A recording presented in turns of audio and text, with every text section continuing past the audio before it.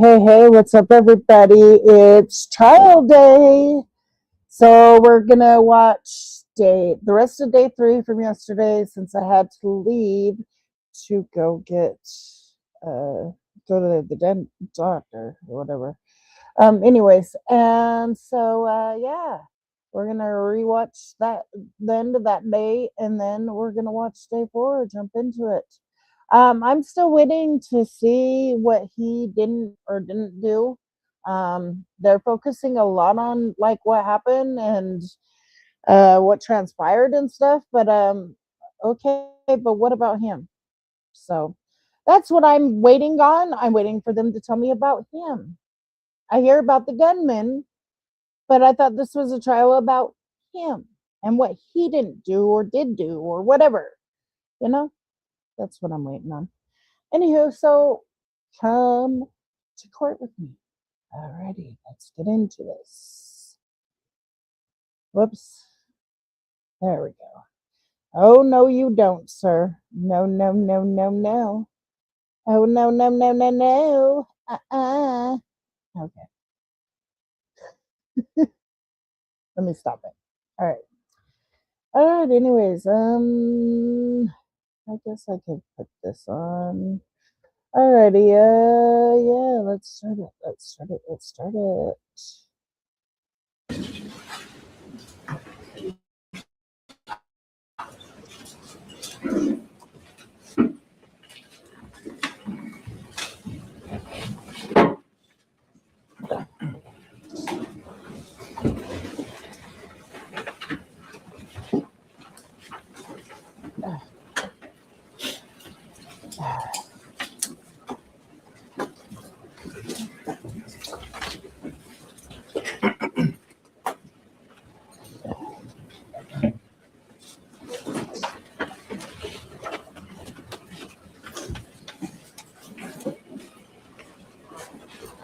Oh, unavailable. Why? Well, that's rude.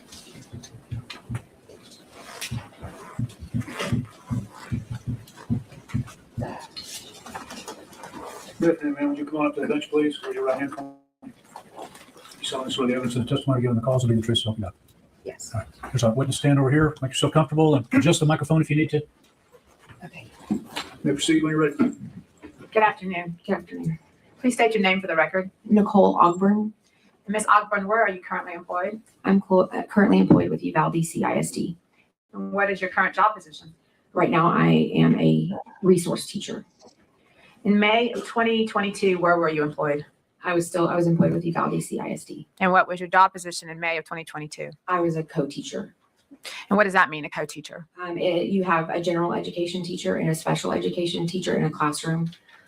So I was the SPED teacher that was in the classroom in 102. And who did you co-teach with? Mrs. Alvarado. Okay. And what campus did you work at? Robb Elementary. And how long had you been working at Robb Elementary as of May of 2022? About 8 years. And what grade were you teaching at the time? 4th grade. Now, what room number was your room? It was room 102. Okay. I'm going to hand you a pointer, and if you would come. May the witness get up, Judge? Please. Ms. Ogburn, I'm going to give you this pointer. I'm going to ask you, here we have a board that's been introduced into evidence as an aerial view of Robb Elementary. Do you recognize it? Yes, I do. Okay, and here we have the campus right here. Mhm. I'm going to give you this pointer, and if you would show the jury where your classroom was, 102. 102 is right here in this corner. That corner, the Yes, south the end south end, yes. of the building. Okay, thank you.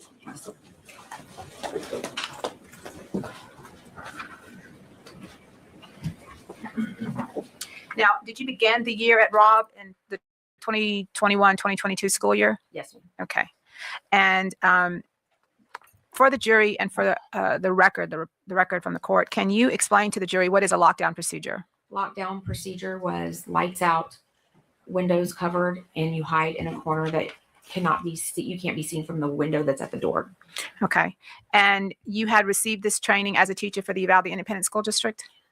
It was spoken to us about, like, every year they kind of briefly go over what the procedures were, but it had always been shut your window, turn your lights off, make sure your door's locked, and hide in a corner that is not visible to the windows. And is that the same training that the students received? Yes. Okay. And how often were you trained on this? You said they mentioned it, or? Well, we did a training for teachers. Usually they would mention it during our PD days before school started. And then throughout the year, we'd have lockdown drills and fire drills and all, practice all the drills that we had. And who would provide the training to the students? Usually it was just our staff at Robb that would go back over it, or actually us that would train. I'm sorry, didn't realize you said students, but usually us. So we would, before a lockdown practice drill, we would tell them, okay, we're going to have a lockdown practice drill. This is what we're going to do. Myself and Miss Alvarado, I remember talking to him about it, and we were like, we were just going to shut the window, the shade on the window that we had. We are going to turn off lights, and y'all are to file over here into the corner by Miss Alvarado's desk. Okay, now you said in the corner. Let's go back a little bit. Can you explain to the jury, when you walk into your classroom, what was the layout? What would you see? So when you walked in our door, you walked in on the left side. We had a cubby kind of blocking, so you couldn't see. There was not a line of sight to that area over there. And then you walk and you turn to the left of that bookcase or cubbies, and there was a built-in cabinets on top and like a built-in desk all the way across. And Miss Alvarado's desk was in the opposite corner of where the entrance was to the door. Okay, and your desk? My desk was right in front of the door, but in the opposite corner. Okay. And going back to the lockdown procedure, you said you would tell the kids, this is what we're going to do, and how you would be in the lockdown, and what would you be doing? What would you be waiting for? We'd wait in the corner. The kids would get quiet, stay quiet. And during a drill, it was just wait for somebody to come back on the intercom and say, all clear, all clear. Okay. And in the event that it wasn't a drill, what would you wait for? They told us to wait until law enforcement comes and announces themselves before you leave your room. Okay. Now I'm going to take you back to May 24th of 2022. What were your hours that day? We worked from 7:30 to 3:30, usually or 4. And then that day was kind of an off day because we had, award ceremonies and things. So we didn't have like a schedule of classes that day. It was just do your award ceremony, and the kids, we kind of had a very relaxing day that was going to happen. Okay. And what time was your award ceremony? I don't recall exact time, but it was close. We got back to the room closer to like 11, a little bit after 11. Okay. And what were y'all going to do once you got back to the classroom from the award ceremony? What was the plan? For us, it was the kids were going to relax. We were going to put a movie on. We were allowing them to go in and out to go to the bathroom because we had been in the wards and they were all excited. And so we told them, if you need a bathroom, ask us and just go ahead and go, and we'll start the movie in a few minutes. So that's kind of what was going on at that time, was the kids were going back and forth to the bathroom and then coming back to the classroom. Okay.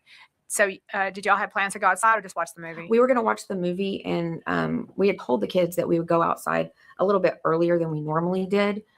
We usually went outside about 12:15 for recess, and then we went to lunch at 12:30. So we kind of were like, we'll go out a little early, but we're going to wait a little bit because it's real hot outside. Mm-hmm. And so we were like, we'll just put this movie on and y'all can watch the movie until we go outside. And while you're watching the movie and waiting to go outside, what did you hear? Well, one thing I do recall is some of the girls that are in our classroom had to come up and asked. And I distinctly remember looking at my watch and saying, it's only 11:21, girls. We're not going to go out yet. We're going to wait because it's really hot out there. And they were like, okay. I said, just go sit and watch the movie and relax for a little bit. And myself and Miss Alvarado were doing paperwork to kind of we have to do end of the year things to wrap up the year. So we were doing some of our paperwork while the kids were watching movies. Okay. Then what happened? I don't know. It was like 8 minutes later. I'm not really sure. I heard, it sounded like metal hitting the brick. And so we assumed, myself and Miss Alvarado assumed it was some of our custodians out there working, because it wasn't uncommon for us to hear noises in them outside working on something. And so I thought it was like maybe a shovel or something hitting the bricks as they were digging up something. I didn't know. So I stood up and looked out. I had a window right behind me, but I couldn't see anything out of it anyway. So I stepped over to the other window on the opposite side from my desk and looked out the window. And What did you see when you looked out the window? I saw a guy dressed in black. He kind of had mid-length hair, and I saw a backpack and a gun pointed towards the playground and pavilion area. Now, I'm going to give you this pointer again. I want you to show the jury where you saw him when she looked out the window. Okay. Sit down, Judge. Yes, please. So there was a tree right outside this window right here. My desk was over here somewhere, and there was another window. So I was looking out this window closest to the corner of the room, and there's a tree here, and he was standing by that tree Okay. on the sidewalk. And where you're pointing to for the record is the southwest corner of that fourth grade building. Is that right? Yes, ma'am. Okay. And we see a sidewalk that's kind of in an elbow shape, right? Yes, that. Okay. Right there, and that. Thank leads up to the you. south door. Okay. I And he appreciate was on it. that corner. Yes. Okay. Thank you. Now I got to get the watch hours.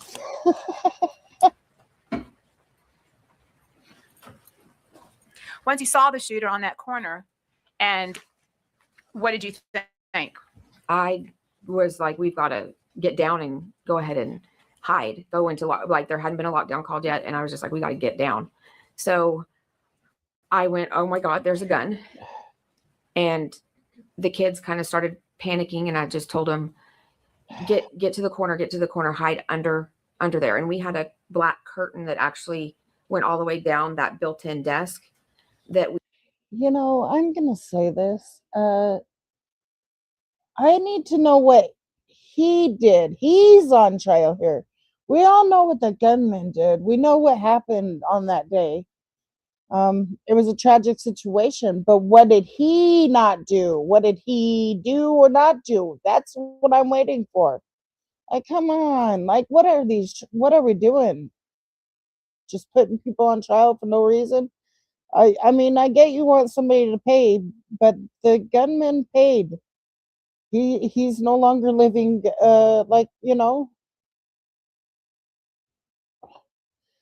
I want to know what he did.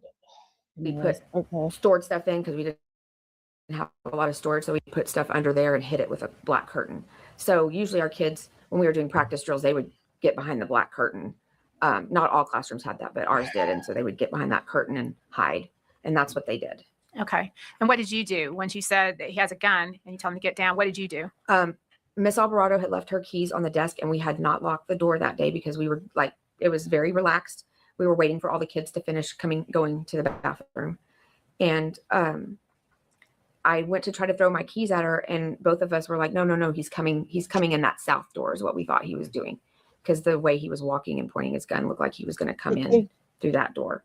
And so I was like, we have no time, just hide. So all the kids hid. And I remember coming around all the desk, and I had two little boys that were actually sitting by the door. And I said, no, get over here. So I had them go around the cubbies and get behind the cubbies and underneath. And right about that time, I heard gunshots, and I felt stuff falling on me. So I literally went onto the ground on my belly and started just crawling on my belly to get underneath the curtain with the kids. Okay. And the kids were already underneath that table? Yes, they were already there. Okay. Did you move any furniture? Did you Not chase at, things? not Okay. at that time, no. Okay. So what did you do? You crawled to where the kids are? And I laid underneath.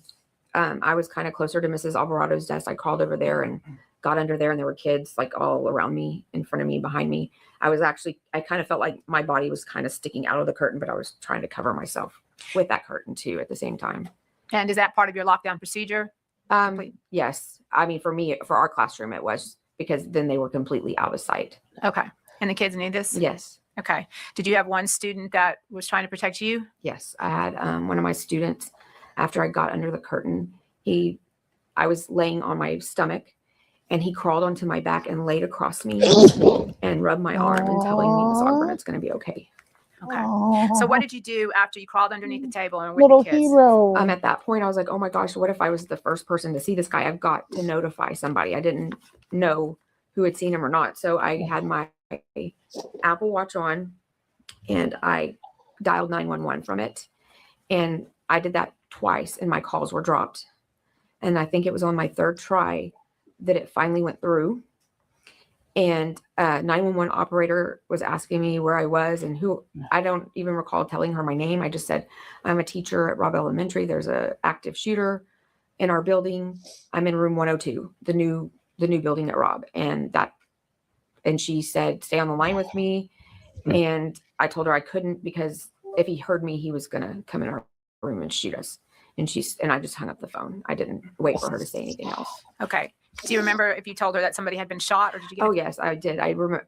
I had also told her that Miss Avila, I didn't mention her name, but I said another teacher across the hall from me because I couldn't remember her room number had been shot and had sent a message in one of our group chats from like several years back. We had a math Google chat. And I guess that was the first one she opened and she sent a thing saying she had been shot.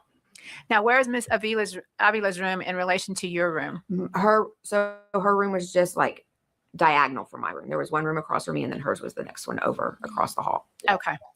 Now, you said you called 911. Yes. Okay. And you would recognize your voice on that tape, right? Yes, I would. The state would.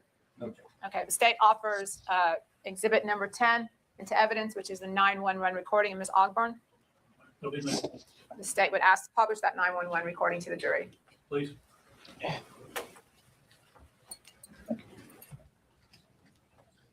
Thank you, Hood.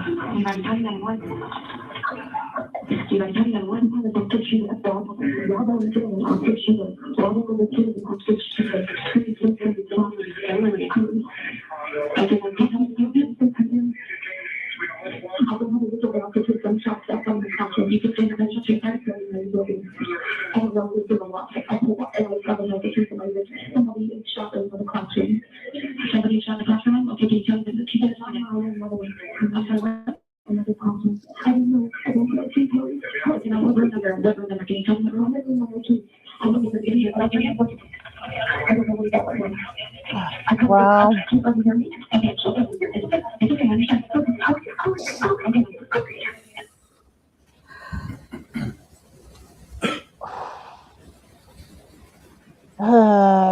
That's a little rough. Why you told her I can't let him hear me. What was your thoughts about that? Because I really thought he was still in the hallway. I had heard a door kind of shut and I thought it was him coming in that south door. So I was scared he was right outside. And he was going to come into our room and I didn't want him to hear me. Okay. And that's part of your training? Yes. Were you eventually evacuated, Ms. Ogburn? Yes. Eventually, I don't know what law enforcement agency they were with, but what seemed like an hour went by was not. But a law enforcement officer happened to come in and he was like, is there anybody in here? And the kids. Hood, we've been on this trial for like 3 days. I am still waiting to hear what this cop did or didn't do the day of the shooting. Like, they keep on playing, talking about what the gunman did, but what did he do? You get what I'm saying? Like, what did he do? Like, where's the evidence? I haven't seen no damn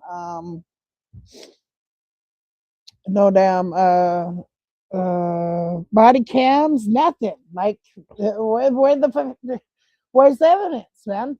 Where's the evidence? I'm just, this is crazy. This is crazy, Hood. And he announced himself, and I don't remember exactly. They're spending a lot of time, okay, because they're trying to, their strategy is, we'll get, the jury to be sympathetic and then really want to hate this guy and stuff. You know what I mean? when it comes to, what happened, because a lot of people were outraged. I was fucking outraged. I was like, you worthless piece of shit. When I sat there and watched them in the hallway fucking twiddling their thumbs and shit.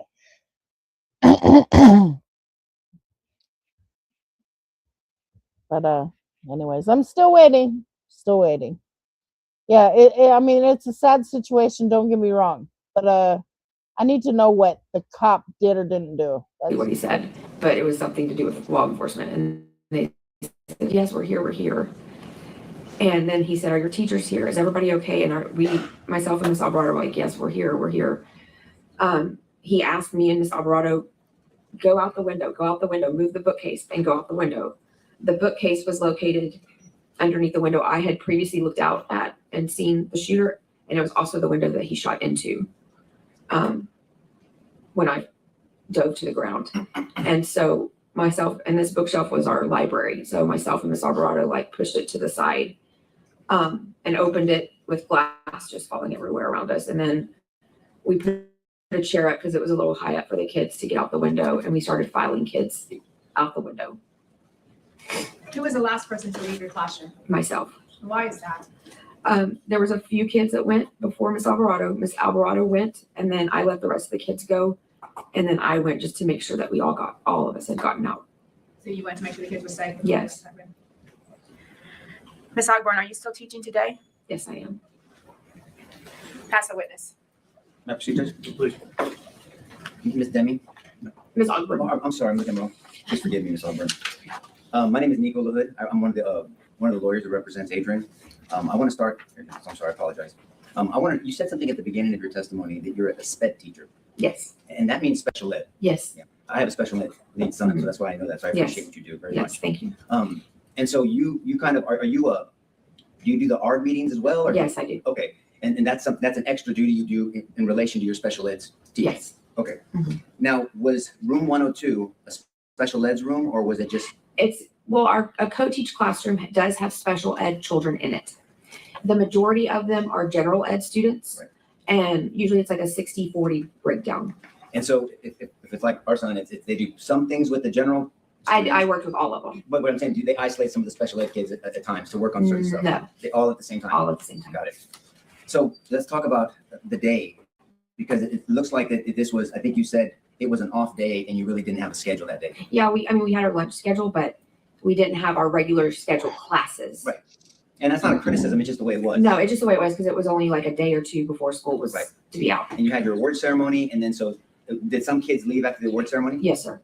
And so the ones that stayed, it was more of a after school play time, just hang out. Yeah, we were just gonna hang out. We had some like projects. We had like fun like STEM projects we had been doing with them a few days, like the day before, and we were gonna probably continue that later that afternoon and finish some of them up. And just so the jury understands it, what's a STEM project? STEM is science, technology. I can't remember it all. Anyways, it's basically like math, everything together, and they can create things. It's more of a creative way to use their minds. And so we're building roller coasters out of paper plates or stuff like that. Electoral And then at some map. point, I think you described the noises you heard, you thought it might be maintenance, working on things, Yes. and noises were normal. It sounded just like metal on brick. I want to also ask you, do you know what a Science, bailout is? tech, Yes, I do. Can you education, describe the math. bailout? A bailout English. was when we had illegals that they were basically chasing down, and they would stop and run out of their vehicles and hide from the police Or or bailout is referencing bailing out from a vehicle and going on. running. Yes. And we also had some chases in the air, just some chases with illegals through our area. And in your opinion, was that pretty frequent in your area? Yes, it was kind of normalized by then. The bailout was normalized. Then yes, the bailout. And so is it fair to say when there was a lockdown called, and you tell me if I'm wrong, Mhm. it seems like the lockdown lost its seriousness over time. I know that for my classroom, we took it seriously all the time, but it was kind of like, oh, it's probably another bailout. And that's what I mean. I mean, if it's when I was younger, fire drills was okay. It's a fire drill, right? Yeah. So you just have another fire drill once a month. But this is not a drill. It was an actual bailout, and it seemed like that they, like you said, became normalized. Right. And so the lockdown procedures, it sounds like you followed them specifically. Do you know what the culture was about lockdown procedures? I mean, we all feel like all the teachers there followed them, but also I didn't get Isn't it the mandatory for them to lockdown learn message that? on my phone, or actually I didn't have my phone because I left it on my desk. And On my watch was a text message, and then I recall maybe an email coming through, and that was like 11:36, somewhere in there about. 11:36, you got the lockdown message? Yes, Are you aware that he entered the building at 11:32:58? I was aware after the fact. Yes. Yes. From watching videos. Yes. Right. And when you say watching videos, and we've kind of had to deal with this with all witnesses. Yeah. Because it's been so publicized, everyone has seen stuff outside of your experience. Correct. Can I humbly ask you to try to focus on, and it sounds like you did a great job focusing on what you were thinking and what you experienced at the time versus what anybody saw after based off of. Yeah, no. How I was feeling at Yes, the ma'am. time, Yeah. I was very, very nervous. I had several like other people trying to call me on my watch, and I just said, one of them was my husband. I said, I can't talk. There's an active shooter in my building. I hung up.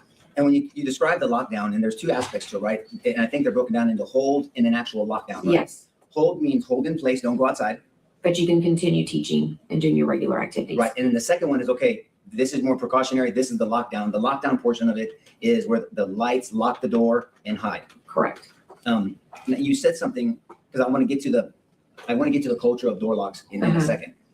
You also mentioned that I think the government asked you about if you guys went over these procedures, and you said they briefly went over them with us. Yeah. Every year they kind of briefly go over it with us to like refresh us. Like, this is how you do each of these things. But like the state, and I don't know how many times a year it is, but the state has guidelines on how many times we have to have Yeah, these it's like drills. Do you recall how many mandatory. times the school had them?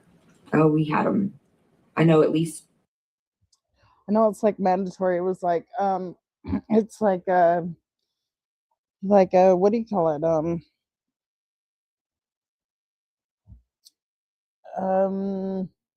Like earthquake drills and stuff. Earthquake drills and fire drills, like that it's mandatory. Now you got that drill. I mean, how many more drills do we need, people? 2 or 3 of them that year. Okay. Lockdowns or the Drills. Okay. Drills. And so they would briefly go over them with you. And then one of the things about, as we've all gotten into this horrible incident, it seems like you're taught and the children are taught, and I understand, we all get it, to be quiet. Yes. But if you would know, if everyone is quiet inside, if somebody's outside, there would be no way for them to know if anybody's inside if they don't know the schedule. Is that a fair statement? Well, yes and yes, but also if you don't know the procedures, you don't know that we're supposed to be in there quiet. I agree. But also what we have found out, and I want your opinion about this, your school was not assigned a full-time officer. No, we didn't have enough officers at that time to have one at each school. And this is not a criticism of you, you understand? Right, no, I understand. I'm just saying, do you know if teachers had been requesting administration to have a full-time officer? I don't recall that. Okay. But the fact remains is there was not a full-time officer that. Was at our campus all the time, correct? Now you talk about locking the doors. So every teacher was given a key to their door, correct? Yes. There wasn't a kind of key fob of No, badge. no, that we had none of that. Right. And were there some teachers that used a magnet to make it easier for substitutes that didn't have keys? I recall seeing some on some doors, but I didn't know if they used them or not. Okay. But that was, the teachers got a key, but substitutes didn't get a key. That is correct. Do you know, or do you have an opinion on the policy of the external doors? Because there was a policy that the external doors were supposed to be locked at all times. A few years before this, I do remember it, like one of our principals really enforced it. But we hadn't really heard about locking all the doors, but the west end door was always locked that went out to the teacher's parking lot. Do you know now that on this day, unfortunately, that door was not locked? I do know that now, yes. But policy wise, it was supposed to be It was locked. supposed to be locked.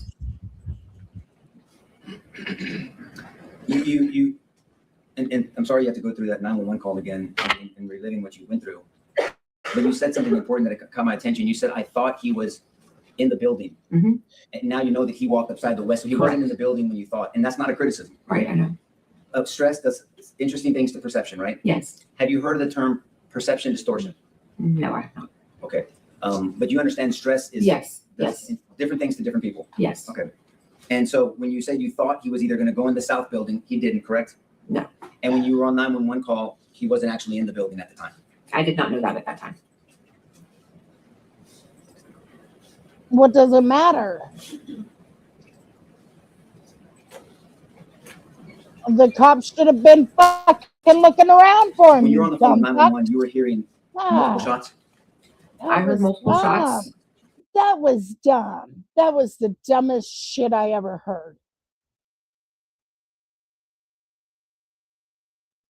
It shouldn't be her job. Her job is to keep them kids in her classroom safe and out of sight. It shouldn't freaking matter. God, that irritates me. But what were the cops doing? What were the cops doing rather than standing in the hallway twiddling their thumbs? They weren't looking around the building. You know, they weren't, you know, you're supposed to clear everywhere, you know? What happened to that? We forgot how to do that too? Yeah. Not while I was on the phone with them, but before I was on the phone with them. We're supposed to make a perimeter, all that stuff. You ain't doing that? Like, Right, so are you aware that by the time you were on the phone with 911 that he had already been in the building? Yes. Okay. For some. But now I am. Right. At the time you did not know. No, I did not. Cookie.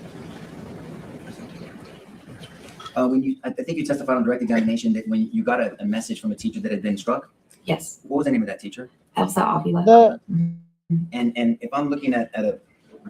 It's the Uvalde trial. Yeah, the shooting trial. Yeah, that one. Uvalde. I agree. You're in 102, correct? Yes. May I push, Judge? Yes. Just for me. I mean, but that was the dumbest question, Hood. That was the dumbest question. Like, I would have been a smart ass and would have said, hey, my job was, I did my job. What did your cop friend do? You know, your cop client. What did he do? Did he do his job that day? I would be like, listen here, mofo. You know? Dude. Can I do this question? Yes. So you're 102. Where's your Elsa's was this one, 109. 109? Yes. Yeah, I think the principal got it off.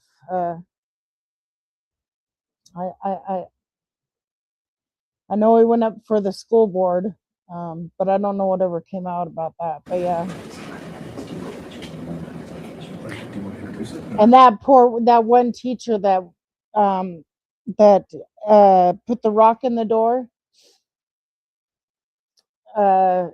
she's kicking herself. You know, she got to be kicking herself because I heard it from her testimony yesterday.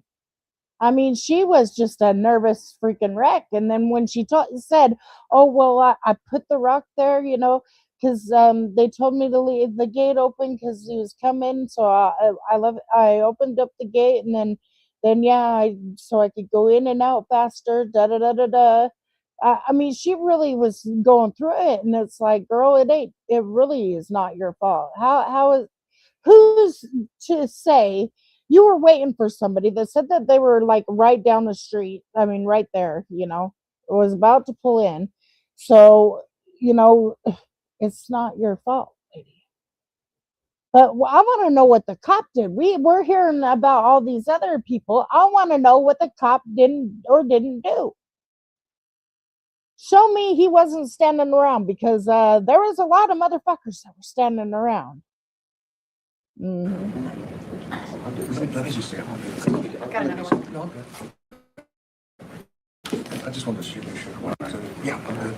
You needed it. Christine has me.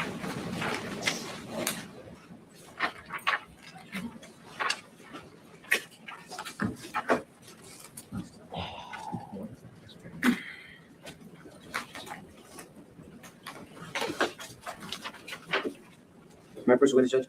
Yes, sir. I'm hearing you with your mark as defense exhibit 1 for identification only.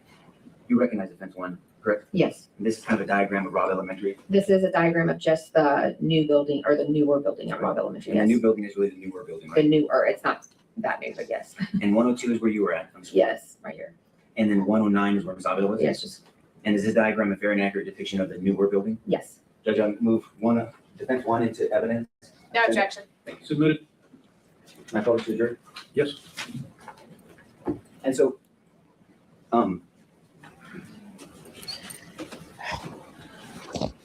I hate this At some tiptoeing point, around. Just government ask asked her you the that freaking you were- question. your class was evacuated. Yes, Do you recall what agencies evacuated you from the window? I do not. There were people dressed in, I didn't see faces. I saw uniforms and people still dressed in like their everyday clothes with tactical over it. But so I don't know all the agencies that were there. But there were officers getting the kids out. Yes, there were officers getting the kids out. And do you know now that Adrian was one of those officers? No, I still do not. I did not know that. Okay. Well, I think you're a woman of honor to go last.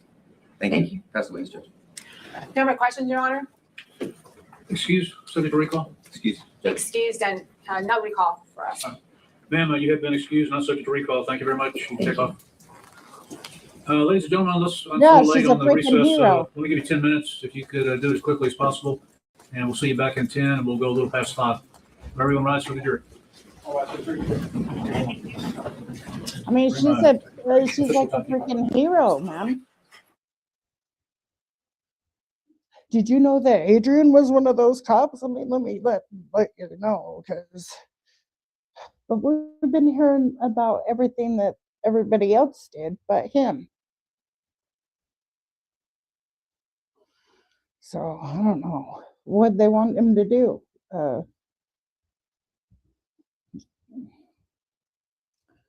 Still, fucking took that fucking long just to confront the gunman. It's crazy. I'll never forget it. You know, we're on break and I freaking am smoking. That's lovely. Hold on, let me fast forward it. Quick. Oh, let me fast forward it. Because we don't need to wait around for this shit. Come on, man. Here we go. Compiled it, and somebody within our group took it to mass casualty incident in Uvalde, Texas. I'm assigned to the Texas Ranger Division. I'm with the Texas Department of Public Safety. And how long have you been a ranger? Since Long 2010, enough? so going on Oh. 16 years. How long have you been in law enforcement? First got into law enforcement in 1996, so pretty close to 30 years now. What got you in law enforcement? Well, it's something that I always wanted to do as a kid. I had some of my friends, their fathers were in law enforcement, and just seemed like a pretty noble profession, and just kind of went that direction. Dangerous profession? I'm sorry? Is it a dangerous profession? Well, It certainly can be. That didn't stop you from being in law enforcement? No. And on May 24, 2022, where were you assigned? I was assigned in Bernie, Texas. And where's that? Bernie is a suburb on the northwest side of San Antonio. And how far is that from Uvalde? A couple hours. Did you end up in Uvalde on that day or soon thereafter? I did. Tell us how that happened. So I received a call from my lieutenant at the time who advised that there was a mass casualty incident in Uvalde, Texas. I'm a member of the state crime scene team for the Texas Ranger Division. And so my assignment at that Oh, time God, was don't to tell go me to they're San gonna Antonio show from Bernie, the pick up kids, our crime man. scene trailer. It's a trailer that just has lots of crime scene supplies for working a big type of crime scene like that. So pick up that crime scene trailer and then drive to Uvalde. And when did you get there? I think I got there around 5 or 6 in the evening, a few hours after everything had happened. And did you get an assignment? Yes. Tell us what that was. The assignment that evening was to help identify the victims inside the school. And how did you do that? How did you go about doing that? Most of it was visual identification. We did have, I guess some of the parents of some of the children had provided photographs of their children from earlier in the day. My understanding is that there was some type of award ceremony. And so there were a lot of pictures of the children and actually what they were wearing that day. So we were able to identify several of them from those photographs. Because the photographs were so quick, it happened the same day. The clothing helped to identify. Correct. Many of them were wearing the same exact clothing that they were wearing in the photographs earlier that day. And where were the children that you found? They were in a couple of the classrooms. So how long did that take? It took several hours that evening. I think I remember working till about, I want to say 11 or 12 that evening. I believe that was a Friday evening. Yep, And here what we did you do go with with the the information? garnering sympathy. As far as the identity, Here we go. Here we go with this garnering sympathy. Man, and I cannot believe they're showing that shit. Anyways, where's that rate? The children, the ones that matter. Yeah, they do. They do. They do. They do. Yep. I was freaking pissed that day. I was mad as hell. But yeah. Okay, anyways.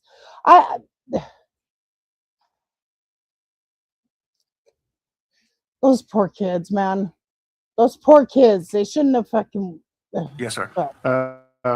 we just provided it to our chain of command. I don't know who it was that actually took the information and matched it up and gave it to funeral homes or any other entity. It's one of the things that we were doing. We compiled it, and somebody within our group took it to whoever needed it. Smooth up the chain. Correct. Thank you. Did you also have any assignments with evidence collection? What's up, Beast? Tell us about that assignment. So my primary assignment over the next few days was to gather evidence from a few of the classrooms. I think it was 4 of the classrooms, maybe 4 or 5 of them on the west side of that building at Robb Elementary. My primary assignment was to identify where bullet defects were in the windows coming into the classrooms and try to trace as best as possible the flight path, the trajectory of these bullets that came in. Many of them struck the ceiling, many of them struck the opposite walls. But that was my primary assignment for the next few days. Okay. Let's take a second just to familiarize the jury once again with the part of the bullet that you were working on. Okay. Okay.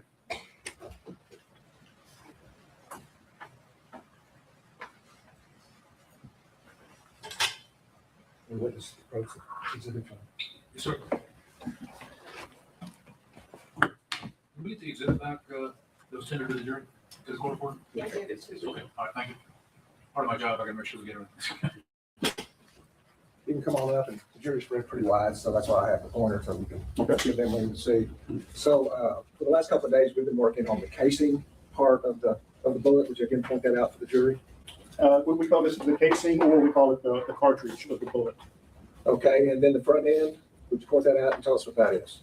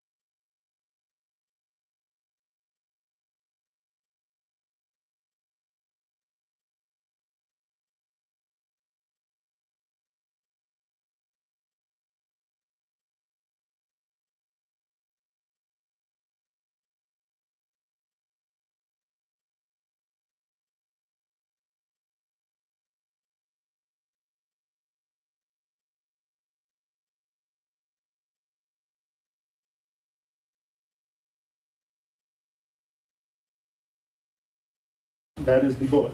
That is the actual projectile that comes out of the end of the cartridge that goes out.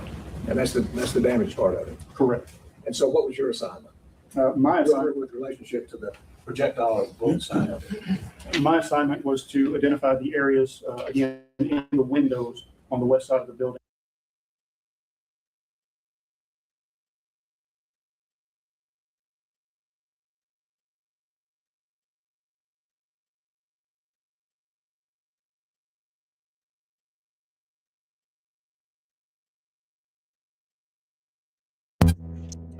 Okay, I don't know how much of that you missed, but yeah.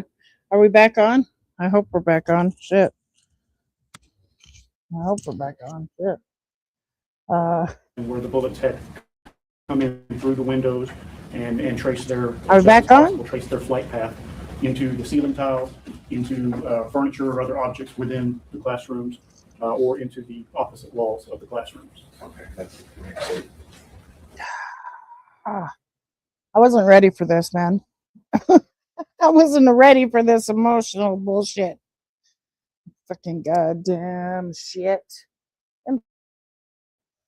Oh, this is making me mad all over again. See, I was okay with the teachers and stuff. I was like, okay, yeah. I mean, I understand what they went through. I get what they went through, and but it didn't hit me until now. When I said they're not going to show those kids, are they? That, oh my gosh. Oh, that poor jury. Anyways.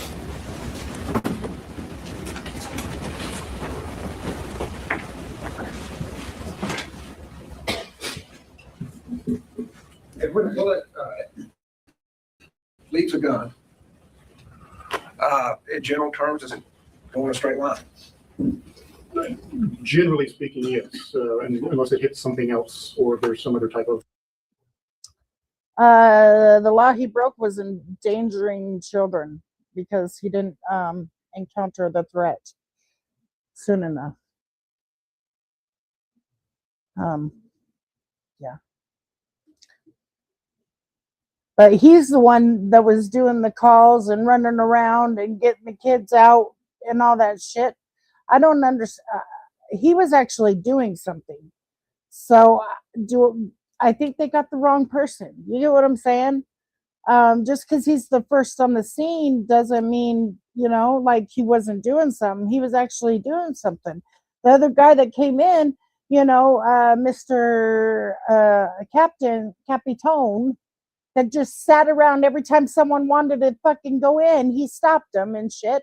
No, we gotta wait for this. We gotta wait for the ballistic. No, don't do it. And then they wait around long enough for the one cop that was on duty that wanted to go in several times, found out the gunman was in his wife's classroom. And they had to fucking disarm him and have him go sit out. So they were more worried about him rather than the kids in the classroom, which is crazy. But I understand about him. Like, don't take matters into your own hands, even though it would have been justified. But the bald-headed cop, oh yeah,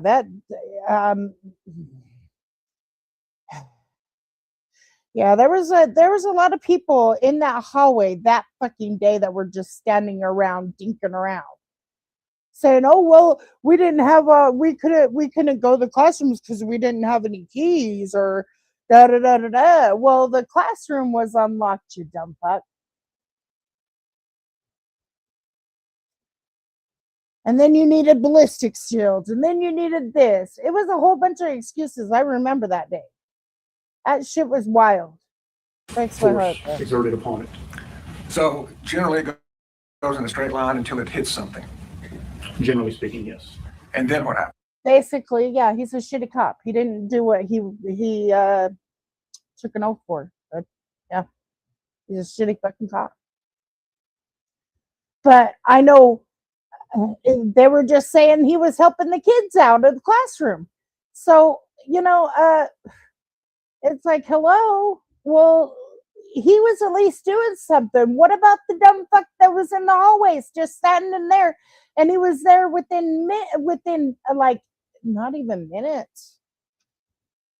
I'm going to say like a minute. He pulled in that motherfucker. And then he didn't have radio or some stupid ass shit. It was just weird. Like a whole bunch of shit. It's almost like that was like the perfect storm because the door was unlocked. This, that, the other. Like it. Anyways. When the bullet hit something. Yes, sir. Judge, I don't know if he's qualified to testify about the trajectory. I'd like to say, well, we're just going to go down this type of, or he's going to do evidence collection. I'm going to do evidence collection, but he's collecting pieces bullets. I mean, I guess I don't know the scope of what he's gonna go into, Judge, but I'm happy to do. I just want to make sure I question before. Let me rephrase Okay. this and not clear. Okay. You know what, Thank you. Would you tell us what a fragment of a bullet is? Hood? CPS ain't no good.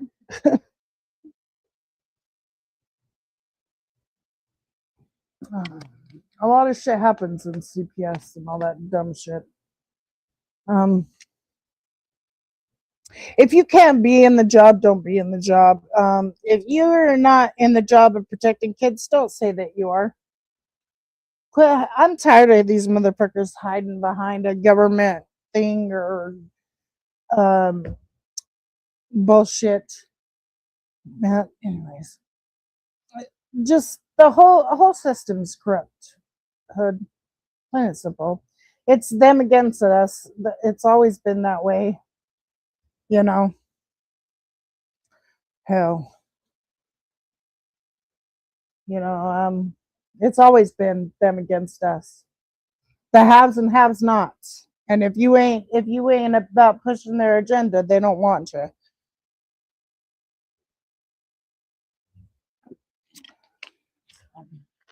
Fuck that shit. Fuck that shit.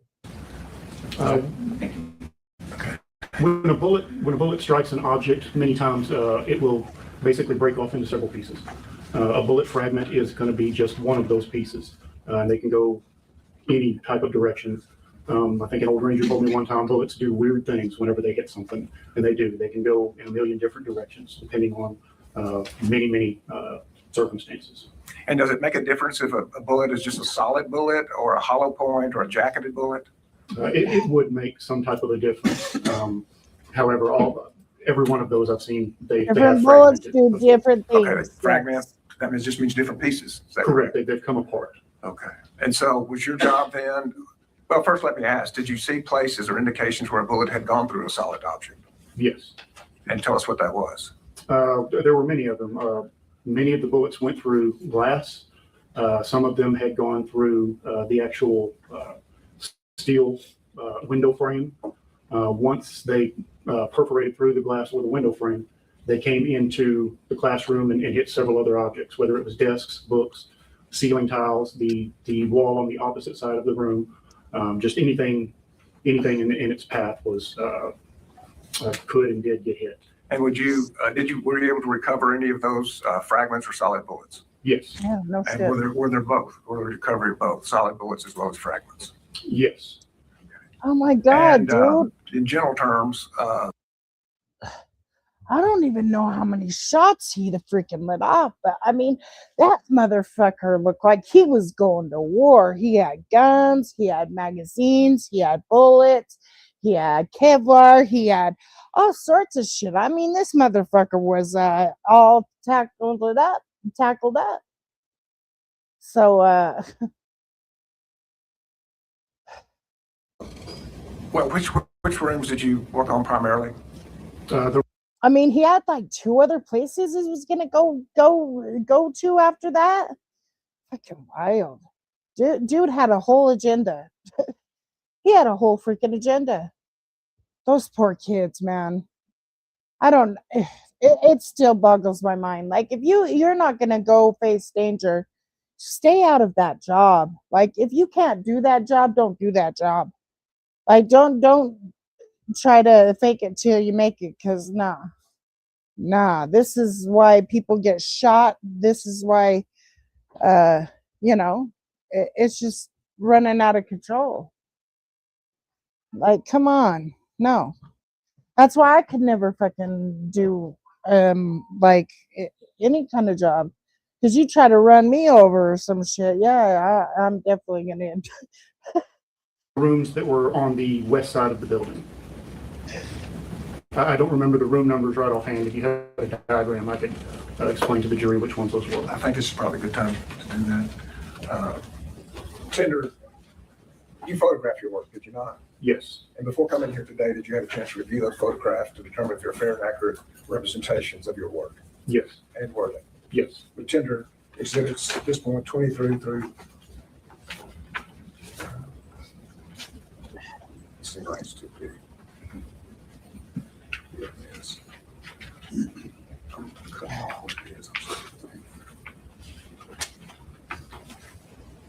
23 through 49 at this point.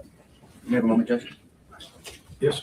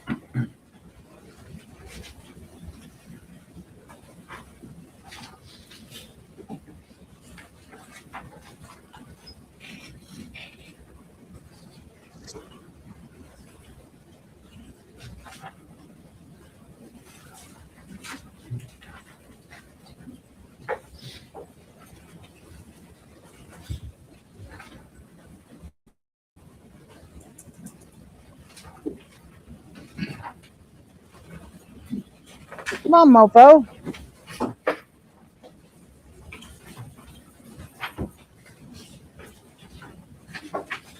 No objection, Your Honor. Admitted. And I was just informed that we had to skip numbers because other exhibit numbers were taken, so I'm going to add to the offer 153 through 163. Apologies. It's okay.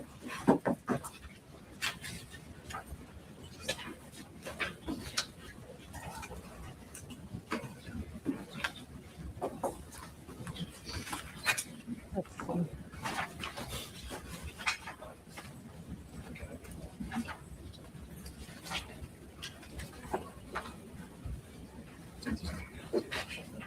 Come on, man. No objection, Your Honor. They're admitted as well. You may publish. Thank you. Your Honor.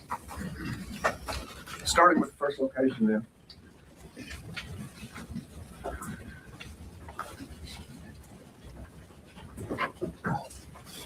If you need to use this one. Thank you.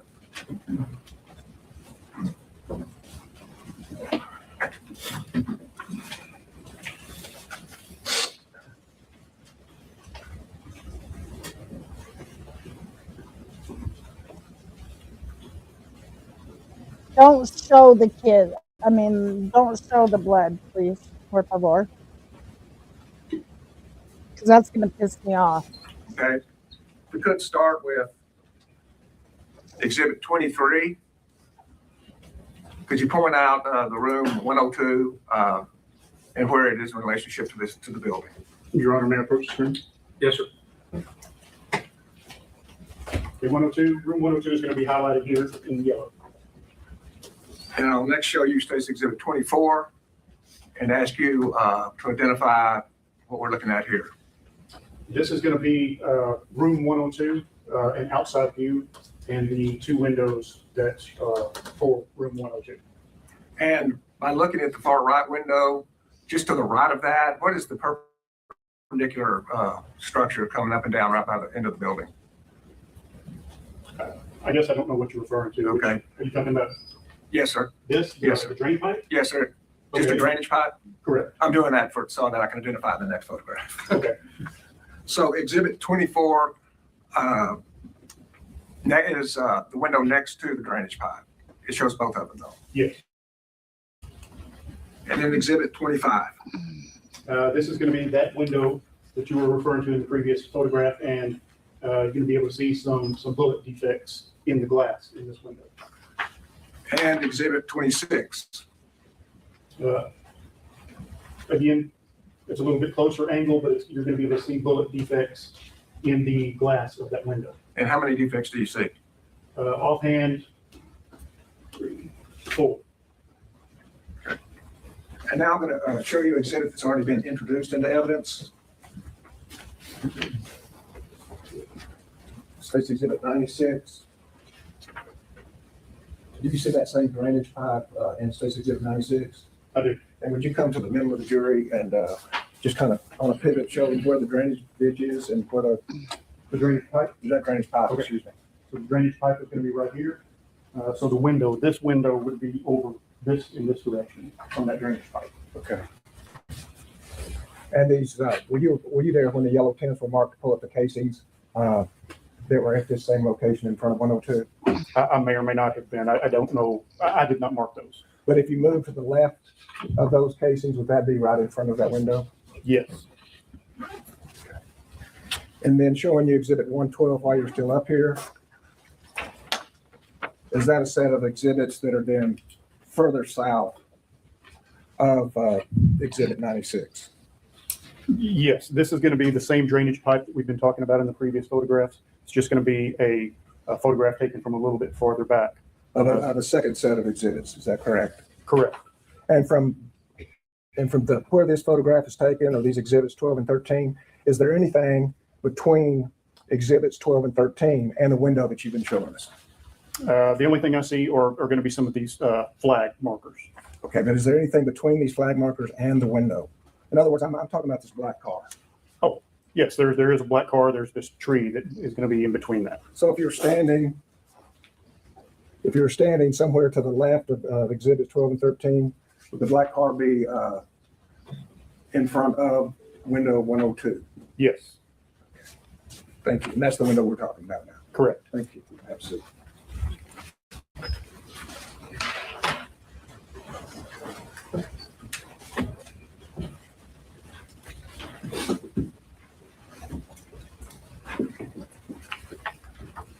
And closing in, did you then, after taking a look at the outside of the glass windows, did you go inside 102? Yes, And is this a fair and accurate depiction of the inside of the classroom 102? yes. Would you show us which window had the defects? Yes, it's going to be the window to the left. The window to the right is covered with a curtain. The window to the left is open, and you can see the sunshine through it. Thank you. And tell us what we're looking at in Stakes Exhibit 29. This is going to be an inside view of the same window. You can see on the bottom where the window is shattered.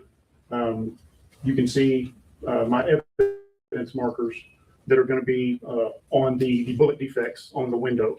Our evidence markers are, in this case, they're little adhesive stickers. They have a scale on them. We can write on them with a marker or a pen, but they're sticky. They're adhesive. You can stick them to a surface so that we can take photographs of them and show it with a scale to show an accurate size. Thank you. And then Stakes Exhibit 30. That's going to be just a closer up view of the window. And it shows the number of defects. Yes. And how many do you count? Looks like 5. Thank you. Stakes Exhibit 31. It's going to be a photograph of the same window. Going to be just standing a little further back from it, showing some of the items that were going to be in front of the window. And were those items in that position when you came into 102? Yes. And were the items of significance to you in evidence collection? Yes. Tell us what the significance was. Some of these items, some of these books, you can see where bullets or bullet fragments passed through these books, creating a bullet defect. And specifically, is the book entitled Bill Cosby and then one behind it, the B? Yes. Showing you Stakes Exhibit 32. Is that a close-up of those books? Yes. And could you tell us what we're looking at or why you took that photograph? That's just going to be bullet defects that came through the window and struck those books. And where would you point those out for the jury? Yes, Your Honor, can I approach again? Yes, sir. You're going to be right here on the top of this book. I have one here and one here. And in Stakes Exhibit 33, a close-up of that. Yes, it's going to be just another photograph of those bullet defects. And Stakes Exhibit 34. That's going to be another book showing another bullet defect passing through. And I'll go back so we can get an idea. Do you see that same book in this exhibit? I do. It's going to be this book that's directly behind. Going to be this orange-colored book, and that is going to be the defect Okay. that I was photographing. And that's what we're showing in Exhibit 34. Is that correct? Correct. And Exhibit 35. Just another photograph of the bullet defect in the orange book. And so even though a bullet has fragmented? Is it still dangerous? Yes. State's Exhibit 36. This is going to be a view kind of standing back where, closer to the window, looking back at the opposite side of the room from the window. If you can see up here, there are going to be some bullet defects, definitely on this wall back here. Some of them may be I had a up hard here time as well, seeing that. the ceiling tiles. But the picture is actually taken from about where the window is, but standing inside the window. Correct. And Exhibit 37. This is going to be photographs showing bullet defects in the ceiling tiles. You can see what we call a flight path rod or a trajectory rod that we were able to put through one of the bullet defects, showing basically directionality of the bullet coming from outside the window, coming in through the window, coming into the classroom, striking these ceiling tiles. Directly across from the window. Yes. And State's Exhibit 38. A closer photograph of these bullet defects. And they have rods in them? This one does, yes. And how do you decide how to put a rod in a defect? How does that work? So when a bullet passes through an object, obviously it will leave a hole if the object itself is usually like this, a ceiling tile. It's a foamy type of substance. For us to put a rod in, usually there's going to be either a corresponding defect on the opposite side, or the path is so pronounced in this surface itself that you're able to slide the rod through the hole and it'll stay put, showing the flight path or the trajectory of the bullet. Thank you. Exhibit 39. This is just going to be another bullet defect on the ceiling tiles, actually on the frame in between the ceiling tiles. So you have defects in the ceiling and yet defects in books well below the ceiling. Is that correct? I'm sorry, say that again? You have defects in the ceiling as well as defects well below the ceiling in these books. Correct. And State's Exhibit 40, is that a close-up of that? Yes. And is there directionality in State's Exhibit 40? Yes. Would you tell us about that? Yeah, so it's going to be, you usually see a leading edge of a bullet defect, kind of showing where it comes in. This one did not perforate completely through. It came in, it kind of came into the surface, and this one particularly did not have enough energy to punch through this frame. So what it did was ricochet off. And so this fragment went somewhere else in the room. So once a bullet strikes an object, it doesn't necessarily stop. Correct. It could ricochet. Yeah. Correct. So is that dangerous to anybody in that room? Yes. State's Exhibit 41. That's going to be just another photograph of that bullet defect. And Exhibit 42. It keeps bouncing me. This is going to be another bullet defect with a flight path rod. And the flight path rod is pointing in what direction? It's going to be pointing, so it's indicating that the bullet came through the window going to the opposite side of the room in that direction, from the outside to the inside. And State's Exhibit 43 It's another photograph of the same bullet defect. and 44. This will be another photograph of another bullet defect in the room. Once again in the ceiling, Yes, and is 45 a close-up of that? yes. Moving now to Exhibit 46. Trying to. Can you tell us what we're looking at in State's Exhibit 46? Yes, this is going to be a view of the opposite wall from the windows. And are there any of your trajectory rods in that? Yes. Would you point that out to the jury? Yes, there's a pink one right here. That's the only one that I see right now in this photograph. And do you see any other defects in that photograph? Yes. Could you point those out and describe them? Yes, these defects are going to be in the same wall. One is down here. They're all marked with the adhesive sticky markers that I told you all about earlier. Going to be one here, two here. This is the third, fourth, fifth.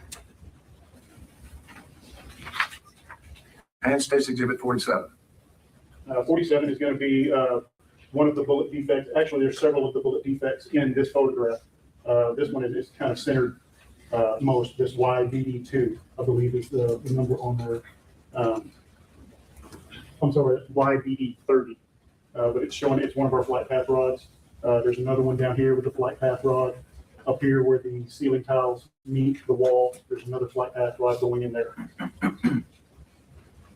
And the directionality of those flight path rods are coming from what direction?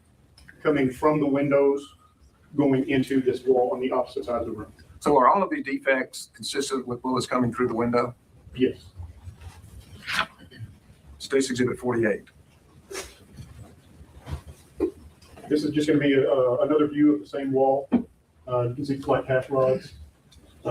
It's just showing those same bullet defects, just from a different angle. And is this part of the wall directly across from the window, or is it where these defects are, or is it at a wide angle?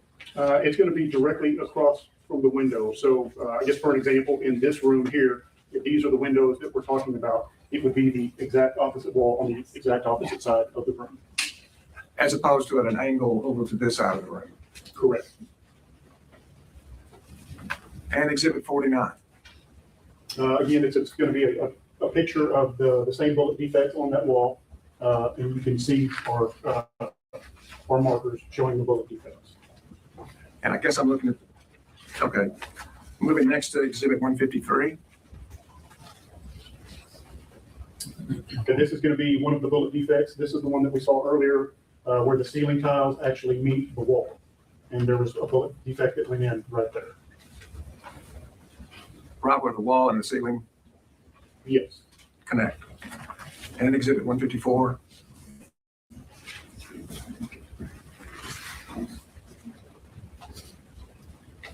This is going to be just another one of the bullet defects in that wall. And 155.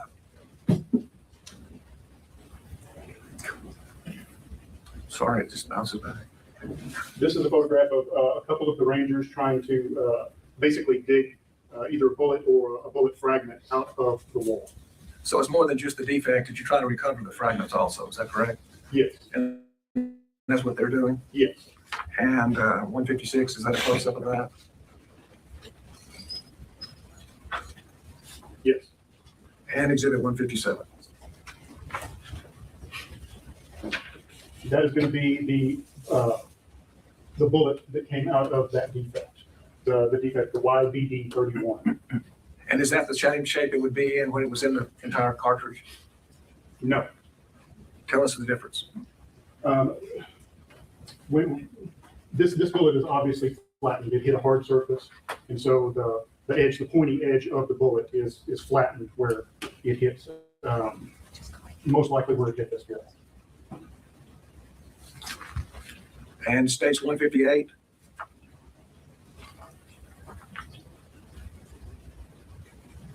It's going to be another bullet defect. And the defect is numbered. Correct. And do you match that up then when you recover fragments? Yes, if we recover a fragment from that particular bullet defect, we generally try to take a photograph of whatever came out of that bullet defect.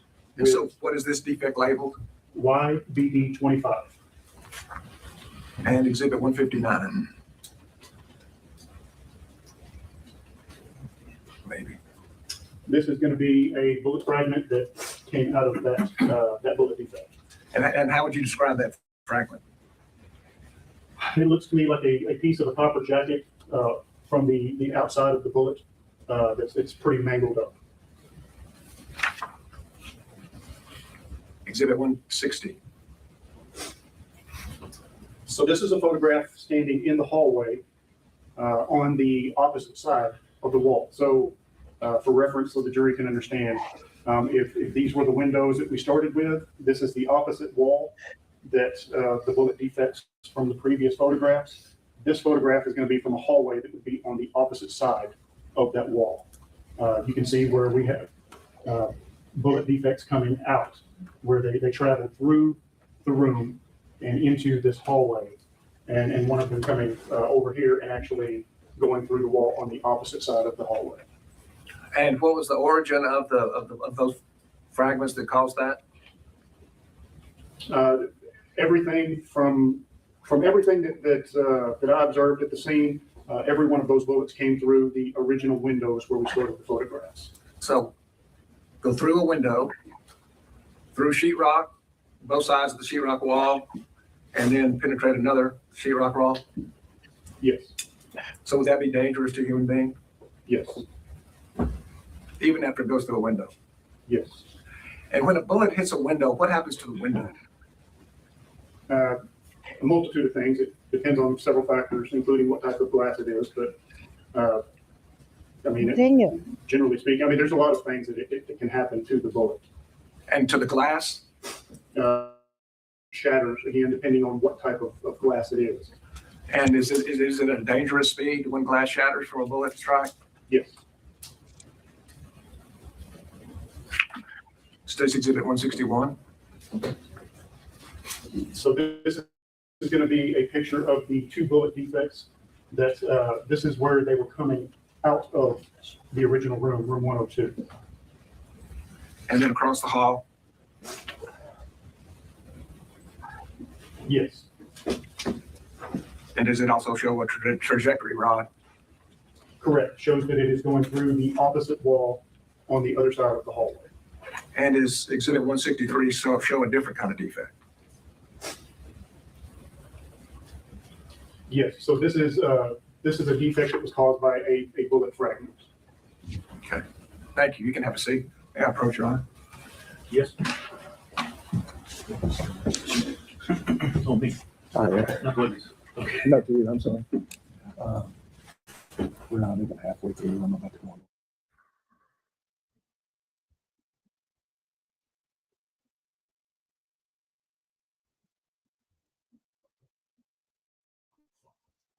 Come on, motherfuckers.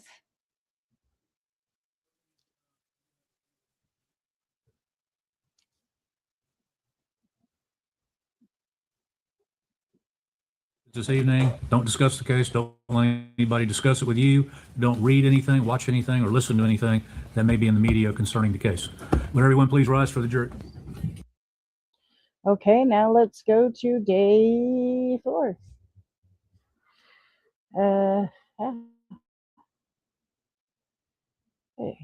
Oh, there we are. Day 4.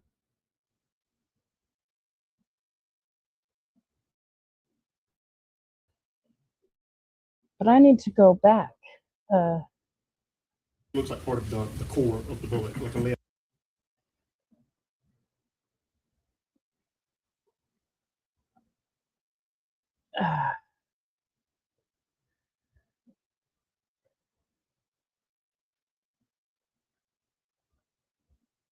Um,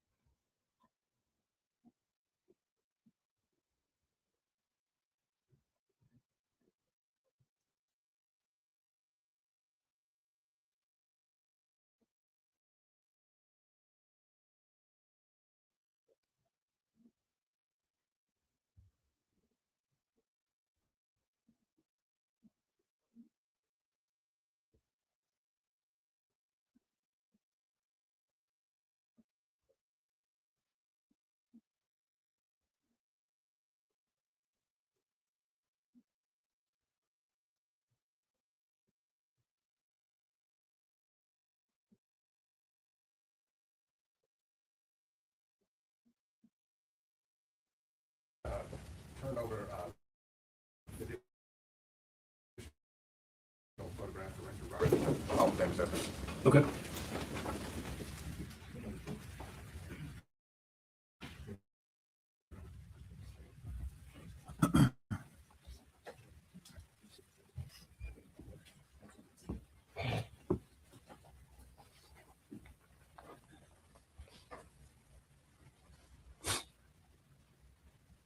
honey, what's for dinner? I'm hungry. That what you're texting? You're texting wifey trying to see what she's cooking for dinner?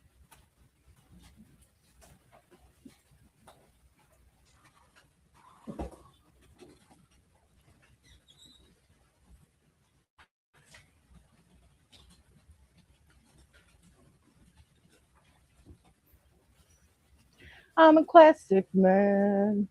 You know me when you look this thin. I'm a classic man.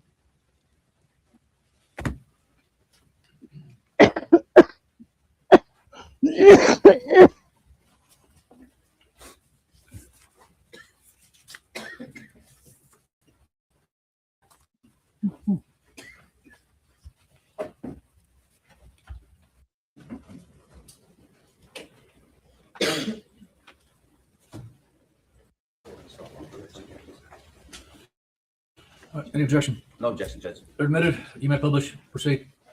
Thank you, Your Honor. You're right, when we left yesterday, you had discussed with us the defects, those defects that were in 102, that southwest corner, correct? Yes, And how they had gone across the hallway. correct. And so now we are moving to State's Exhibit 164.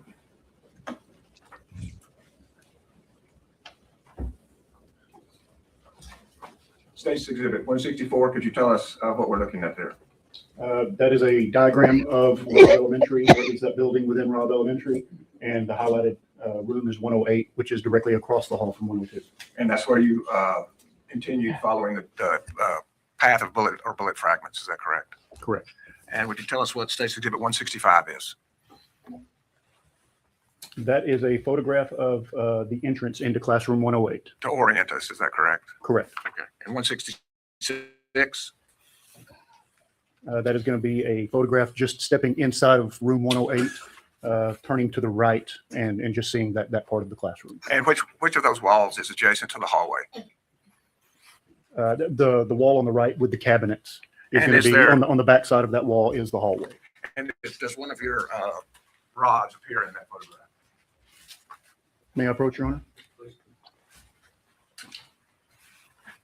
You're going to see one of our flight path rods right here coming through this wall. Thank you. And 167? It's going to be a closer photograph of that flight path rod, the bullet defect in the wall, and the flight path rod coming straight through. And am I correct that you can only affix that flight path rod if it is clear to you the path of the fragment? State's Exhibit 168? It's just going to be another closer photograph of the flight path rod coming through the wall. And State's Exhibit 169? That is going to be a photograph of standing kind of close to the door of the classroom, looking back toward the windows on the opposite side. So to orientate the jury, it would be if the bullets had come in this window originally in room 102, gone through that wall, through the hallway, through that wall. It's going to be the windows on the complete opposite side of the building. And where did you find, if you did, a defect in that photograph? You can see it's kind of hard to see right here, but I do get another photograph later, but it's going to be where the bullet comes in and hits these blinds right here on that window. And Exhibit 170? It's going to be a closer up of the bullet defect. This is going to be one of those sticky adhesive markers that we use to identify it. That's going to be the bullet defect going into the blind. And Exhibit 171? Closer photograph of where the bullet struck the blind. And 172, is that even closer? Correct. And along with that defect, were you able to find any bullet or bullet fragments? Yes. Showing you Exhibit 173? Yes, the bullet is going to be down here as evidenced by this marker, number 15. 174? That is the actual bullet that came through. It came to rest on the windowsill. And is it a complete bullet or a fragment? It's pretty deformed. It doesn't look like it has a jacket. It looks like part of the core of the bullet, like a lead core. Okay, thank you. Now, was that the extent of the defects you found then in room 108? Yes. And what was the next room that you searched? I can't remember the exact number. It's gonna Okay, well, be, let me just move to Exhibit 175. yeah, so it's going to be room 104. And when you move from 102 to 104, does that mean there were no defects in 103? Correct. Okay, and so you took pictures of the defects and went to the rooms where there were actual defects? Correct. Okay. And State's Exhibit 176, is this an outside view of that room? Yes. And do you see flags in that photograph? Yes. Would you point those out? There's going to be flags in the grass right there. Okay. Are they, were there defects in that window to the left of those flags? Yes. Showing you exhibit 177. Can you tell us what that is? That's going to be a closer up a photograph of that window. You can see where the glass is completely shattered in many of these places. You can see some of the, a couple of the trajectory rods placed in bullet defects coming from outside the window going to the inside. And would you talk to us about the bottom pane of the window? Well, there's not much glass there. It's completely shattered. Off Okay. camera. While And do you know what caused that shattering? If I'm not mistaken, this room, I believe, this was probably, it may have been bullet defects, but it could have also been attempts to escape the classroom, trying to break the window so students could get out of the classroom. So so it's fair to say you can tell us the origin of why that shattered. It's just when you see it, it's shattered. Is that Correct. Okay. And your rods are also indicated there, indicating the path of the bullet through the window. Is that correct? Correct. And this is the room also, you can see these gaps over here. This window frame was removed. We found it that way. It was removed. To take these photographs, we had to actually place that window back into the window frame. So in a few minutes, we're going to see where the window is actually on the ground, but you had to place it in its proper spot. Is that correct? Correct. And you don't know why that happened, why the window frame was removed? No. And State's Exhibit 178. It's a photograph of classroom 104, the entrance to it. And Exhibit 179. It's just going to be a photograph inside, looking inside room 104. And do you recognize any Wow. of your yellow markers or yellow tints? I'm not Wow. sure Hey, what term First you use. Lady. Yes, these evidence markers here on the floor. Okay. And is the Wow. window likewise Wow. in that photograph 179? Yes, this is the window frame that we saw earlier. That's fucking crazy. That's motherfucking crazy. Oh, those poor kids. Oh my We God. had placed it up here to take these photographs, but this is how we had originally found it. The window frame had been removed and was placed up. Showing you Exhibit 180. Can you tell us what that is? This is going to be, it's going to be damage to the blinds covering that window. You can see quite a bit of damage to these blinds, whether it was bullet fragments or glass. Whenever bullets strike glass, a lot of times I'm doing pretty well. How about yourself? Hope you're doing well. it pulverizes the glass. It turns it into Oh, shrapnel, for that's lack of a sad, better man. term. And it causes a lot of damage here. You can see all of these things here. And State's Exhibit 181. Again, just another photograph of that window. You can see the damage to these blinds and all the shattered glass. Okay, and once again, you don't know the origin of that shattered glass, is that correct? Correct. Exhibit 182. Going to be another photograph of this window. You can see the window down Let's here, go. the window frame that had been removed from the original housing here, and it's just down here on the floor. And did you photograph the damage to the window frame when it was in that position? Yes. Showing you Exhibit 183. Okay, yes, this is a bullet defect that's in the window frame. And 184. Another bullet defect in the window frame.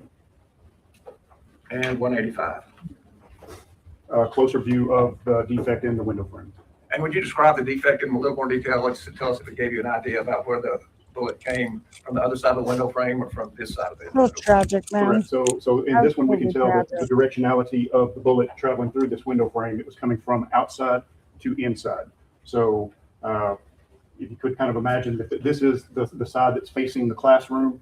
So this would be the back side facing the exterior, facing the outside of the building. And you can see the directionality of the bullet coming in. You can see how it bent the metal as it comes through. State's Exhibit 186. This is going to be a picture of, this is one of our, another one of the Texas Rangers holding the window frame in place in that window housing. And 187. Just a closer photograph of the same thing. And 188. Another photograph of that window being held in place. Okay. Just kind of a side note, 187, if you could go back one. Just in the background, there's a car parked there. Here? Yes. And then 188. Is the car gone? Yes. What explains the difference in that?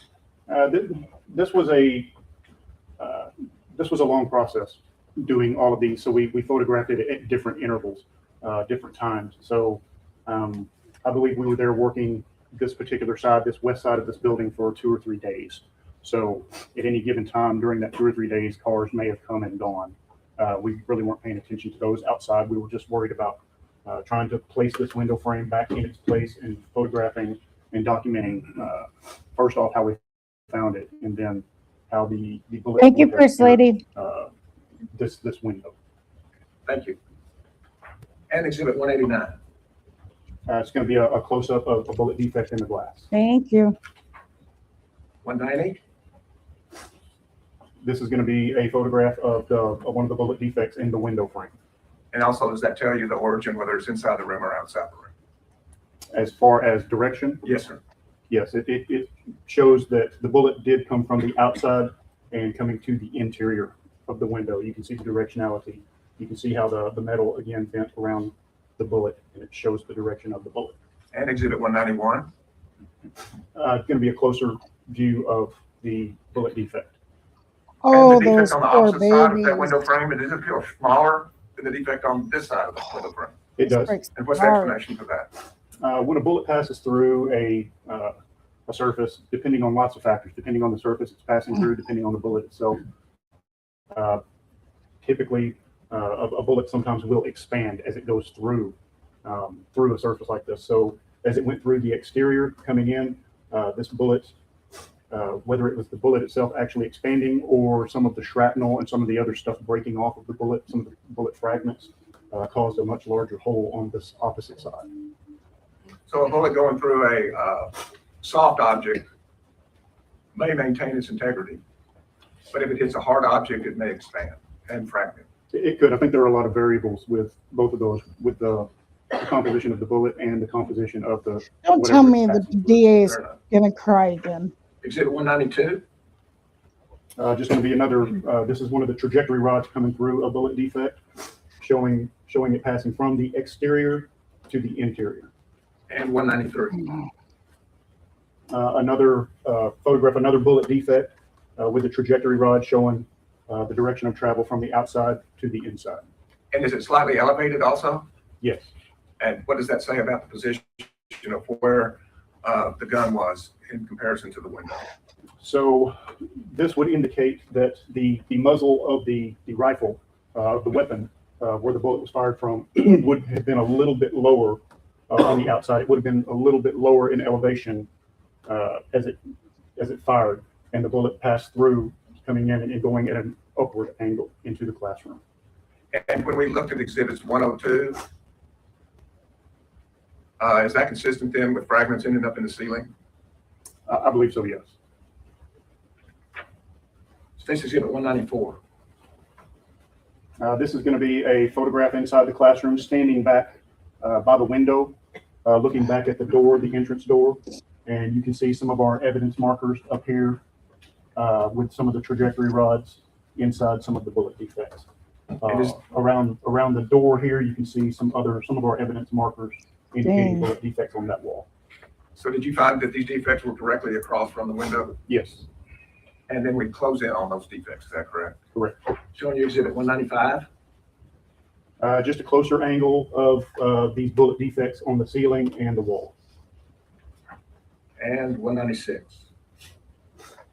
More of an overall photograph of standing back by the window again, showing the bullet defects on the ceiling and the wall by the entrance door. And it may be light there, but do your rods appear there also? Yes. Showing you 197. This will be a closer view of the bullet defects. You can actually see one of the pink rods right there. And 198. Closer view of these are the bullet defects that are, so here's the door. So the window would be back this way from the screen. So you can see the actual trajectory rods going in to some of these bullet defects in the ceiling tiles. Exhibit 199. Another photograph from a different angle of some of the bullet defects in the ceiling tiles. And then you close in on those to show us why you believe they were bullet defects in 200. Exhibit Yes. 200. Yes. Another angle, another photograph showing bullet defects of various sizes, whether they were complete bullets or bullet fragments or actual shrapnel from glass from the window frame. It's Still hard to sad, tell man. exactly, but you can tell some of the directionality of how they're moving. And exhibit 201. Just a closer photograph of one of the bullet defects in the ceiling tiles. Exhibit 202. This is going to be a photograph of some more of the bullet defects in the ceiling tiles. And 203. This is a closer view of one of the bullet defects in the ceiling tile. So there were a number of defects in the ceiling tile, is that correct? Correct. Okay. 204. This is going to be another photograph of a bullet defect in the ceiling tile. You can see another defect over here on this side. And 206. Another bullet defect in the ceiling tile. And 207. Another bullet defect in the ceiling tile. Backing off from that then, in exhibit 208, is this giving us a general view of the room? 204. I'm sorry, can you repeat that? This is 208.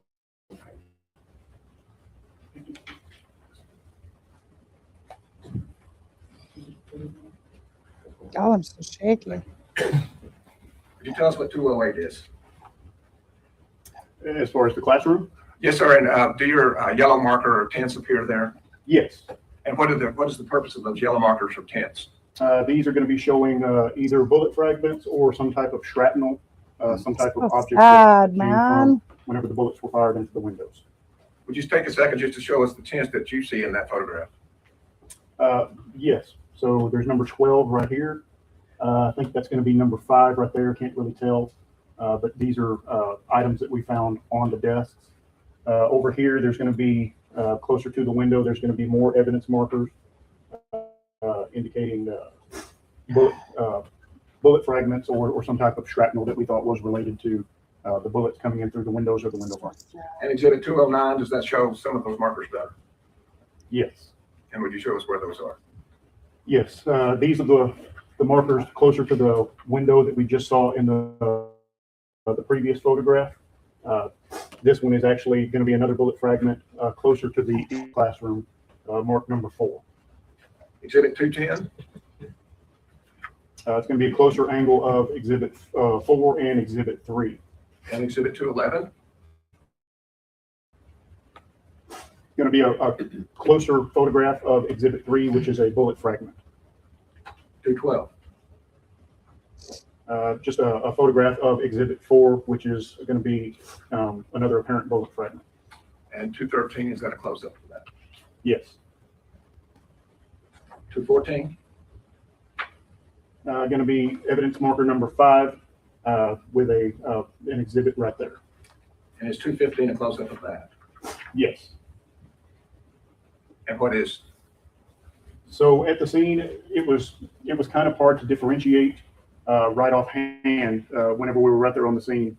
So could this have been shrapnel from one of the mini blinds, or could it have been shrapnel from the window frame, or could it have been a bullet fragment?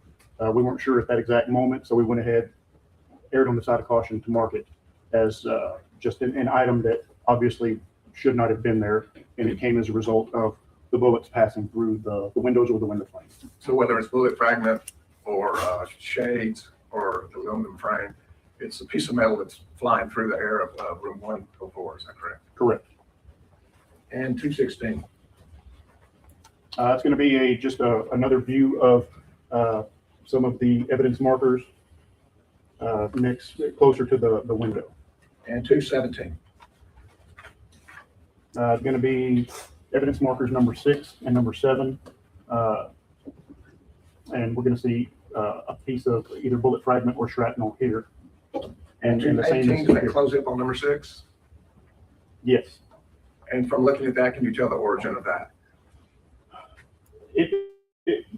In hindsight, it looks more like a piece of the mini blind, maybe a piece of shrapnel that came from the bullet defect. But at the time, we didn't know if it was a piece of a metal jacket coming from one of the bullets or if it was a piece of the mini blind. Thank you. 219 It's just a closer photograph of it. and 220? It's going to be evidence markers number 7, number 8, and number 9. And marker 8, is that next to a paper airplane? That's what it looks like, yes. Exhibit 221.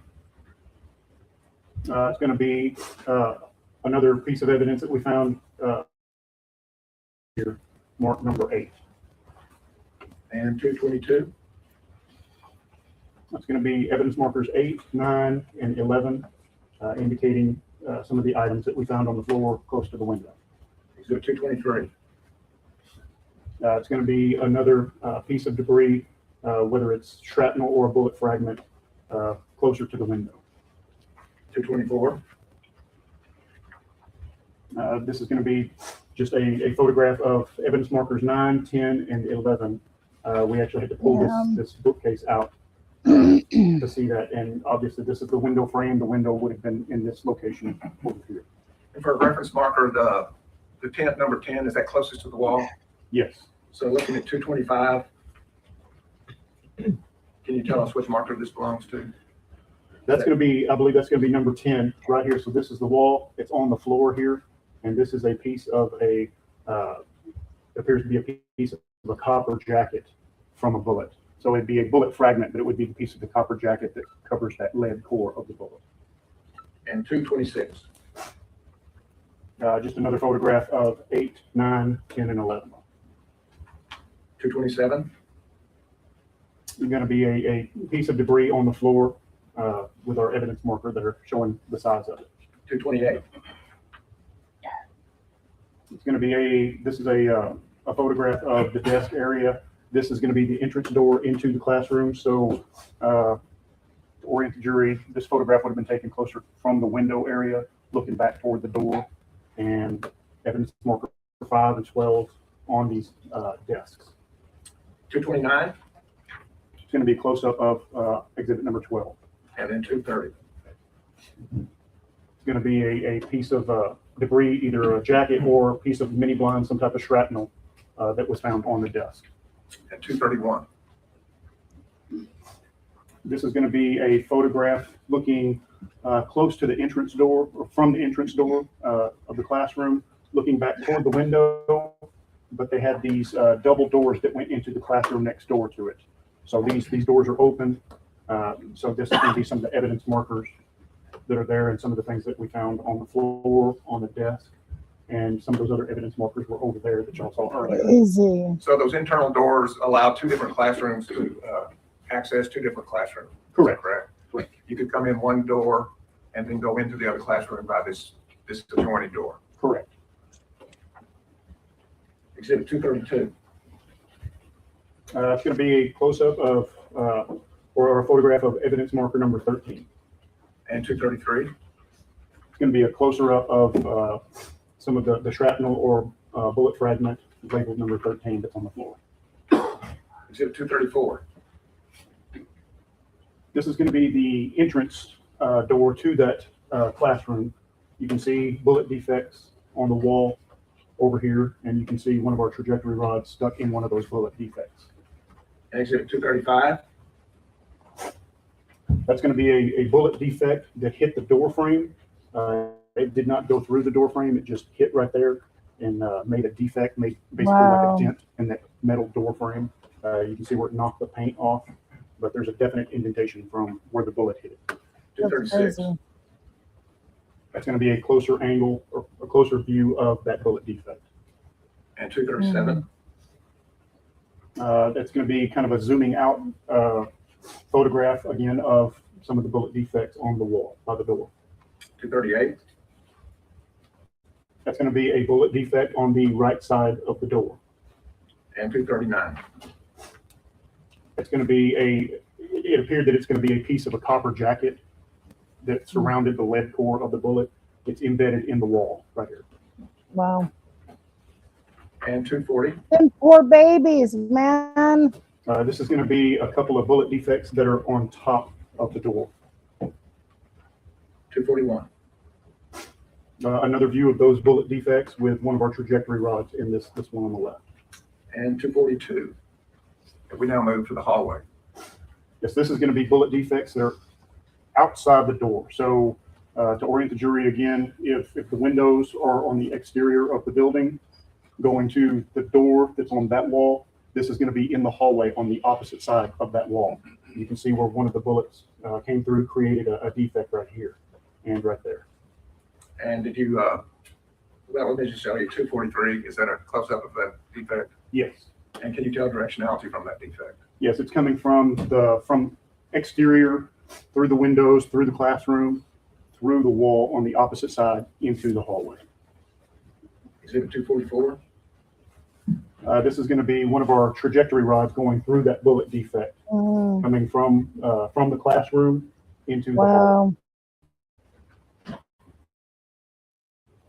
Showing a slightly upward angle once again. Correct.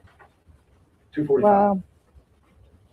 This is going to be a trajectory rod coming from that bullet defect, and it caused that bullet defect on the ceiling. So this is the wall in the hallway, and this is the ceiling in the Is it the hallway. legs for the live? So Thank that you. bullet came through the wall and made a bullet defect right there on the ceiling. And does 246 That's show then the tragic, defect man. in the ceiling? Yes. And did that conclude then your investigation as There was a lot of shots fired. I mean, that kid had an arsenal. Like, wow. Anyways,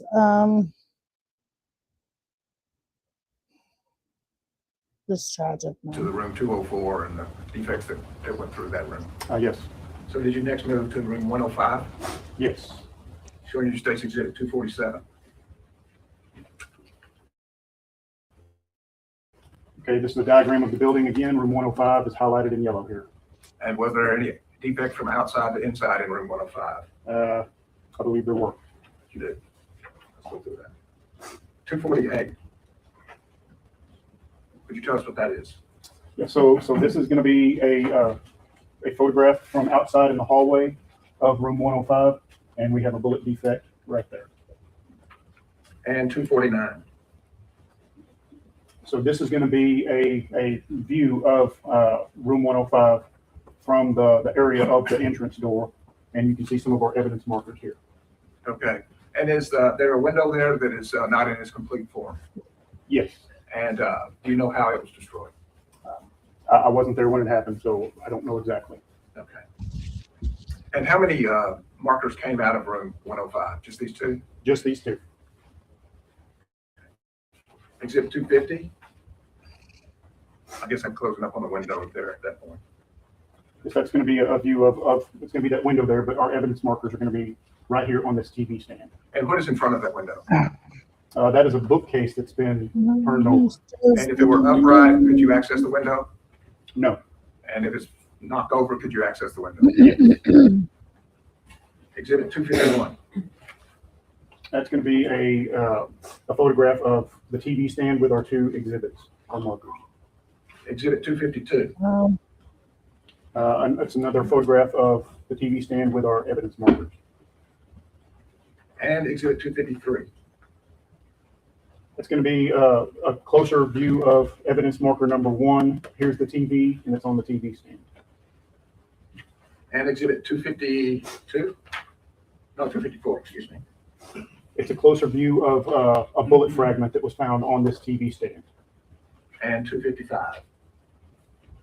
This is going to be a bullet defect that was directly above the TV stand. You can see our evidence of the sticky adhesive marker on the ceiling tile right here, and that's the bullet defect. And exhibit 256.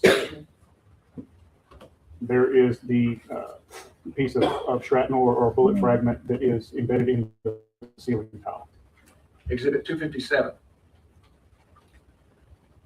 That's going to be that's a view, a photograph view standing near the front door, near the entrance door of the classroom, looking back to the right at this wall. So this wall would be adjacent to the hallway. Just on the opposite side of this wall would be the hallway.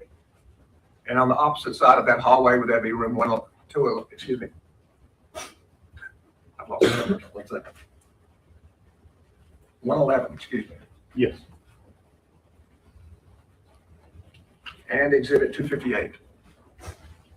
This is going to be a bullet defect in the wall Again, on the opposite side of this wall is going to be the hallway. And exhibit 259. That's going to be a closer angle of the bullet defect in that wall.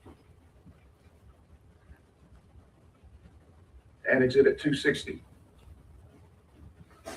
This is going to be a view from the hallway looking into the classroom 105.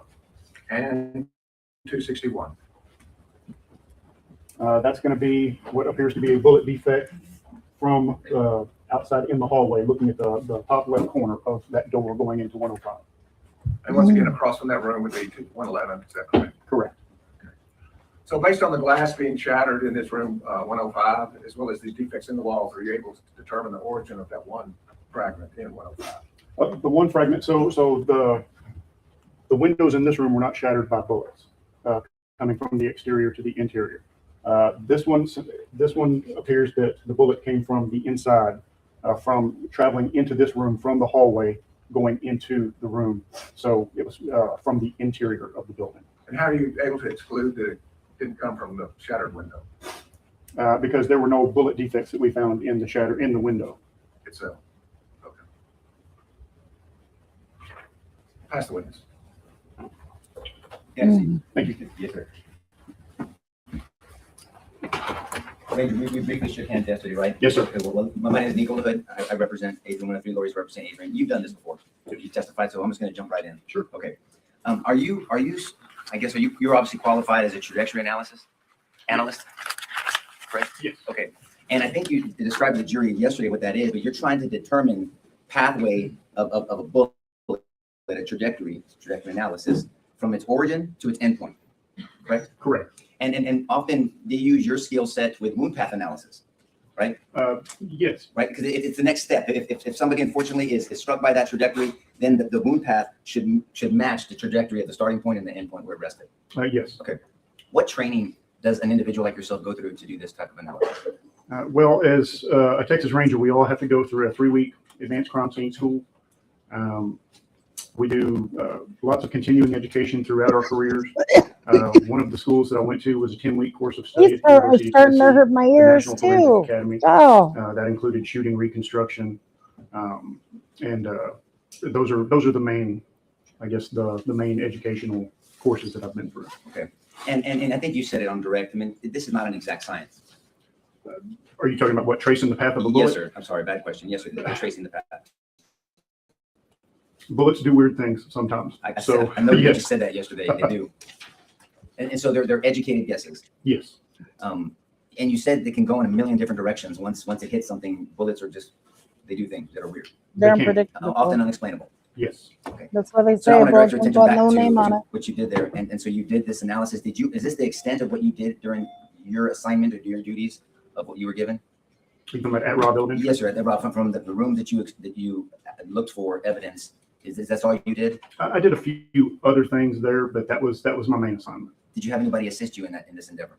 There were some other rangers that assisted, yes.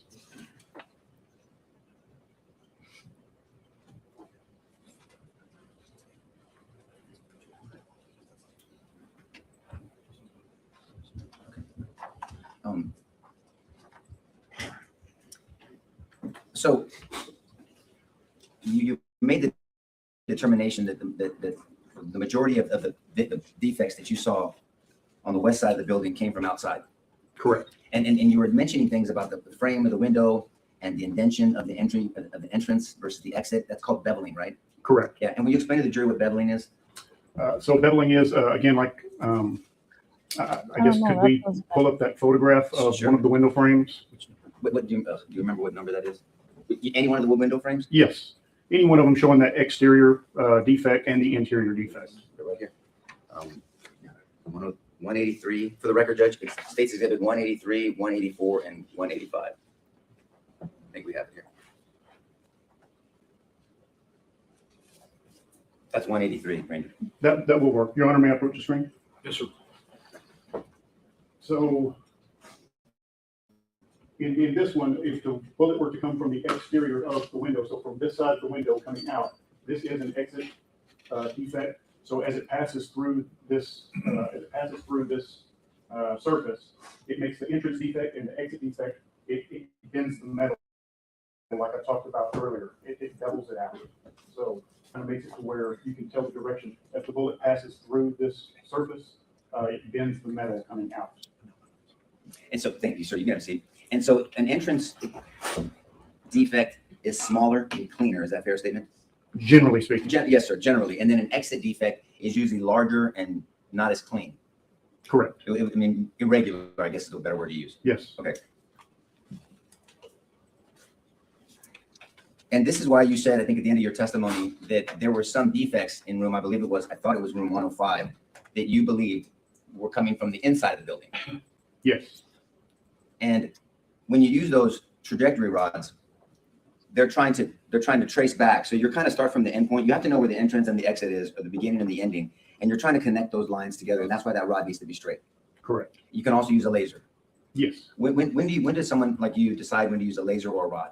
I could have used a laser here. There were so many bullet defects, but you can use a laser at any time during this process. And that's just more of a preference? Yes. Is one more reliable than the other one?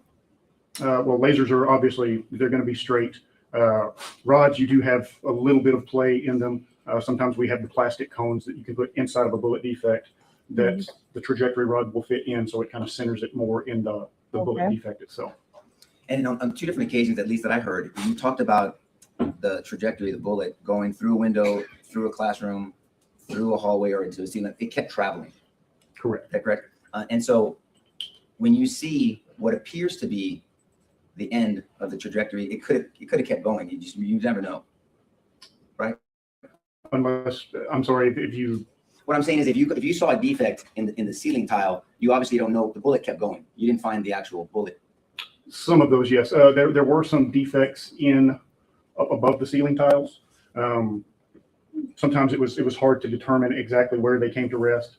But passing through those ceiling tiles, yeah, there was rafters up there and all kinds of things. And just as a side note, the government's not going to contest us on this. The person responsible for these defects and causing this damage is dead, correct? Yes. Okay. It's not Adrian sitting at the table with us. No, to my knowledge, no, absolutely not. And you're correct, by the way. Yes. And so at some point in their investigation, or you're part of this investigation, you heard that from the inside of the school, there were some rounds that went outside one of the windows on the back side, on the east side. I'm sorry, can you repeat that? Room 111 and room 112 had there was a bullet or bullets that went out of the building from 111. I did not do any of the evidence gathering or evidence analysis in rooms 111 and 112. But you understand there was defects outside of the building. Are you talking about that came from 111 or 112? Yes, sir. Just maybe what I've heard through some of the other investigation, but I did not. I did very little in rooms 111 and 112 past identification of the victims. But you would agree that you are considered and you have testified as an expert in trajectory analysis in the past. Yes. So you may approach the witness. Yes, yes. Range, I'm handing you what remarked as defense exhibit 2 for identification only. You recognize defense 2, do you not? I do not. Would you let me get a bigger statement? Okay.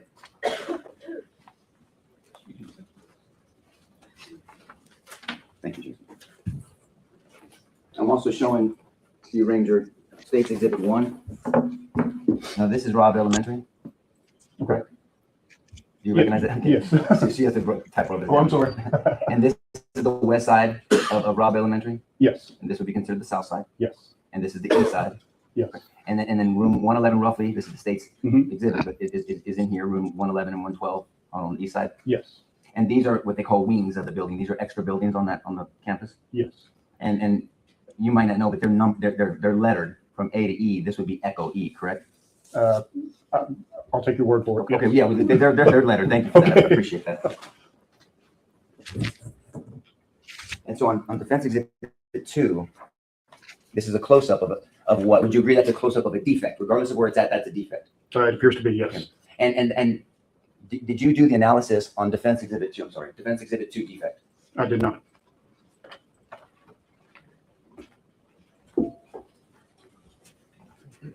Do you know if anybody did the analysis on Defense Exhibit 2 defect from building E? I don't know. Are you aware that this is these are metal buildings, so defects, trajectories will affect metal different than other surfaces. So I'd say that's a fair statement. And metal is very, I mean, metal's it's not a cover. I mean, it's more concealment. It's not going to protect you from a bullet. Depends on what kind of metal. Are you talking about like the thin metal The building? thin metal buildings, yes, sir. Yes, I would agree with that. Judge, this time we'd like to offer into evidence Defense Exhibit 2. I don't believe he'd been able to identify it. He said he didn't work on that defect. He didn't see it. If they're offering it just to say it's a defect, I have no objection. Well, yeah, they're going to want it in later, I'm sure, so we want it in. The other, What's it's your a objection? all right, it's admitted. Can we publish it to the jury, Judge? Yes. Okay, so that defect right there, if that were to be on the top part, because that's where the electrical is, on the top part of building E, then they, excuse me, you testified earlier that whenever there's a defect up higher, usually the source of that trajectory is lower, correct?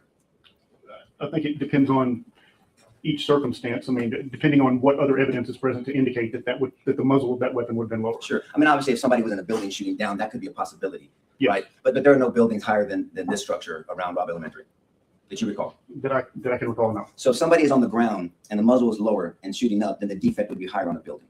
Generally speaking, yes. Right. And you yourself, hopefully we'll get someone else to talk about this, but you yourself did not, that's not your evidence there, your That's evidence correct. marker. No. But a defect on a building like that, behind a structure that had a lot of gunfire, it would be very difficult to pinpoint where that came from. Is that a fair statement? I think there's a lot of variables with that. It would kind of depend on if there's another corresponding defect on the opposite side of that wall, or even within that wall, if we could see where the bullet passed through this surface and made contact with another surface. If there is a corresponding defect, that gives us 2 points of reference to put a trajectory rod or a laser. But correct, that is right. Okay, but if and you don't know if that was done on this defect. I do not. If somebody on the east side, may I approach that? Yes. If somebody on the east side in front of this building, sorry, the west side. South. This is south. I'm so sorry, Ranger, you're right. I'm wrong. So on the south side of the building, correct, made a claim that there were multiple shots fired at that individual. Is it fair to say that we should see defects like this multiple times in this area? Okay, can you, I guess, repeat that? I want to make sure my logistics are correct. That's okay. If somebody, as an expert, if somebody is claiming there are multiple shots on the west side of the building here, in front of this structure, This is the west side. I'm getting myself confused. You're right. This is the west, on the south side of the building. Okay, so if a suspect is, or if a person is here, If a witness is on the south side of the building, okay, claiming that a suspect fired multiple rounds at them on the south side of the building, okay, we should see defects somewhere in one of these buildings, E, D, or even C.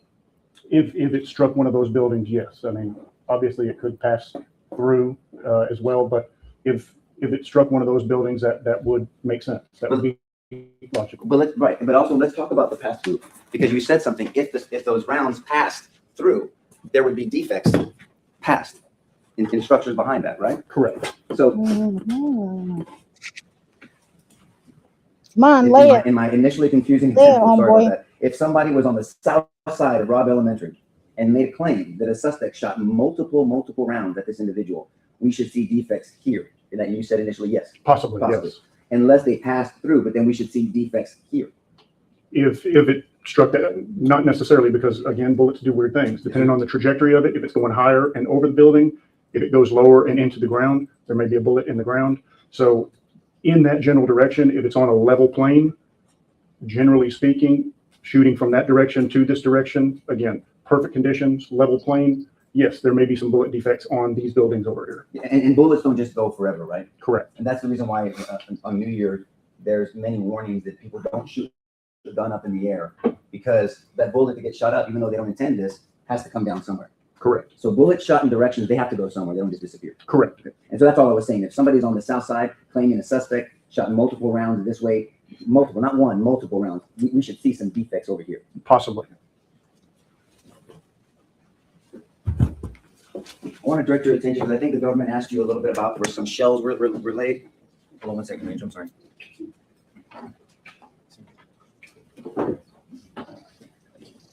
Before I move on to the shells where they were laying, but seeing defects on structures behind the example that I gave you would corroborate this individual's, in our example's, claim that they were shot at multiple times on the south side of the building. If that were a bullet defect that you showed me, yes, that would that would lend credence Not to that one particularly. I'm just saying, if, in my example before that, we talked about an individual making the claim that there were multiple shots at them.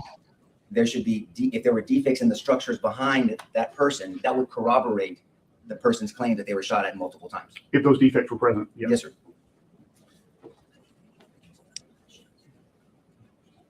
Now, I want to direct your attention now to some pictures the government went over with you yesterday on the placement of those, of some outside shells. And when I say shells, that's the casing, right? Yes. So when a gun is fired, if it's a semi-automatic, it has to extract the shell once the bullet is. Correct.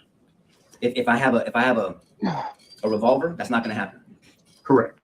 And a revolver involves a double action where you pull and it winds it up, and then the hammer comes down and hits the primer, and the bullet will go out. Correct. But there's not going to be an extraction of a shell because it's going to stay in the cylinder. That's correct. Nope. And in the You old got days, to the inject Rangers it used to carry yourself. single sixes, right, where you have to pull it back every time and then shoot. It's a single action. It's been a few years, but yes. Well, yes, you don't look that old, trust me. But now a semi-automatic is where someone can pull the trigger repeatedly, and then it will continue to be fed in through the magazine. It's not a clip, it's a magazine, and the bullet will be sent out, and then the casing or the shell will be extracted. Yes. And every weapon has a different, well, depending on the manufacturer, a different extracting mechanism. Yes. Handguns extract their shells different than maybe a long rifle. Yes. And when I mean long rifle, what do we mean when you use the term long rifle? A long rifle is usually just going to be a larger weapon. It's going to have a stock and a longer barrel on it. Do we call a deer rifle a long rifle? Yes. But we also call an AR-15 or an AK-47 a long rifle as well. Correct. And so with a long rifle that's not a bolt action, which is a deer rifle is a bolt action, right? Correct. Well, some of them are, yes. Some of them are, right? Some are semi-automatic these days. Yes.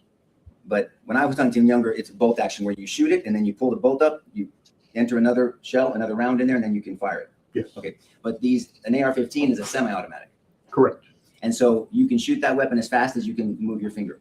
Correct. And so when you're doing that, casings are being extracted. Correct. May I stand up briefly, Judge?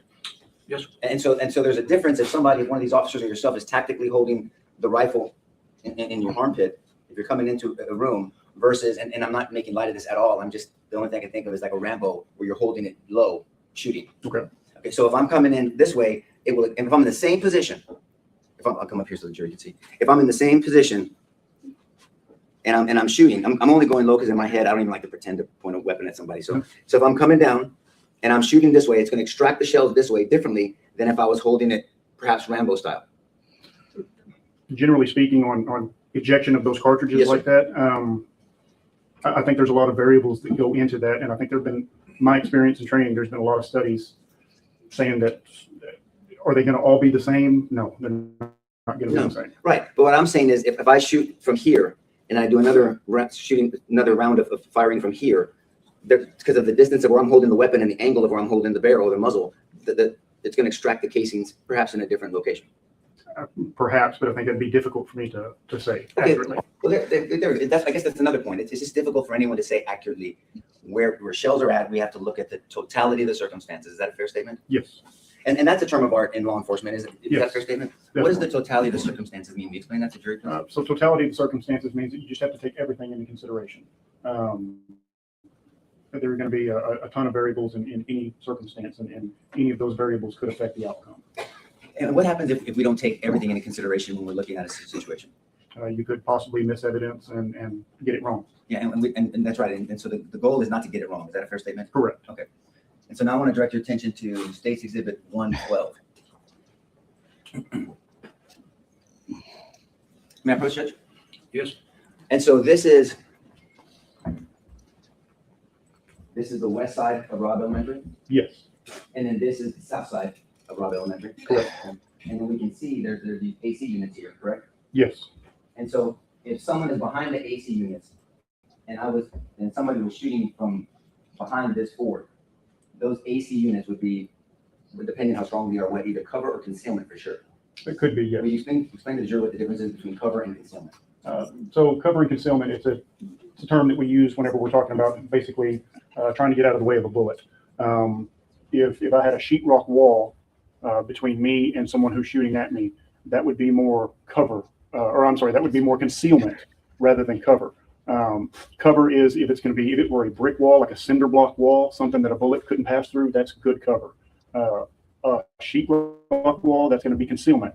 I'm hidden, but that bullet can still go through that surface. So the concealment is you're concealed, so it's harder for me to aim at you. Cover means you're protected. Correct.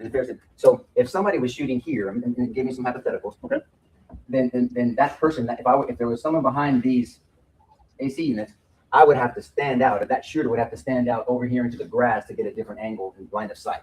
I think that's fair. Yes. We explained to the jury what line of sight means. Line of sight just basically means what you can see. And so that's one of the, so you don't ever shoot at something you can't see if you're trying to safely shoot, correct? Correct. And so if there was someone behind these AC units, I would have to move out to the right of them, go further south to get line of sight on somebody on the other side. That's accurate. And if I was shooting, now hypothetical, if I was shooting at someone on the other side of those AC units, and I was discharging a semi-automatic, we would see these casings further south. Is that a fair statement?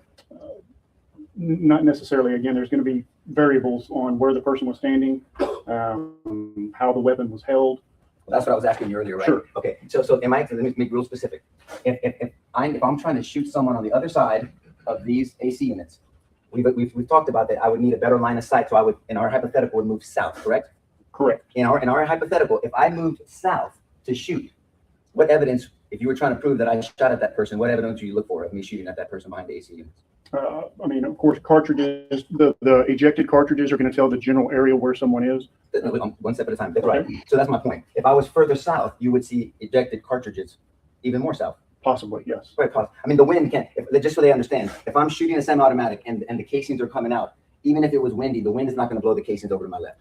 I've been in some crazy wind, but it would have to be. Then you're from West Texas, It right? would have to be a crazy wind. Right. It have to be crazy wind, right? Yes. Okay. Crazy wind. Okay. So if I'm shooting over here, then we should see some cartridges to the right of me. Possibly, yes. Possibly. That's an answer, because you have to answer that way, right? Yes. Okay. You're not being difficult. I'm not trying And to. I know you're not. And so if these casings are here, then most possibly the shooter was over here to the left, more west. I'd say that is possible. Probably more possible. It's More possible. likely than not. Is that fair? More likely. I would than say not. it's more likely that they're over there than rather than over there. Correct. And in your knowledge, there were no casings found further down south. Not to my knowledge.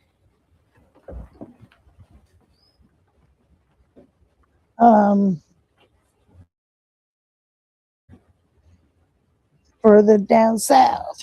Oh. My I wanna take a picture John. really quickly before I pass you to gunfire echo. You're familiar with gunfire echo, correct? Yes. That's the Can you wrong explain song. what gunfire That's echo is? Are you talking about in reference I to how it do. comes off of, Yes, sir. Exactly. my buildings? name. Depending on how many buildings are around or your particular surroundings, it is just an echo. It's just like if you yell, there's going to be an echo. If there's gunfire, there's going to be an echo for that as well. And may I approach this? Yes, sir. It'd be a different kind of fucking sound. And we can see around Robb Elementary, there are buildings, including Robb Elementary, that could have had this gunfire echo. Is that a fair statement? Yes. So if somebody is shooting on the west side of Robb Elementary, which we know happened, that most likely, possibly, would create gunfire echoes. It could. And do you know now in your investigation that there were 3 officers over here on the corner of Grove and Geraldine? I'm not familiar with that. If there were, in a hypothetical as an expert, and they claimed they were being shot at, we should see some evidence of them being shot at. Is that a fair statement? Possibly if the bullets struck something. Right. So if they're being shot at, there should be possible evidence of things being struck. Possibly. Yes. But even if they weren't being shot at, it's reasonable. They could have thought they were being shot at because of the echo. I guess that's a possibility. Possible. If somebody's on the south side of the building, in our earlier example, and let's say we don't see evidence that they were being shot at multiple times, it's possible they thought they were being shot at if somebody was shooting on the west side of the building. That's possible. Thank you very much, Ranger. Hold on, I'm not going to pass you yet. Hold on. He thought he was dying.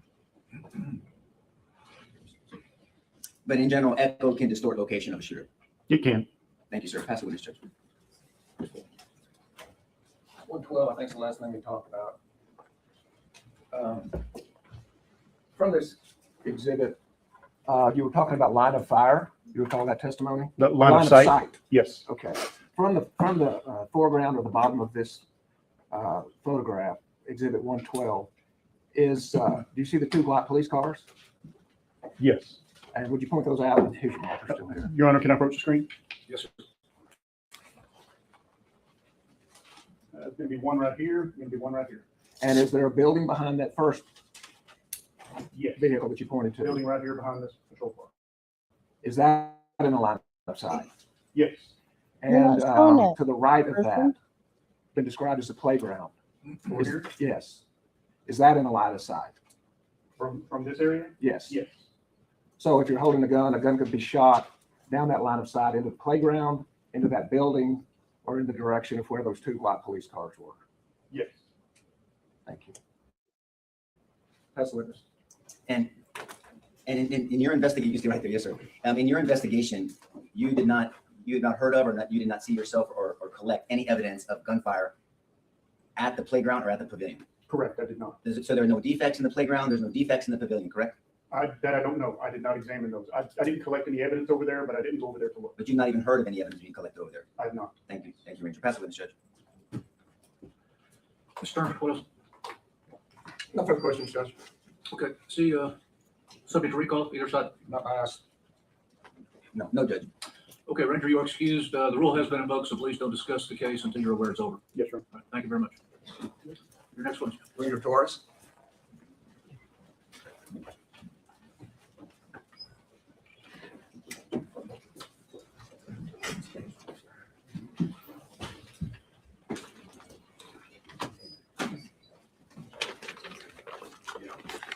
This is the main packet of photographs. I don't know if you want to hear it.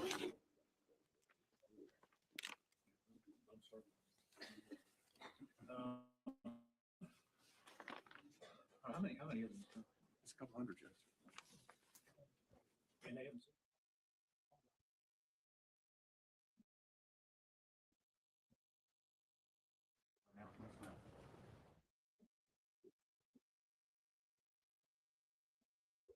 So let's take your morning break. Early. Take 15 minutes, and I'm going to ask the defense to start looking at those right now. Would everyone rise for the jury, please? Let's go ahead and swear you in, if you would. You solemnly swear the evidence in the testimony given in this cause will be the truth, so help you God. All right. They're going to let them look at all the photographs, and then we'll get you on the stand in a few minutes, all right? Thank you. You're welcome to sit there or sit out in the gallery. Okay, well, we can just skip right over that.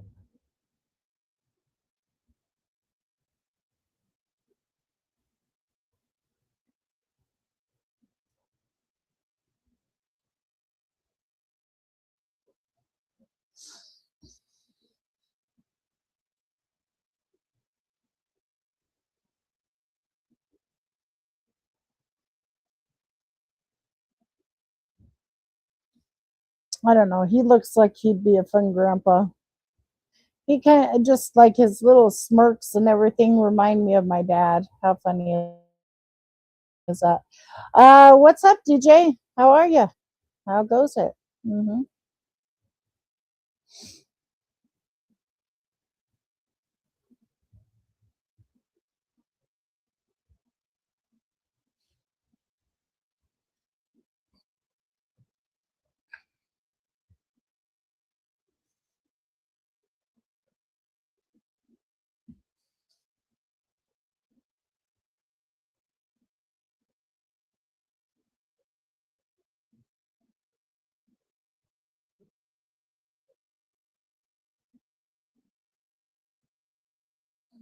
Mike Jones, Mike Jones. Doo, doo.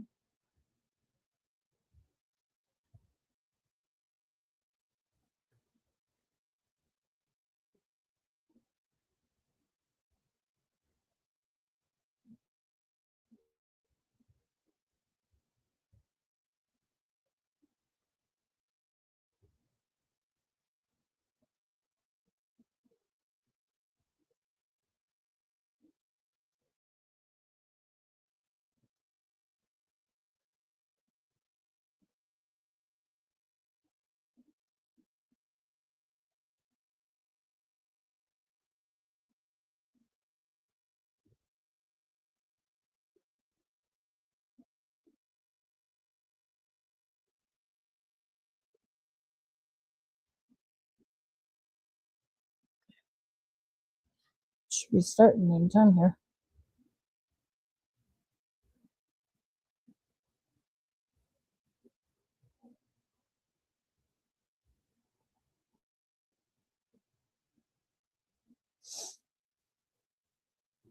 There we go.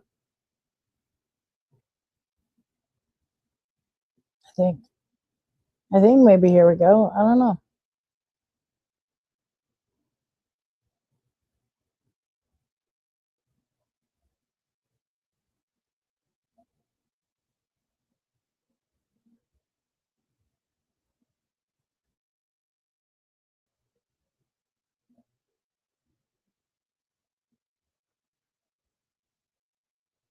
We appreciate you understanding that. Please don't hold it against either side.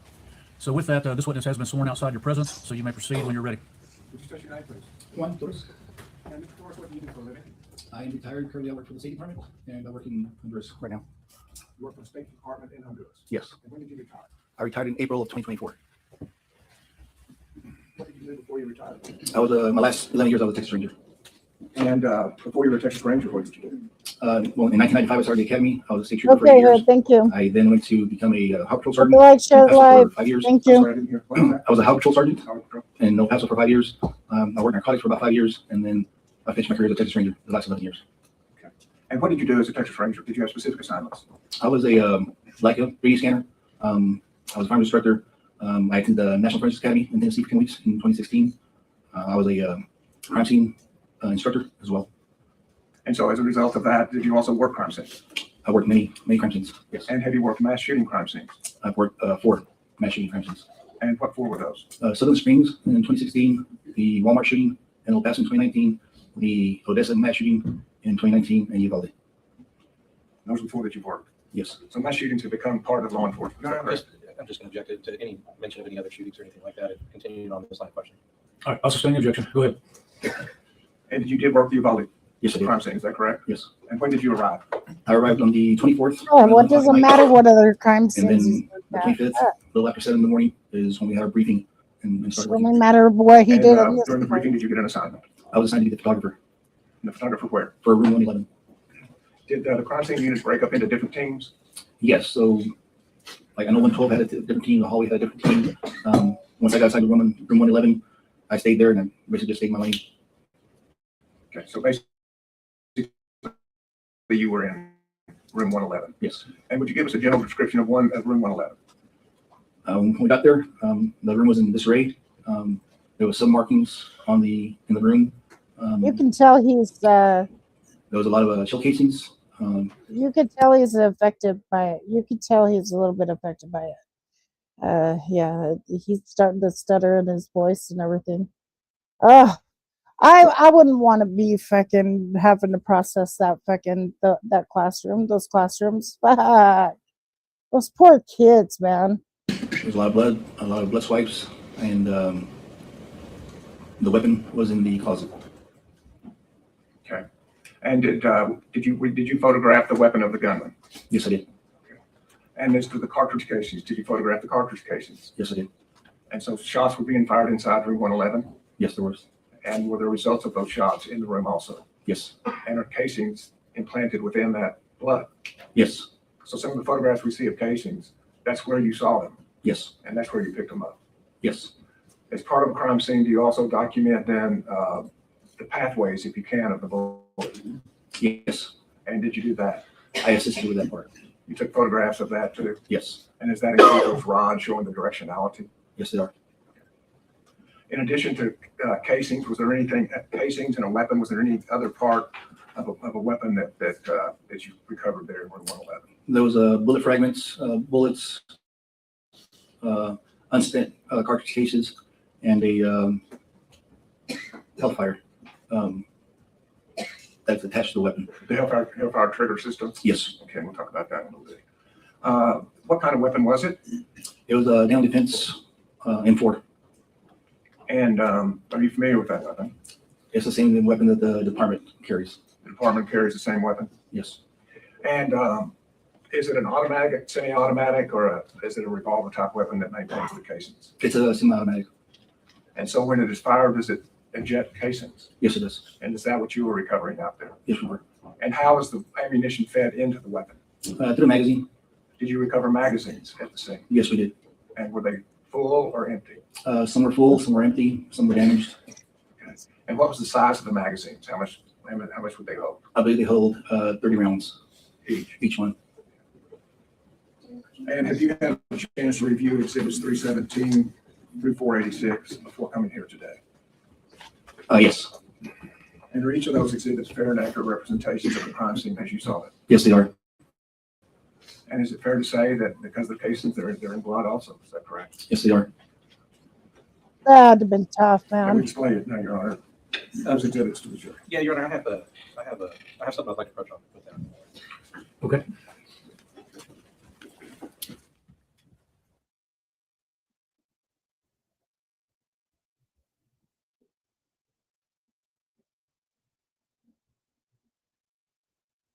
This is crazy.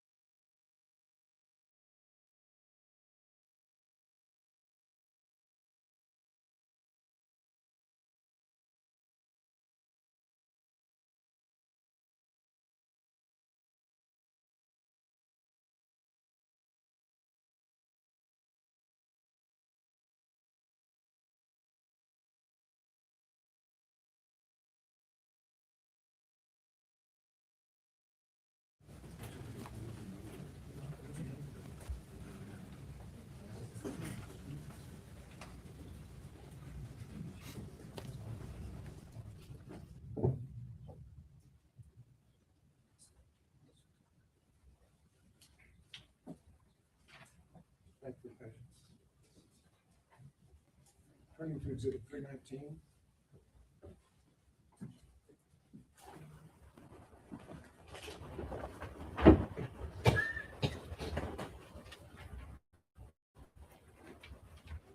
Excuse me, exhibit 317.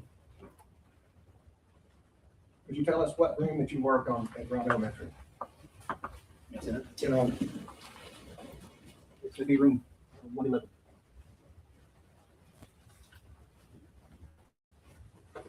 And would you point that out again so that we can all see that? So would that be on the east side of the fourth grade wing? Yes, it would. And so the west side of the fourth grade wing, Yes. if there's been testimony of people being evacuated from the west side of that wing, that would be on the opposite side of room 111, Yes, it would. where you found this room with all of the cartridges and blood. Is that Yes, correct? correct.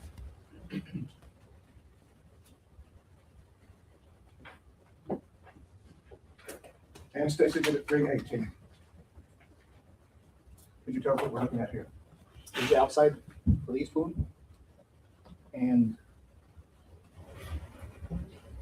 So it started to show us the outside of the east wing. And is there a white patrol car in that photograph? yes, there is. Would you point that out for us? And Stacy exhibit 319, does that move down the east wing? No, I'd just like to, I mean, you pointed out a white patrol car, that was not my client's, it's on the pages. And he did. I think it just, that has a tendency to make them believe, make the jury believe that it's my client. I think he should explain that patrol car. It will be explained in full, Your Honor. Okay. That was one of the- I'll overrule the objection at this time. You can proceed. And Stacy exhibit 319, Yes. excuse me, would you go back to 319? Can you see a defect in a window in exhibit 319? Yes. Would you point that out to the jury? And Stacy exhibit 320. Does that close in on that defect? Yes. And exhibit 321. Thank you. You can have a seat. Would you tell the jury whether or not that was that defect in that window, whether or not that defect was part of room 111? Yes, it was. Okay, so one shot came through the window on the east side of the building. Yes. And then did you, I want to orient the jury as to room 11, so let's move to exhibit 322. Could you tell us what we're looking at here? That's the front door to room 111. And what condition did you find it in? Had bullet holes and bullet holes to the window. There was one bullet hole to the door, another indentation to the door. And State's exhibit 323. Does that also show that it's classroom 111 in a close-up of the damage done to the? Yes, it does. Okay. And then as we open the door and start our way inside, would you describe what we see in exhibit 325? That's the inside. That's the inside of the room 111. Doors closed. You can see bloody drag marks going out of room 111. And is there a piece of either weaponry or ammunition in that exhibit? Yes. There's a magazine and a few shell casings. Okay. And are the shell casings marked? Yes, they are. How are they marked? They're marked with yellow arrows and orange arrows. Okay. Could you tell us then how you went about, what were the steps you took in processing this crime scene? Initially, we went in as a team. Our team leader gave us a brief of the room. We tried to identify as many defects, as much evidence as we could identify before we started marking or anything else. Then I went in by myself and started doing overall pictures on the entire room. And the small yellow markers, is that the only markers that y'all had for recovering the cartridges? Yes. Okay. Did you thereafter use orange tints, bigger markers? When we got there, we started using orange markers and orange tints. Okay. Thank you.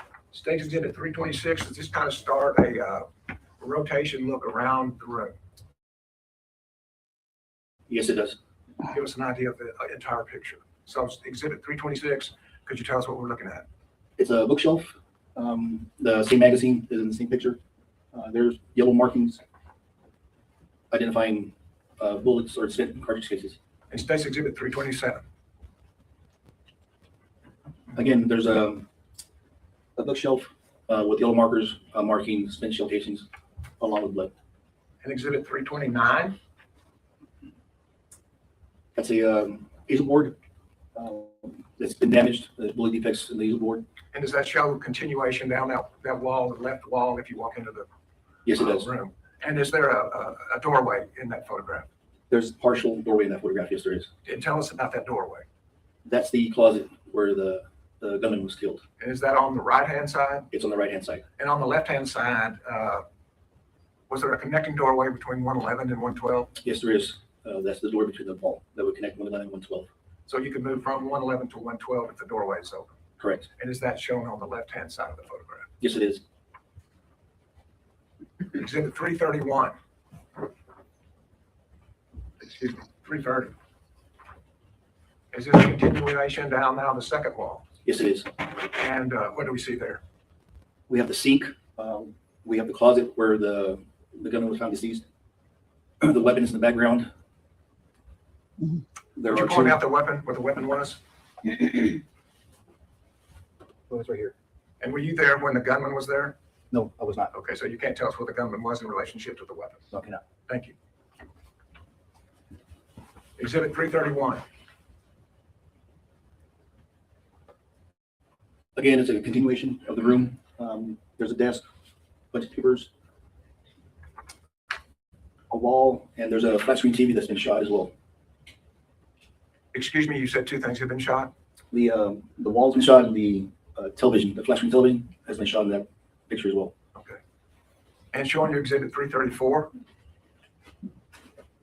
So now I'm in the other corner of the room and just taking an overall photograph. There's sunglasses. There's one magazine that I can see, and some markers in there at the bottom where the shell casings are found as well. And earlier in your presentation, you told us about one of the windows was penetrated. Yes, Is that the window on the right-hand side? yes, it is. Exhibit 335. Could you describe that for us? That's a continuation of the same room, same wall, to the other wall. Again, it shows the television, the desks are in array, and the beginning of the whiteboard on the other wall. Okay. And is this a fair and accurate depiction of the absence of blood along this western wall of room 111? Yes, it is. And exhibit 336. That's the whiteboard on that wall. You can see the chairs are thrown around, back on top of the desk.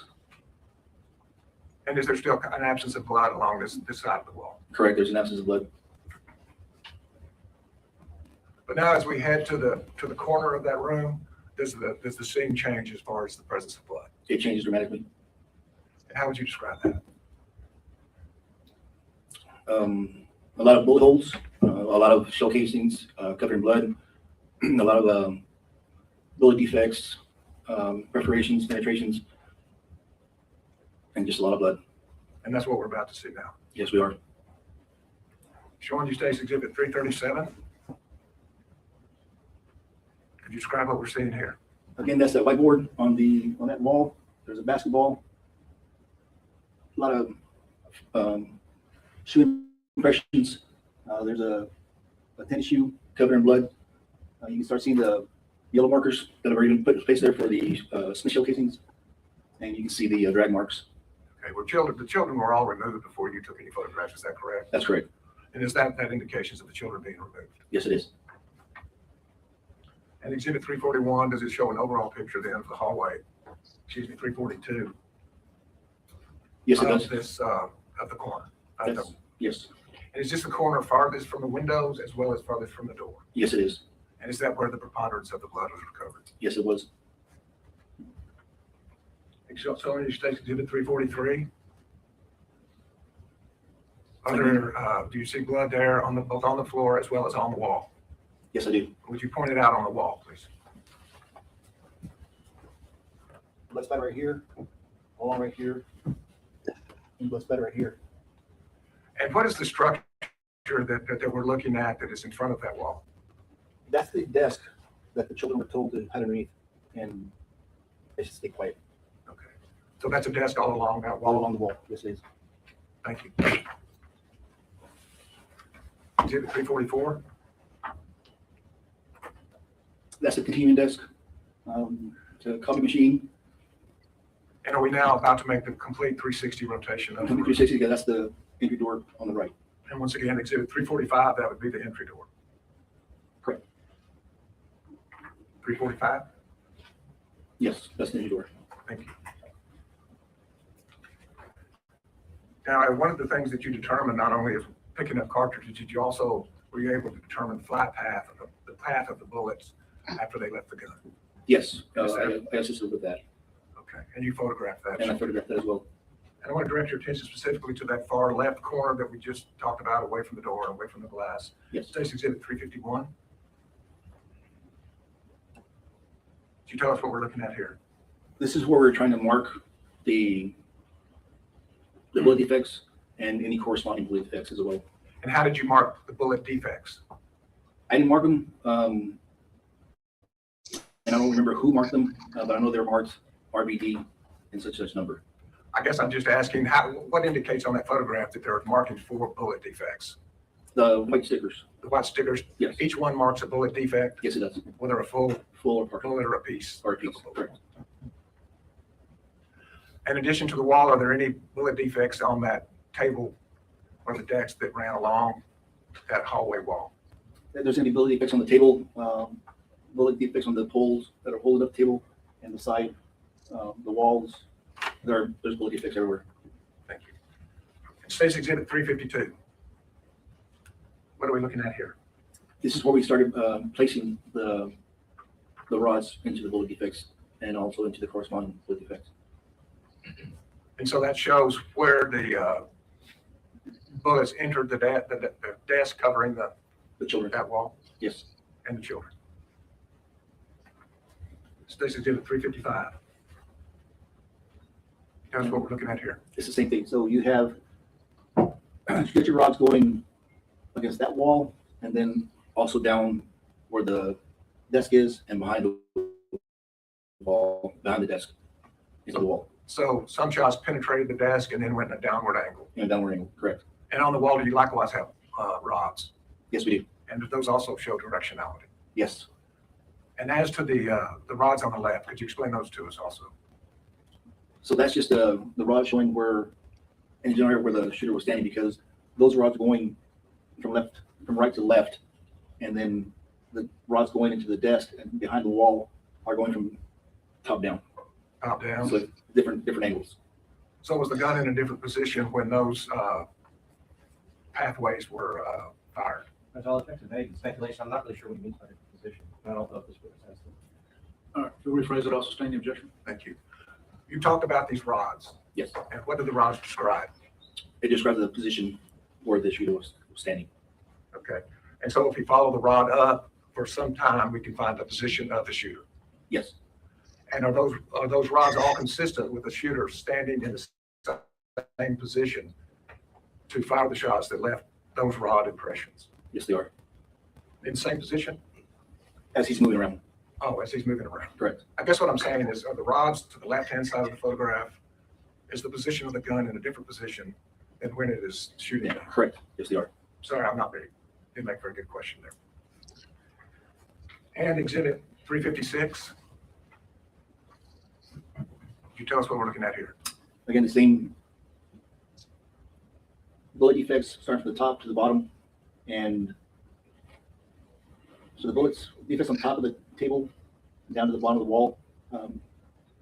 We didn't notice this before until afterwards, but the rod that's pointing down actually fell, and nobody caught it until afterwards when we were reviewing the pictures as well.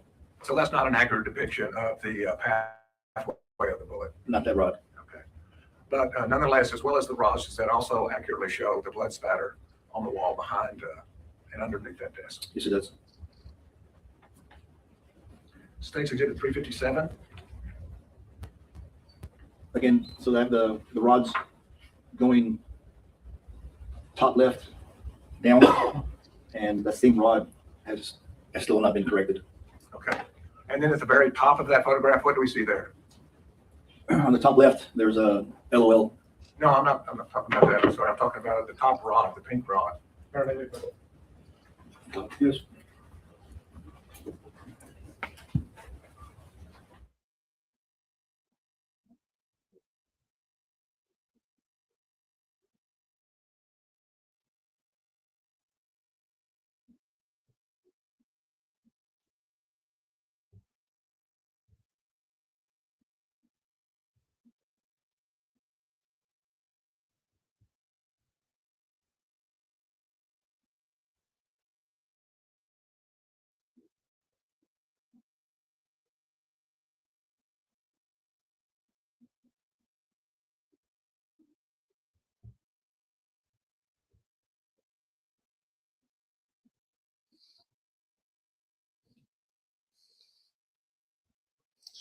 Sound. Hello, sound.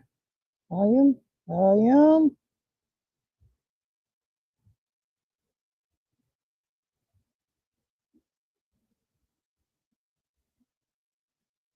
Am I tripping? A spin shell casing with the L scale. That a weapon was fired other than the long. 397. 392, what does that show us? They said I said 350. I go from 382 to 383. Could you describe? Okay, it should come up right after this. Mm-hmm.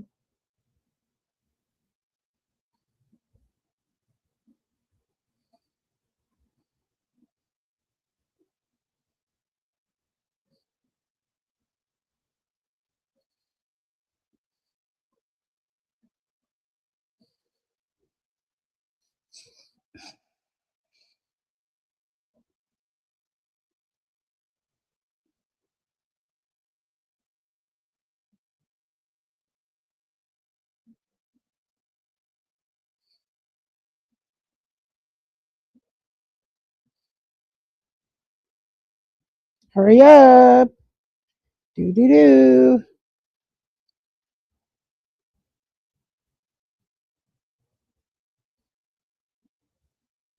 They said I said 350. I go from 382 to 383. Could you describe that? It's marker number 16 with the spin shell casing. Okay. And the next exhibit? Marker number 16 with the spin shell casing. It's a close-up. Huh? With a close-up, yes. And 385. That's an overall. So we have 22, 17, 18, 19, and they are going to be spin shell casings as well. And then do you close in and pick up each one of those exhibits individually? Yes. And our next exhibit? Marker 17. That's number 17 with the L scale, yes. And marker 18, exhibit 386. A spin shell casing with the L scale. Exhibit 387. Be marker 19, spin shell casing with an L shell. Oh, where's my Exhibit list? 388. It's gonna be number 21 and 20, spin shell casings. And isn't that in a different location altogether in the room? Yes, that's gonna be towards the back wall where the whiteboard is. Where all the blackboard was? Yes, Thank you. And exhibit 389. that's a spin shell casing with the scale as well. 390 A spin shell casing with the L scale. and 391. That's an overall of 4 markers with spin shell casings. Okay. And marker number 22. Next one, please. That's a spin shell casing with a L scale. Mark is number 22. Exhibit. I think I got these out of order. No. 392, what does that show us? It's number 23. And exhibit number 393. Again, number 23, but that's a live unfired cartridge. Exhibit 395. It's number 24 with the spin shell casing with the L scale. Exhibit 396. Number 25 with the spin shell casing and the L scale. 397. That's a spin shell casing. Is it It's a a different- different spell, shell casing? Yes, it is. Tell us the difference. That's from a pistol. That's going to be from a semi-automatic pistol. From a pistol? Yes. Did you recover any pistol on or about the gunman? No. Is this also the room that law enforcement eventually breached? Yes, it is. And did they carry with them their own weapons? Yes, they did. Is this an indication that a weapon was fired other than the long rifle that the gunman had? Correct. And how would you characterize the weapon that fired this? I don't know exactly what weapon they fired, but I know it's going to be a semi-automatic pistol. A pistol, Yes. handgun as opposed to a rifle? Correct. And exhibit 398. It's a spin shell casing with the L scale. 399. A spin shell casing with the L scale. And 400. Another spin shell casing and dry blood with the L scale. Exhibit 401, Spent shell casing and blood as well. Exhibit 402, It's another spent shell casing with L scale and blood. and does Exhibit 403 show general locations of the next exhibits? Yes, it does. Exhibit 404, More spent cartridge casings as well. excuse me, I have this as Exhibit 403. Make a note. So 32 and 35 are shell casings as well. And Exhibit 404? Could you tell us what that is? That's a spent shell casing with L scale. And Exhibit 405? Another spent shell casing in blood with L scale. Exhibit 406? A spent shell casing with the L scale. And 47? 407, excuse me. That's in, 406 and 407. there's a spent shell casing with L scale, and there's another casing on top. And that was 33. Probably. Exhibit 408? A spent shell casing, two spent shell casings, three. There's four shell casings there. 4 shell Four. casings there? Yes. And 409? There's two spent shell casings in blood with the L scale. 410? So overall of the markers with spent shell casings as well. And this is just north of that hallway wall Yes. toward the center of the room? Yes. 411? It's a spent shell casing with an L scale. 412? That's another spent shell casing with the L scale. Number 413? That's two spent shell casings with the L scale. 414? There's three spent shell casings in there with an L scale as well. 415? There's three rifle shell casings and one pistol shell casing with L scale. And would you point out the pistol shell casing? Indicating the pistol was fired now twice, is that right? Yes. Thank you. Exhibit 416 That spent pistol shell casing. that you just described. Yes. Exhibit 417.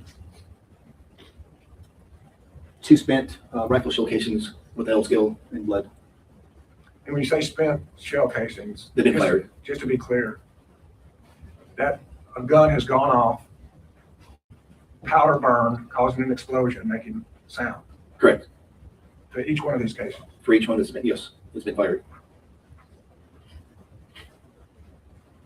Exhibit 418. Shell casings on top of the desk, mark 34 and 43. And 419. The spent shell casing in the box lid. And 420. More spent shell casings around the drag marks. And exhibit 421. More spent I'm rifle still shell here. casings with L scale. Exhibit 422. 5 spent shell casings with an L scale. 423. The spent shell casing with the L scale. 424. 5. A spent shell casing with blood and the L scale. 2 spent shell casings. And 426. A spent shell casing with an L scale. 427. Spent shell casing with an L scale. And 428. Excuse me, More spent shell casings with an L scale. I'm now on 429. What are we looking at here? The 3 spent shell casings with an L scale and blood. Okay, I think we're getting off on our presentation. That would be 430. That's 430. Okay. So 430 is 3 spent shell casings. Correct. And exhibit 431. Expense shell casing. Could you point that out for us? Okay. And did you zero in on that exhibit 432? I believe so. Yes, I did. And exhibit 433? Multiple spent shell casings. So at some point, your marker started marking more than one spell casing, is that Correct. correct? Yes. Exhibit 434. Would you describe what we see here? So there's a ruffle bag covered in blood, a spent shell casing with the L scale, and another spent shell casing on top that also has blood. And exhibit 435. A magazine right next to right below the rifle. The rifle's at the top of that. Yes. And the next exhibit? I have that as 435. That's a spent cartridge casing, rifle shell that has an L scale as well. 436. What are we looking at here? Under the desk, under the chair, right next to the, I guess the arm of the chair, there's another spent shell casing marked as 55. And 437. Excuse me, 439. A spent rifle shell casing on the top of the desk. And now 439. That's the copy machine. And on And top of there's the copy machine, is there a basket? On top of the basket, yes, there's one that's on top, but there's also a spent shell casing in the, I guess, drawer. And for the record, that was exhibit 440. And 439. The spent shell casing inside the basket. And 441. That's where I try to mark the spent shell casing inside the cabinet. And did you zero in on that? Yes, I did. 442 To the top left corner of the 58. and 443. It shows the back of the cartridge where the primer struck where the And Fine, you Jen. then change locations to the television. yes. Showing you the next exhibit for, I had it as 443. Tell us what we're looking at here. I can't see. I'm not sure if it's a bullet fragment or what it is next to number 59. It's obvious, there's obviously not a share case in that. Is that Correct. There's nothing. So exhibit 444. Close up of that 59 marker. That's a bullet fragment with an L scale. And exhibit 445. What does that show us? Marker 60 and 50, and from this distance I can't. So we now moved into collecting fragments Correct. in general. In general. So exhibit 446. That's a bullet fragment with an L scale. And before I get away from casings, let me ask you, your job is just to photograph them, is that correct? Correct. But were all of those casings gathered Yes, they were. and evaluated and analyzed as to which shots belong to the gunman's versus law enforcement? Correct. Is that correct? Correct. But that was not done by you. No, it's not. No. Exhibit 446. Excuse me, I guess that's 447. What are we looking at It's here? a bullet hole through the window. And is that the same bullet hole that we saw at the very beginning of your presentation? Yes. 448. What are we looking at here? That's a, so you can see the torn rope for the blinds, and you also see a little impact. Into the blind. Into the blind. Yes. Thank you. 449. It's What is another it here? bullet impact. You can see where the string was also struck by the bullet as well. And exhibit 450. That's another bullet impact To the blind. to the blind. Correct.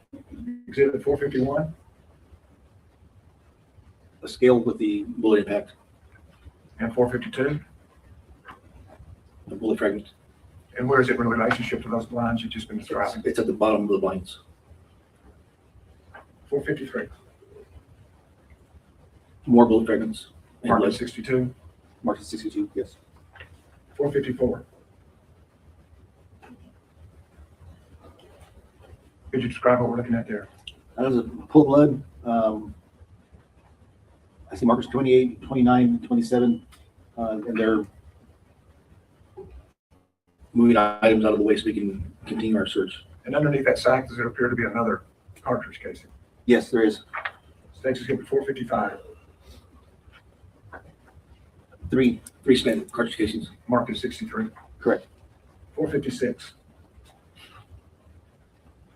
Spent cartridge casing by number 64. 457, More of a close-up of a spent shell casing marked 64. 458, Number 65 in the middle with the bloody tennis shoe in that picture with blood. and 459, A bullet fragment with an L scale. and that's marked as 65. That's 65. 460, Number 66 with a spent cartridge casing. 461, A close-up of number 66 with a spent shell casing and a L scale. 462, A spent shell casing marked number 67.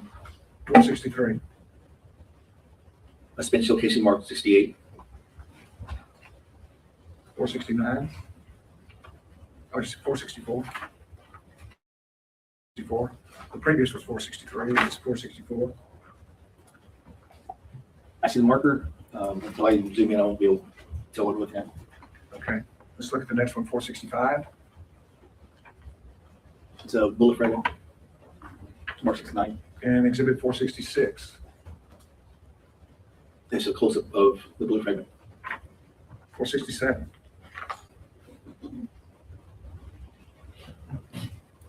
Could you tell us what that is? Above the marker 70. The spent shell casing in the seat. And Exhibit 468, is that a close-up of that? It is. 469.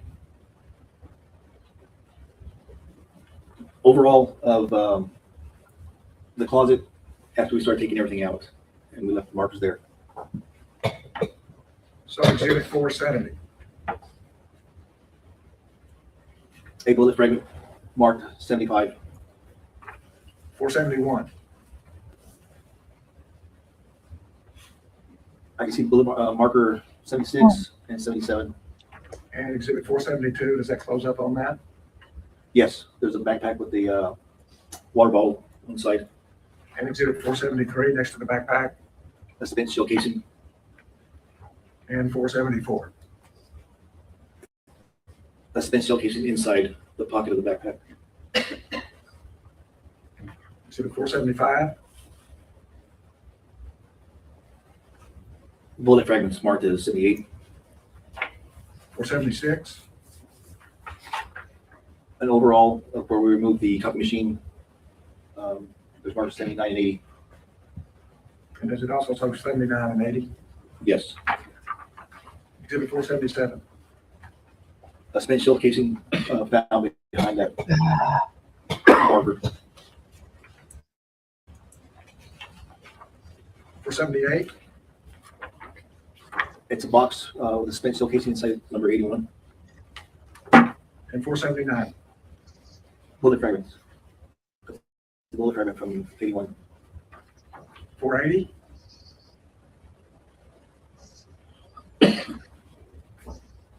Is that just a marker that shows It's a a marker right now fragment? with a fragment problem. 481.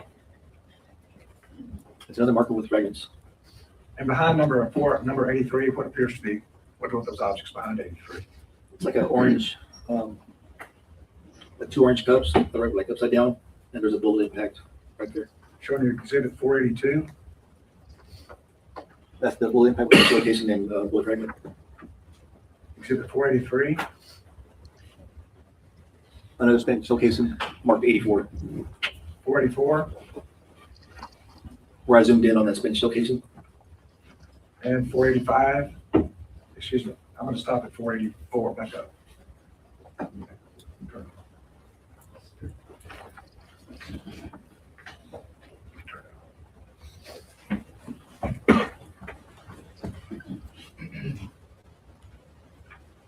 How long did it take for y'all to process this crime scene? I was there for 3 days. I was sent back to El Paso, and the rest of the guys stayed there for, I'm assuming, another week is what I think I remember. And you said something about a Hellfire trigger system. Yes. Was it recovered during your photography? No, it was not. Was it, did y'all, after taking the photographs, did y'all review the photographs before leaving the crime scene completely? Yes. And so Ranger Brian Burney was reading my photographs, and in my overall photographs is where he saw the Hellfire trigger system. And that's how we knew, or that's how they knew to go to that grid in order to recover it. And so did y'all go back in to recover the Hellfire trigger system? Yes. And in general terms, do you know what a Hellfire trigger system is? It's an attachment that turns your semi-automatic weapon into a full automatic weapon. It fires much faster Much faster. with that trigger system on. Correct. That's the witness. I have a bit, but I think Craig's probably done. Okay. All right, ladies and gentlemen, let's go and take our lunch recess. Let's do 1:45 again, 1:45, see you back. Can everyone let the jury get out so they can get their lunch? Would everyone rise for the jury?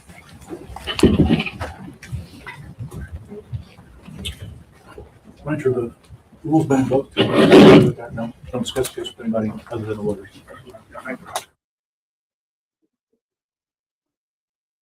Okay, let's fast forward this. Do.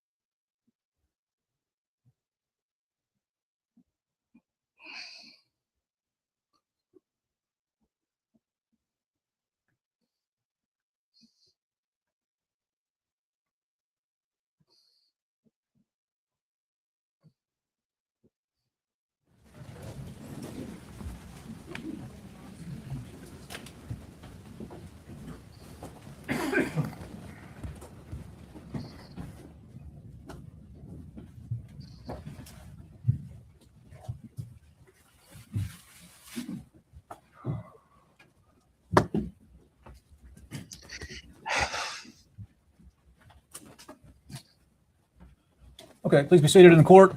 Members of the jury, we had passed the witness for cross-examination before our lunch break, so you may proceed when ready, Mr. Goss. Thank you, Judge. My name's Shane Goss. I know that you were a ranger and you retired, you said a while ago, a little bit ago. In 24. So now you work for the State Department over in Honduras. Yes. Okay, so the only thing I don't know necessarily is I would normally call you Ranger, but it sounds like that's not your title. Do you have a different title that I could call you? No, sir. So Mr. Torres? I'll work. Okay, thank you. I kind of want to start where Mr. Turner left off, which was, and I'm not going too far in depth with this Hellfire trigger or this Hellfire system for the gun, but I do kind of want to explain because I think a lot of people would assume that if you have something on the gun that modifies it, as you said, that allows, for the gun to fire more rounds than each pull of the trigger, right? That's what the Hellfire is supposed to do. Correct. Fire more rounds out of the gun faster than even a human can pull the trigger. Make it more like an automatic. Correct. Okay, so I think a lot of people would assume that would be a part of the gun. Do you know what I mean? And so why would it be found in a separate location? Do you know what the mechanics of that is? I know you put it behind the trigger, and as long as you press it the correct way, it'll just make the trigger bounce faster and fire like an automatic weapon. Got it. So it sounds like what you're saying is this is kind of something that, like a scope or like something else that's added to the gun, but not necessarily affixed to it. It can be taken on and off easily. Is that right? Correct. Okay. And that's something that presumably he would have been able to buy at any firearm shop is it illegal or is it legal as far as you know? It's legal. It's legal. So, and as you probably know, modifications like that allow people and monsters really like him to do the kind of things that he did, shoot a lot of rounds in a small amount of time. Yes, sir. Now I want to talk about I want to kind of go to the, I guess 319, 320, and 321. Could I get those put up? 319 through 321. Thank you. Oh yeah, see the exhibits. Where are the exhibits? Right down the corner. All of these? I can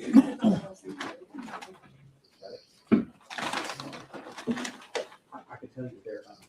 I'm looking for the pictures of the hole that was in one letter that was going to, I guess, go out.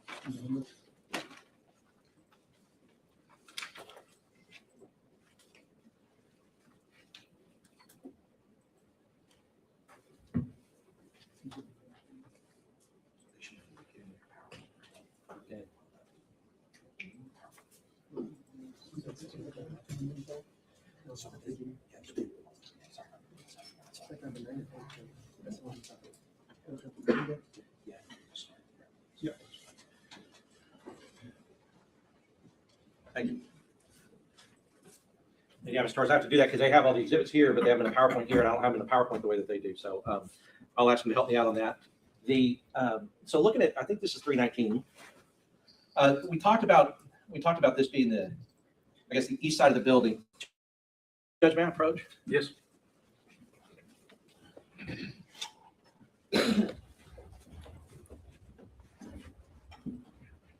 Did you take that photograph?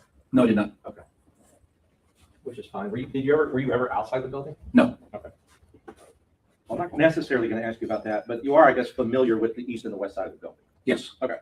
So there's the west side of the building. The northwest side is where the shooter entered. The south side, there's an entrance there, right? And so if you were looking at that picture, we would be looking at this side of the building, the east side, right? Correct. That I'm pointing out. Now, there are on this diagram. This is State's Exhibit 3. I'm sorry, 1. Is it 1 for demonstrative? Okay, there's 1. State's Exhibit 1. So these would be 111 and 112, the two classrooms where the shooter entered and was firing weapons. Now, you didn't process 112 at all. No. And so 111, if we're looking at this would be on the of these two X's. Can you see these two X's? Yes. Okay. It would be the one on the right. Correct. Okay.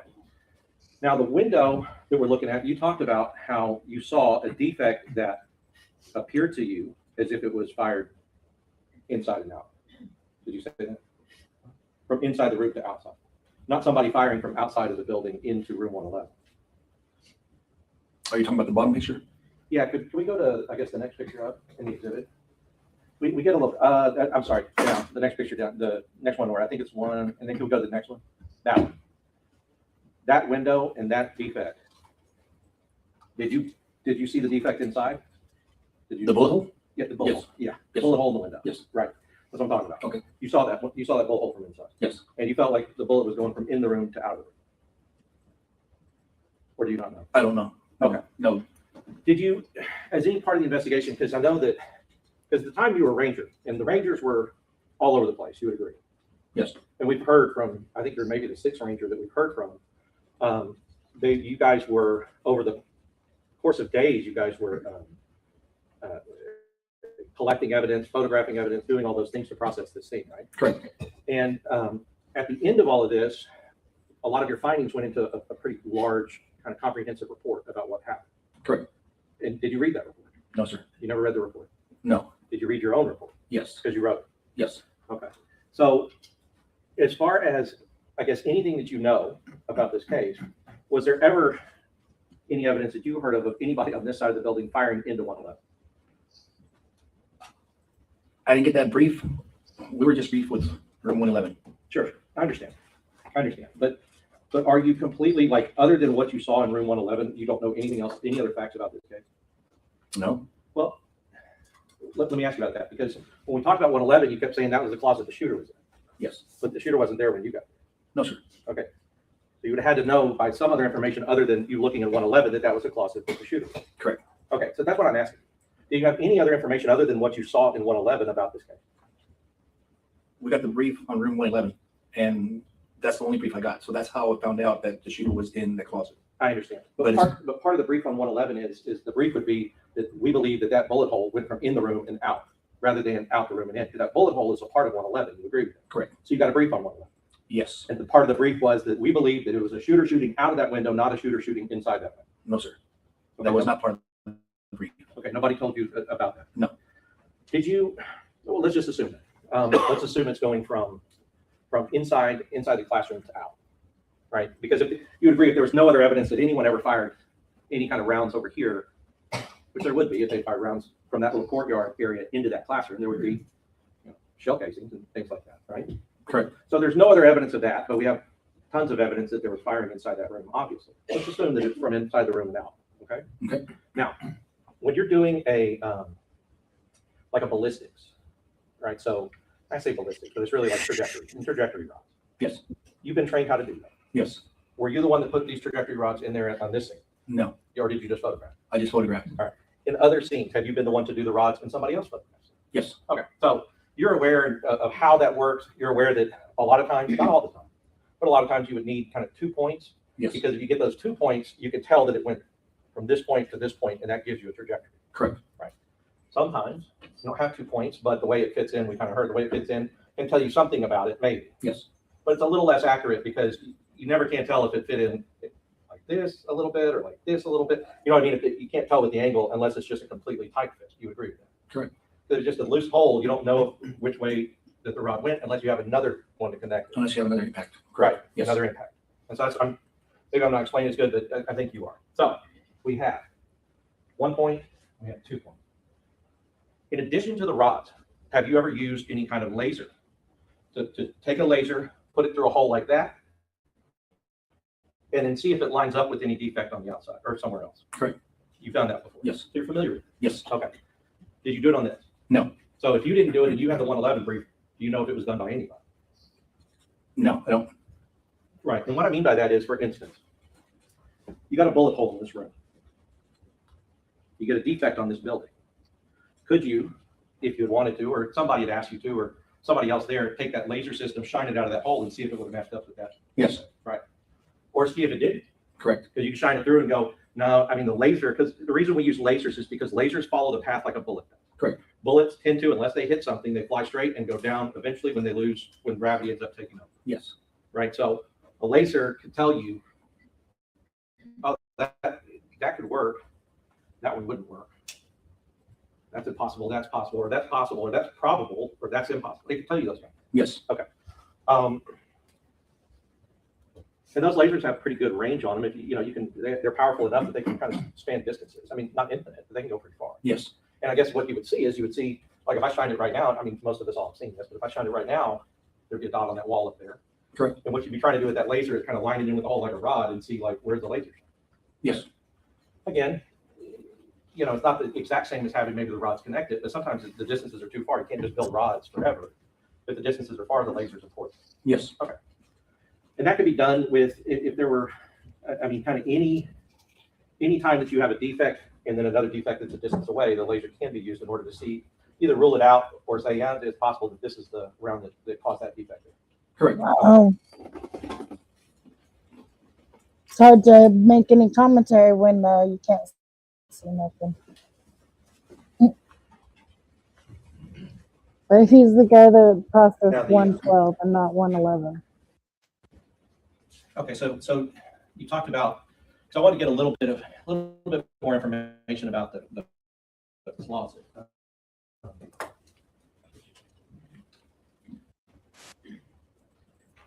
We'll go to 322.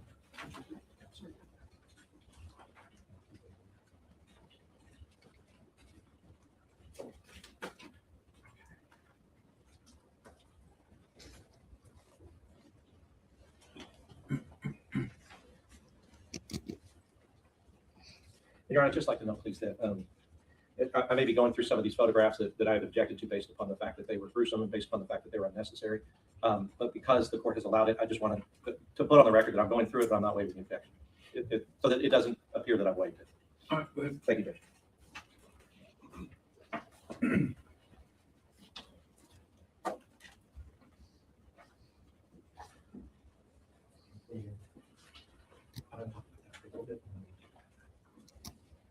Okay, so the we're looking at, I think it's 322.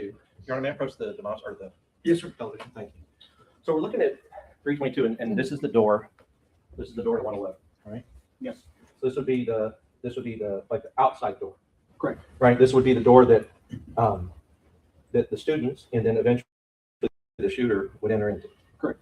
So right here on that door, that would be what looks like a door handle with an exterior lock, or a lock that you can lock and unlock with a key. Yes. All right.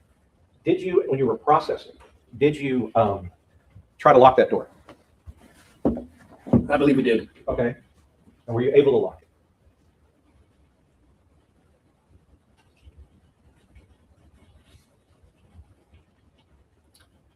I don't remember. I think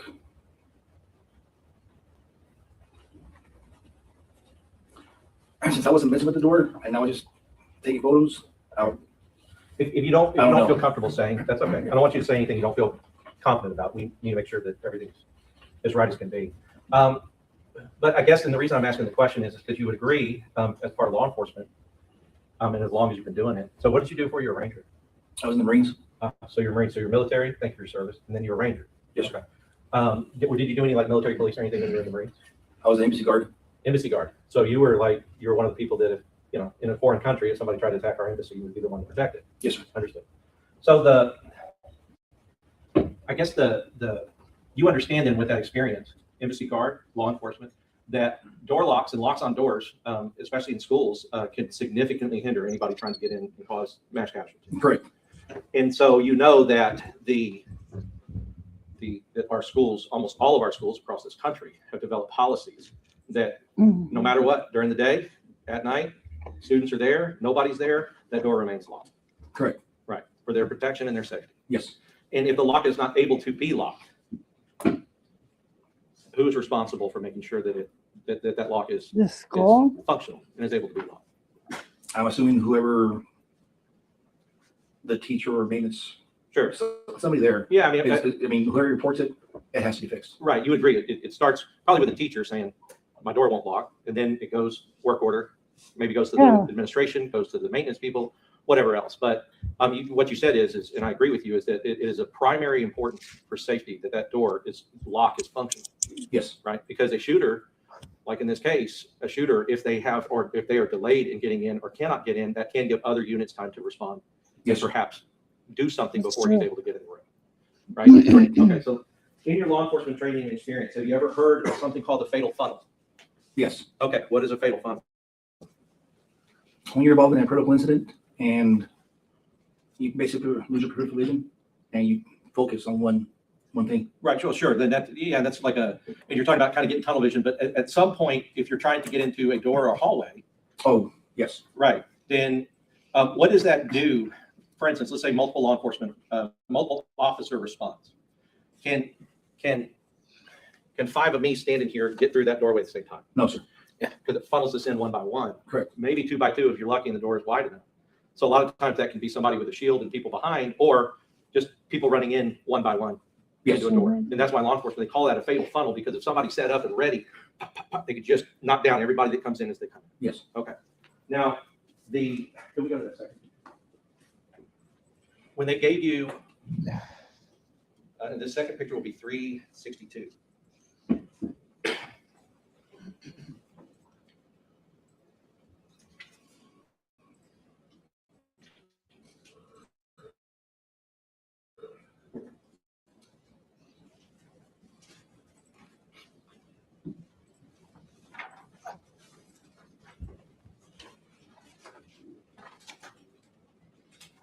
Good questions by the defense. That fatal funnel, I would never. I don't know, in your brief on Didn't Classroom thought about 111, where you briefed that blood we see on the ground, that was the blood of the shooter. And that was his positioning after the BORTAC team went in and a tactical team went in and shot and killed him. No. You didn't know that was his blood. No, I did not. You didn't know that was his position. I knew that. I did not know that was his position. Like his ending up position after he died. I did Okay. not. You're on a map post the television. Yes. Okay, but in being in that room, and one of the things, and I'm not saying that first of all, you took pictures and you did a good job kind of going around the room, and also I know it's hard for you to take this picture. It's hard for everybody to see. And we appreciate that you did it. You did your job. This closet here. Remember that door that we talked about, the outside door we were talking about, the lock? Yes. Right. If we open that door, that's basically a view from opening that door. This closet is directly across. Right. And you know from your briefing that the shooter was in the closet when they got in. Yes. Did you know also that he was in the closet with the door closed? No. Did you know that as they breached, it was dark and the door opened and the shooter? This is all based on hearsay. Well, we're going to have everybody testify to it. And I'm not saying anything that they know that they think is untrue. It's still based on hearsay, Your Honor. Well, sir, if you know, you can answer. If you don't know their own personal knowledge, then tell him that, okay? Yes, sir. Okay. So you said you did not know that. Did you know that the room was dark when they went in? No. Okay. Were you aware of a policy in the schools for the safety of the children that the teachers and the children are trained on, that when there is a shooter and they get an alert that there's a shooter on campus, that they are to go in, turn off all the lights, be quiet, and hide? Yes. Okay. So if it was dark when they came in, it would not be a surprise, because any teachers and students following that training would have turned all the lights off been quiet and hid. Right, okay. So this door, as we talked about in this little closet, is directly across from the door that we entered into. Okay. And in your briefing on room 111, were you briefed that this was the shooter's homeroom when he was in 4th grade? No. Okay, you didn't know that? No, sir. Right. Because if you had known that, or if anybody in law enforcement in that position had known that, and had known who the person was before they get into school or whatever else, or even when they're outside the school, that gives a little bit more information about maybe where he's headed. Not just randomly going into a room, but going into a room that he knows, right? Correct. And that's important because if that was his home room. Objection, Your Honor, he's testifying, he's not asking questions. Oh, it's cross-examination. I'll overrule the objection. If that was his home room in 4th grade, then he would know, just like any student there would know, that closet was there, right? If that was your homeroom or mine, and we remember our homerooms for 4th grade, we would know the positioning if it hadn't changed, and the building hasn't changed since we was in 4th grade. But we would know that that's there. Now, a shooter who is perched there can create a fatal funnel at the entrance of that classroom. Yes. Right.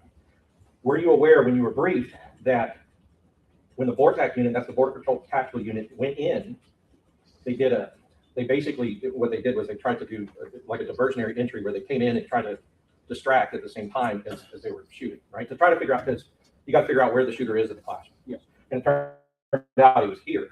They had to draw fire to do that. Were you briefed on that? Okay. Were you briefed on the fact that Wayne Jackson from the BORTAC unit was shot in the head by the shooter? No, sir. Okay. So, and that's because if you're on a stick, as they call it, you got to be on a stick because there's the fatal funnel and you can't all fit at the same time. You go into the classroom and go to the side, and Wayne Jackson is at the very end and he gets hit in the head and it turns him around. You didn't know that? No, sir. Okay. So it's safe to say that this shooter is a mass child murderer who wants to be a cop killer. You would agree with that? Possible. Based on those facts? Yes. As I gave it. And this shooter is, because a shooter in a mass shooting, you said you've worked several. A shooter in a mass shooting can kill themselves, right? That's something that has been done and can be done. A shooter can turn the gun on themselves. Yes. They can, continue to kind of roam around in the classroom and aimlessly maybe, or, doing stuff or saying stuff, or they can walk around the classroom with their gun. They can do that, right? Yes. Okay.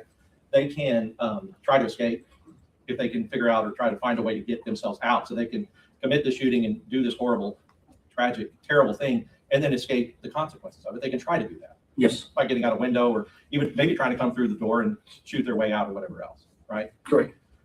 But in this case, after he had committed his atrocities, he got in a closet and waited for the police to come in so that he could try to kill them based on all the facts that you have. Correct. Okay. So he's a mass child murderer who wants to be a cop killer. And luckily for Officer Jackson, it hit him in the top of the head, spun him around, it didn't kill him. But had it done that, he would have been both a mass child murderer and a cop killer, right? Yes. Okay. So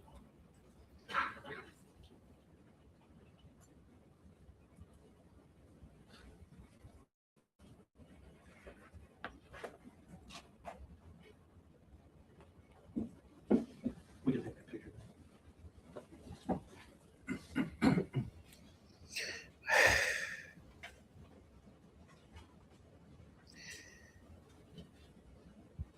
So like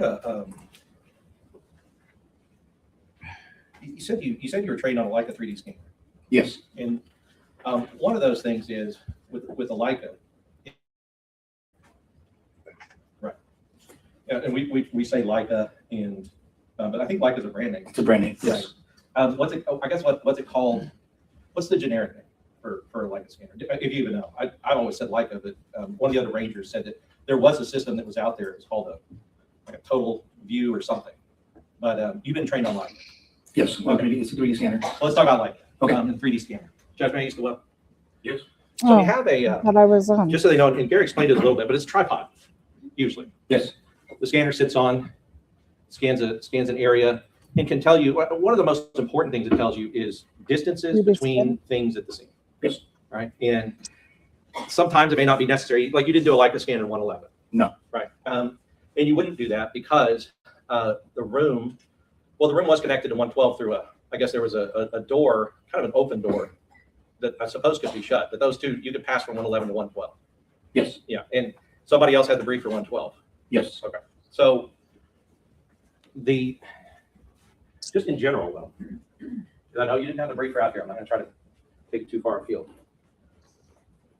But just in general, in your forensics training, like a Leica scanner for, say, in this field, in this area, this area, this area, this area, this area, that would tell distances between shell casings, between cars, Yes. between car and a building, right? Between entrances, between these cars in the parking lot. All of those things, a Leica pretty quickly would be able to scan it, get a million points of data, and then that's how it ends up. Is we could end up saying, well, this is 15 feet from this, or this shell casing is 10 feet from this shell casing, and this shell casing is 50 feet from that one, right? Correct. All right. So when we talk about this area here, I want to talk about shell casings and shell casing collection. Have you ever been part of this? Barry, what was that called? The line that they do? Line search. Line search. You ever been part of the line search? Oh, yes. Right. And you say that like yes, of course, and I've done it a lot. Yes. Right. So in this case, the FBI do a line search. They do a line search all the way out here, all here, looking for shell casings, right? And so the way they described it is, everybody's in a line. Objection from parent testimony to other witness. That's not, I don't think that's an objection. And he's been proffered as an expert by the state. Oh, really objection, but So they're walking a line. And I see something. Everybody stops, flag, and do that. Is that your experience the same way? yes, Have you ever had to go on your hands and knees? yes. And what would the reason for that be? Get on your hands and High grass, knees. weeds. Sure. You can't necessarily trust if you're standing all the way up. You can't trust your ability to maybe see something, so you get down low to the ground. You get down over the ground. I mean, you can use flashlights as well. Right, sure. And so it's you would agree that it's a thorough search, is what you're trying to do. I would add another search. I mean, a different technique. Which one? In the past, I've used ATF canines that are specifically trained to look for shell casing, burnt gunpowder. Right. And yes, And that's interesting because you'd have like a canine that we see at the airport that is, and maybe sometimes at a traffic stop, probably not sometimes, that is trained to detect drugs, right? Cocaine. And those dogs that are trained to detect cocaine are like, that's what they do. They detect cocaine. There's other dogs that are trained to detect bombs. And that would be really not, here's a bomb. What they're trained on is they're trained on the things that make up bombs. Yes. Or other things like that would go into the bomb making if somebody were to do that. Then you have other animals like you talked about, these canines that are highly trained to detect the scent of gunpowder, which would be on the shelf. Right? yes. Okay. So let's assume that all the search is done the way that you feel should be done. And there are, if you look at this, I don't know if you got this from your brief, but I'll just tell you because it's the state's map. Objection to just telling them, that's not a question. I'm just, Damien, I'm surprised that it's actually only 2 that are being charged, because there was a lot of standing around and shit, and people telling people not to go because they didn't have the right shields and stuff. Like, it's fucking sad, man. Please. Yes, Your Honor. I'm just trying to orient you because this is the state's map. I don't know if you can see this red line. Can you see this red line here? Yes, sir. Okay. This is the state's map, and this is the shooter's path, and this is the culvert where he wrecked, right, at the start of this. Can you see that red X? Yes. Okay. So a path that takes him, the way that this path takes him, if shots are being fired along this path, they're being shot here, here, here, here. All things considered, as an investigator, would you expect to find shell casings? Assuming they weren't picked up, assuming that they weren't moved, but a shooter shooting, as he goes this way, would you expect there to be evidence of shell casings to the right of where the shooter was? It would depend on how he's holding the weapon. Sure. So he can be holding it sideways, Right. and the shell casing goes straight up and go. So Right. they can bounce either way. But I guess to go left, to start ejecting out from the left, he would have to be holding it upside down. If the ejector port is on the right side of the gun, when the gun's right side up. Yes. Right. So it would require somebody holding an M4 upside down and shooting to get ejection coming out the left side. It's possible. I mean, It all depends on how the person was holding it. I mean, that's just a big variable. And I agree with you, it's a big one, but we can say, eject report to the right, shell casing go to the right. Right. Right, unless it's upside down, and then it would eject out to the left. Right. Not a common way to No. use it for, right? Maybe here, to the side, up, and the power is making it go up.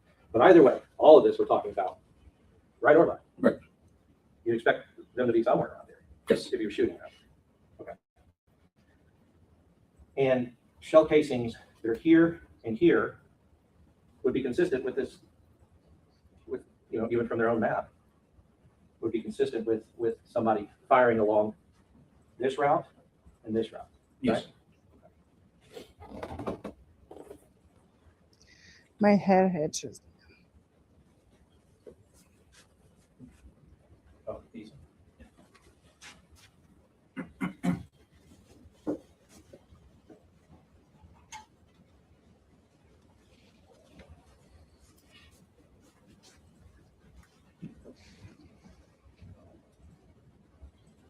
Judge, I'll pass.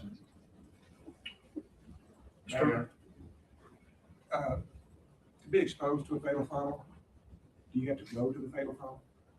Yes. If you don't approach the fatal funnel, you're not exposed to the fatal funnel. Correct.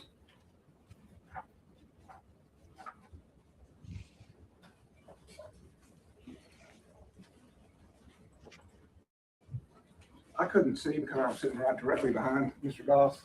He was talking about the shot coming from 111. Could you point that out, just in general terms about what that we're talking about? Your fingers there on the east side of the wing. And then he was talking about a building that it could have gone to. That building there? Yes. Okay. Just want to make sure I understand that. Bill, you gonna have any? I'm sorry? Are you gonna have anything else? Okay, thank you. And when you were the crime scene worker in this case, you picked up casings, correct? And fragments of bullets or bullets Yes. and defects. Yes. And what's a defect? Where a round makes an impact on an area, a desk, a wall. That's pretty standard stuff, right? If a bullet hits something, it leaves an impact and you can see it. Yes.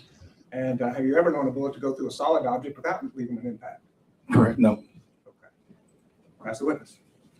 Just, as far as approaching the fatal funnel, all law enforcement is taught to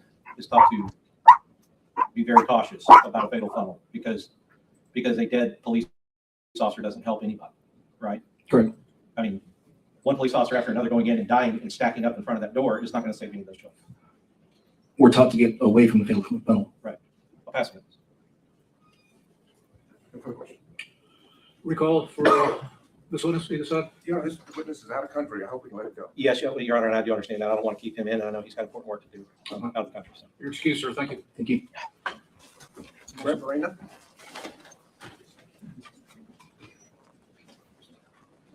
Maybe we approach as he's coming here. Okay.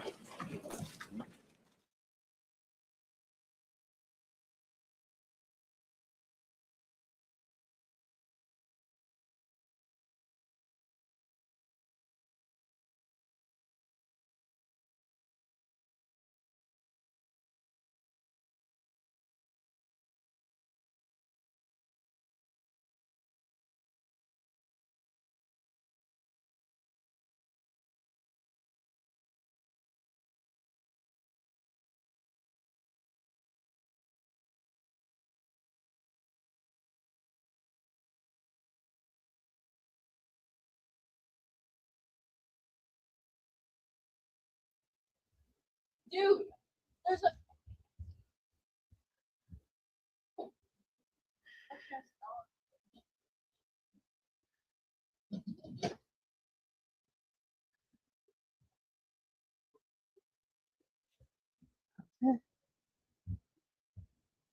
All right, what are we doing? Come on, chop chop.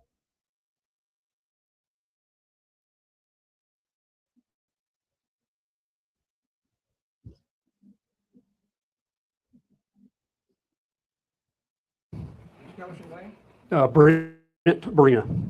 And what do you do, sir? I'm a lieutenant with the Texas Rangers.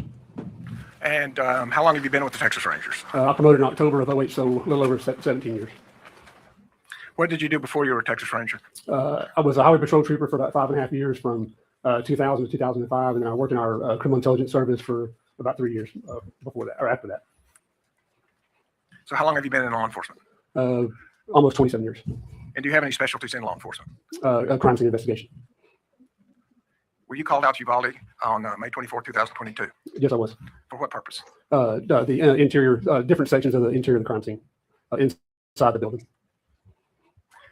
And did you also conduct searches of crime scene outside the building, specifically as to the room 24?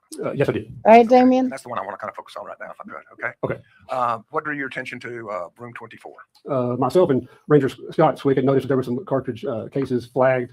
I guess we would have been to the south of the main building where the shooting occurred, and it indicated that there might have been some shots fired towards building 24.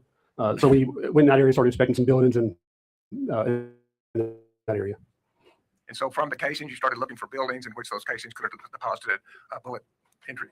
Correct. We were looking for structures that might possibly have a bullet defect on them. And did you find any with a bullet defect on it? We did, yes.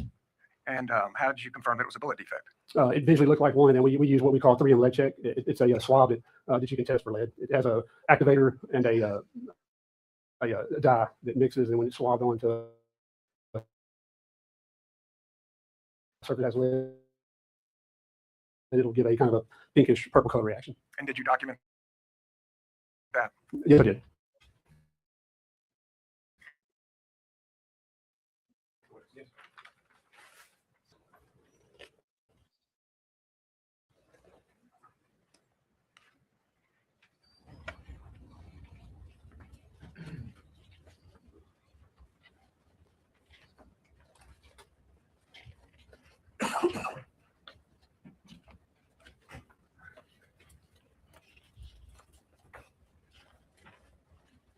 Yes, I do. State Tenders Exhibit 634, 3645, and Officer for admittance.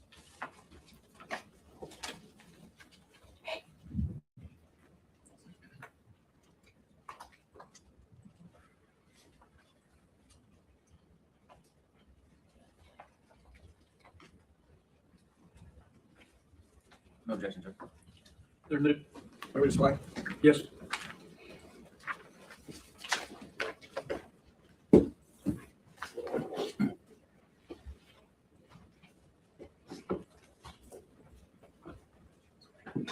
Ranger, if you need the pointer, help you point things out to the jury. Thank you. Showing your state's exhibit 634, you give us just a general description of what we're looking at. Yeah, that's an overhead view showing the main building where the shooting was, and then down towards the lower right where the white roof is. That's classroom 24. And would you point out classroom 24? You want me to approach? Thank you. And your testimony was you started from a point where there was a series of casings. Is that correct? It is correct, yes. And you looked in a direction where that may leave an impact on a building. Yes, correct. So showing you exhibit 635. Can you tell us, is that generally where you were talking about? Excuse me. Can you tell us in general terms, is that the area where the casings were and the area you were looking for impact?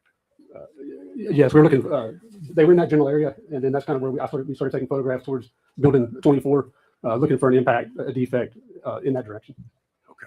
And the red X, is that a place that shows where the photograph 636, the next photograph, general terms, where that photograph was taken? It does, yes. When you show 636. And looking at exhibit 636, can you tell us where the building is that you ended up searching or finding an impact? You're on the approach. Yes. It'll be this building right here, the same building just to the left of that Chevrolet truck. And exhibit 637. What are we looking at now? It's just as the photographer's walking forward closer to building or classroom 24. So you just close in with your photographs until you get right up to it? Exactly, yes. And exhibit 638? Yeah, same building, just as we're getting closer to that building, photographing. And 639? Same, now we're getting right up on it. Okay. Did you find an impact? I did, yes. And what is the ladder there for? It was a ladder I had that we used to get up to the height so we could photograph it and use the lead check swab to access that defect. Okay. So that's the ladder you had to get to the impact? Correct, it is. And exhibit 640, can you tell us what that is? That's us getting a little bit closer to it. Okay. I want to take just a minute while we're still out a little bit. Can you tell us the nature of that material that the building is made of? Yes, it's a sheet metal. And does the sheet metal have ridges or different ins and outs of that sheet metal? Yeah, I refer to it as kind of corrugated. It has ridges and kind of peaks and valleys. Okay, point out for us where your ladder is. Point out to us a peak and point out us a valley. You're on the map. Valley peak. So the peak is where the ladder two legs straddle it.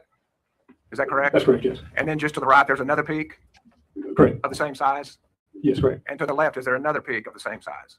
Yeah, it looks like with the conduits attached to, yes. And that pattern repeats itself all the way down the wall. Is that correct? It does, yes. And so the peaks are raised and the valleys are lowered or further away. That's correct, yes. And not only, and is there an impact in Stakes Exhibit 640? Yes, there is. And is it in a peak or a valley? It's in what I would call a valley, yes. Okay. Would you show the jury again where the peak is? Steep will be over here, and then the valley will be here. The valley being recessed, about how far? Maybe an inch, approximately an inch, something like that. Okay. And did you point out the impact for the jury? Yes, with this area right here. And what you're holding, what is that? That's the 3M lead check that we use to test if it tested positive for the presence of lead. Talking about this. And just to the left of that valley where the Shit impact that is, we what is won't that? be able to see. It looks like a conduit, like a plastic piece of conduit pipe. Can a bullet go through a piece of conduit like that without leaving an impact wound? It could if it just kind of grazed it and skipped off of it. If it actually hit it straight on, it could go through it, or it could fragment. Was there any impact on the left side of that conduit? Not that I could clearly see. I mean, I can't rule out the possibility that it did impact that, and then the ground fragmented, and then went through the surface, the metal surface. I guess what I'm asking is, in your inspection of impacts, did a bullet travel through that PCB pipe and then enter that valley? Not that I can tell. If it did hit the PVC pipe, it would have been on the edge closest to the impact site. Excuse me, I didn't understand. I said if it did impact the PVC pipe, it would have, or the conduit, it would have been on the side closest to the impact site on the metal. Would that be in the right-hand side? Correct. Yes, correct. So the only impact you saw at all was on the right-hand side of the PCB, if you saw it at all? That's correct. Yes. Not on the left-hand side? No. So do you have an opinion as to whether or not a bullet came from the left-hand side through the PCB into the valley and then into the building? Yes, my opinion would be that it may have possibly struck the right side of the conduit and then into the sheet metal. But not the left side? That's correct, yes.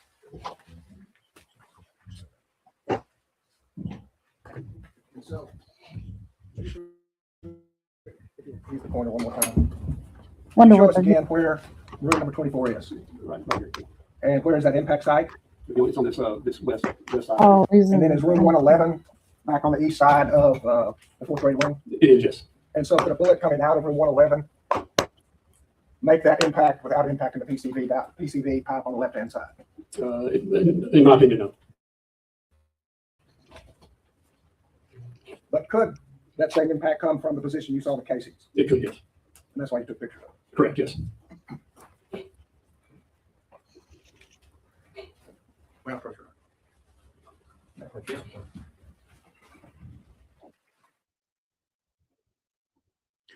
Oh, come on, man.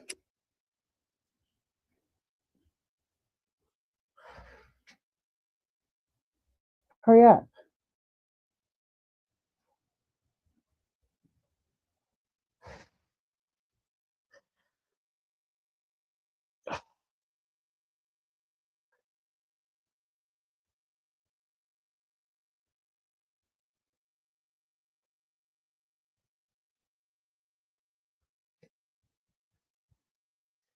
Oh, come on. This is ridiculous. A lot of freaking bullets. That's all I know. That mofo. He went in like a blaze of glory.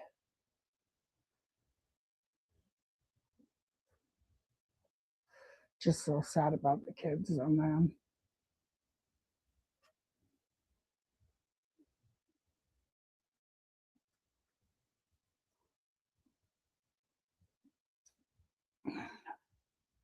That is so sad. Okay, come on. Jeez Louise. What are we doing? Going through fucking BFE? Oh, there we go. We're back.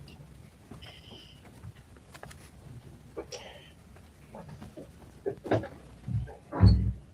can be seated in the courtroom. Thank you.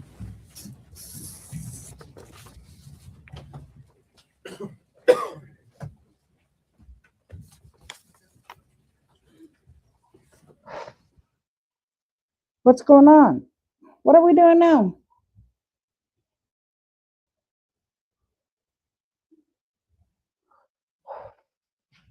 What the fuck are we doing? Go on. What are we doing?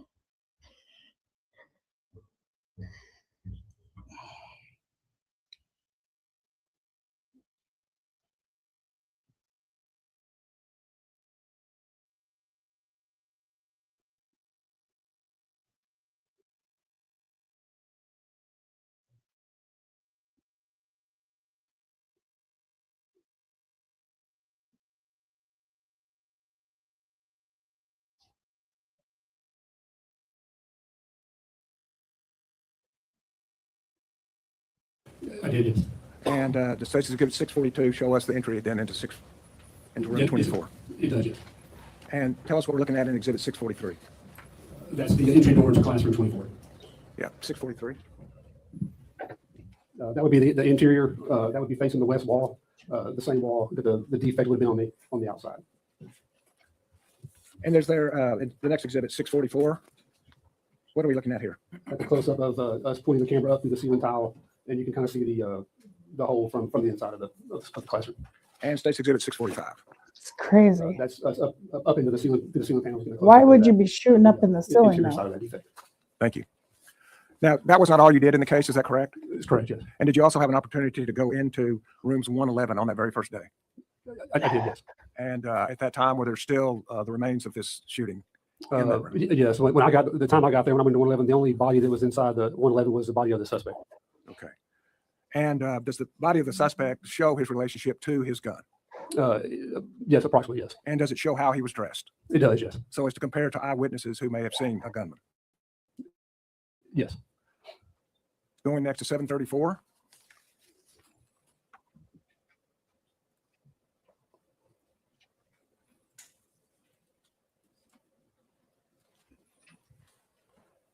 And you can go ahead and go to 735 now. And I'll just ask you, we just saw 734. Is that a fair and accurate depiction of the man in black? Yes, that's how I found him, yes. And State's Exhibit 735, does that show him in relationship to a weapon? It does, yes. And would you show us where that weapon is? On your monitor, may I approach? The weapon the round was right here. Okay. And about how far from his feet? I'd say within less than 2 feet. And moving now into room 112 from 111. No photographs. We had no photographs of that, but you did see it? I did, yes. You did observe it? I did, yes. And would you describe for the jury what you saw?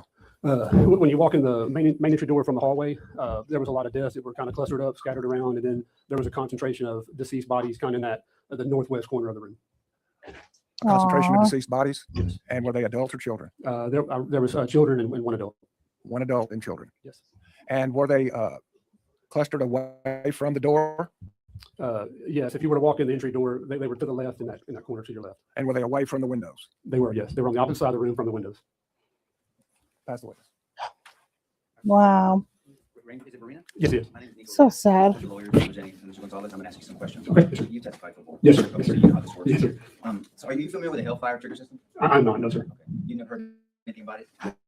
No, I heard briefly them talking about it. I wasn't responsible for those two classrooms as far as the crime scene processing, but I heard talk about it, but I never actually knew what it did. Yes, sir. Yes, sir. In your duties as a ranger, have you done any training in firearms? I have done some, yes. You understand that there's some things you can put on a trigger to make it move faster and shoot faster. I have heard that. I don't have any experience with it though, but I have heard there are some things. Have you done tactical training yourself? That's limited. I'm not more on the tactical side. I'm kind of a crime scene guy. I've done some, but very, very limited. Do you do trajectory analysis? I do, yes, sir, I do. Okay, so as part of your experience in trajectory analysis, you have to understand how to handle a weapon, how it's shot, how it functions to actually give a better opinion of your How are you? assumptions you're making, right? Yes. Okay, and when it comes to trajectory analysis, other rangers have testified to this, it's really an educated guess of what you're trying to put together. Well, there's a little margin of error, but if there's a perforating defect in the surface and then a secondary one, then that's a good candidate defect for a flight path rod. And it'll give you a good ballpark estimate of some location of the shooter. There is some margin of error. Well, the fact that you said ballpark means that it's not exact science. It's not exact. Yeah, there could be, there is a little margin of error. Yes. And well, other rangers said it's possible. They use a lot of words like possible, right? Yes. Okay. Okay, So we're you talking about guys are possibilities. speaking You've heard of a fast misfire. or You heard of someone misfiring a weapon? Yeah. And misfiring a weapon has to do with trigger control. You understand what trigger control is, right? I do, yes. Okay, so trigger control is making sure your finger is in a safe position and not hovering inside the trigger guard, correct? Are you referring to an accidental discharge or a misfire? Well, okay, fair enough. Let's talk about accidental discharges then. Okay, what is indexing your finger on a weapon? It's keeping your finger off the trigger. May I stand up, Judge? Okay, so we don't have a blue gun, but I'm not gonna ask for one there. So there's a trigger in a weapon, and we're talking about a handgun first, and then there's a trigger guard around the trigger, right? Yes, that's correct. And then and this applies to a long rifle or a handgun, correct? It does, yes. And so when someone indexes, if law enforcement or if anybody trained with a weapon is taught to index, you are taught to keep your finger outside the trigger guard. And if this is my trigger, I don't want to be in the trigger. I want to be outside the trigger guard. Yes, if you're indexing, then your finger should not be in the trigger guard on the trigger. And so trigger discipline references not being lazy about having your finger, because you hand a child a gun, they automatically, most people, even not children, will grab that handle and then put their finger inside the trigger guard. I can't accurately say that, but that's possible. An untrained person with not proper trigger discipline could potentially do this. That's possible, Okay. yes. And so many people that are not trained well, they automatically put their finger in that trigger guard, and that could create as you said, a misfire or an accidental Discharge. Okay. Yes. And so there's no way for you to tell in your analysis of trajectory analysis whether somebody does an accidental discharge or whether it's an intentional discharge. No. Right. And so if we can we look at, I think, is it 636 and 637, the pictures you guys had? I think it's exhibit 636 and 637. Bill, do you have them? Or who does? Who does he show? I was doing 7. You don't have the number on it? No. Oh, got it. It is, can I see the ones you have, 636 and They're probably 637? up there. Can I approach that?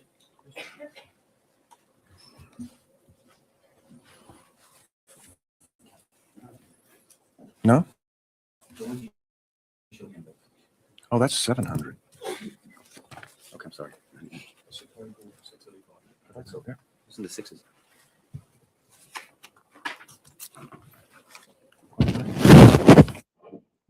Ow, that hurt.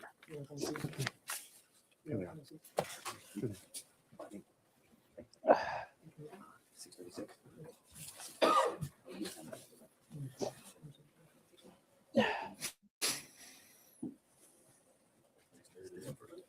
Thank you. Okay, this is State's Exhibit 636 in evidence, but in the PowerPoint, it's whichever one they have. So this is 636. You testified to this earlier to the government, correct? I did, yes. May I push it? And so I think kind of the question we were asking you was you were trying to talk to you about the trajectory path from this place in the parking lot to building room 24. Do you remember those questions? Yes.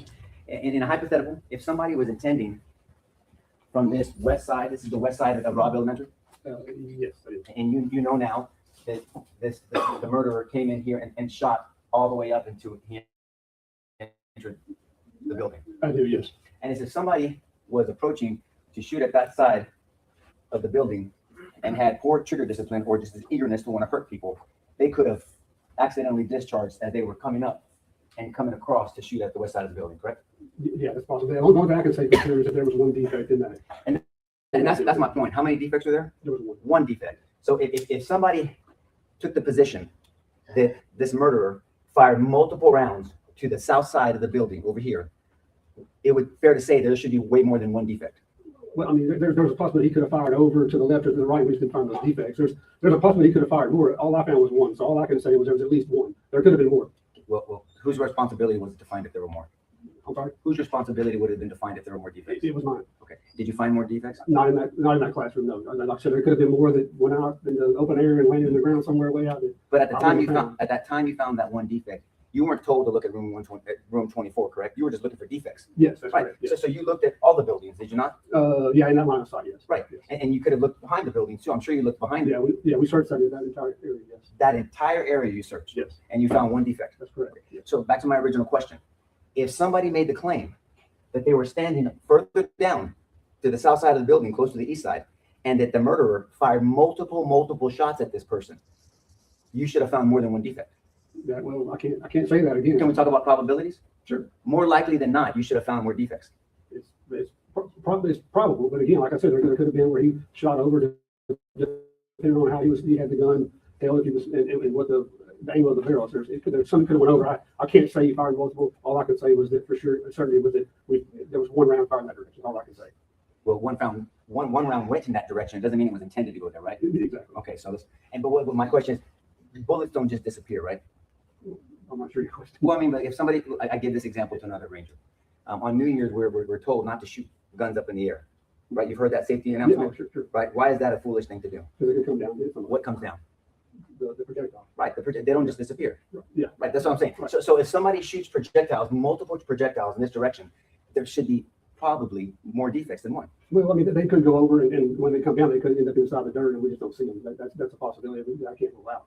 But bullets don't loop, do they? Well, there's a parabolic. Once they come up, if they're shot in a parabolic arc, so once they go over, they're going to arc and come down. They could go into the ground. If somebody's on the ground, if somebody makes the claim while they're on the ground that somebody shot at them from this angle multiple times, there most likely probably would be some defects on these buildings. Right. There could be. Yeah. I mean, like I said, all I can certainly say is there was one. That's all I can say. Just one. Yeah. Anything else I'd be speculating. Okay. And I don't want you to speculate. Yeah.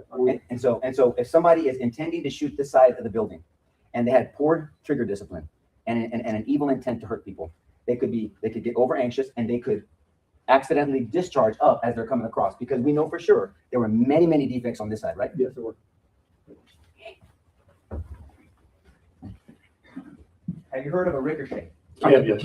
Explain to the jury what a ricochet is. Ricochet is where the projectile strikes a surface and then usually at a low angle, and it ricochets off and continues its flight path past that point.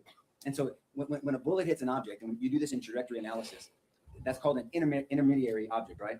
You talking the surface it hits? Yes, sir. Yes, it is. Right. And then that bullet can do something else. Oh yeah, yes, yeah.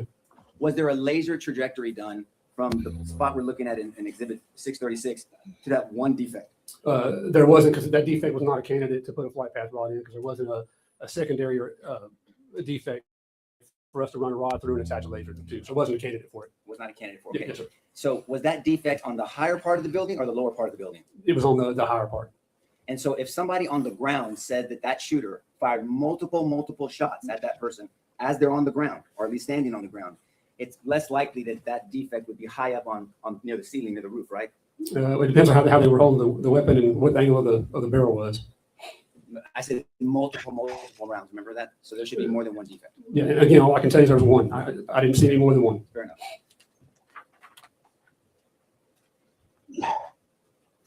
Now we saw that picture of the suspect in Exhibit 734, I believe it was.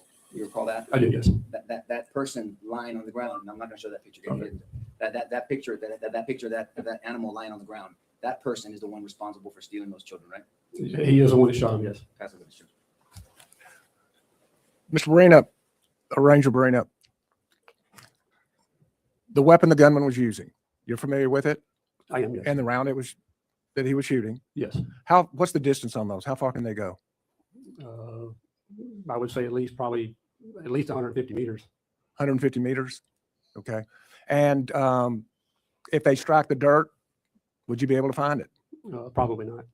And if they're shot over the building, would you be able to find it? No, probably not. And on that exhibit that's in front of you now, to the left of that building, could you tell us what is composed of? To the right of the building, excuse me. Where the fence is? Yes. Yeah, I think that was the air conditioned HVAC units. No, I'm sorry. Would you approach? Let me go.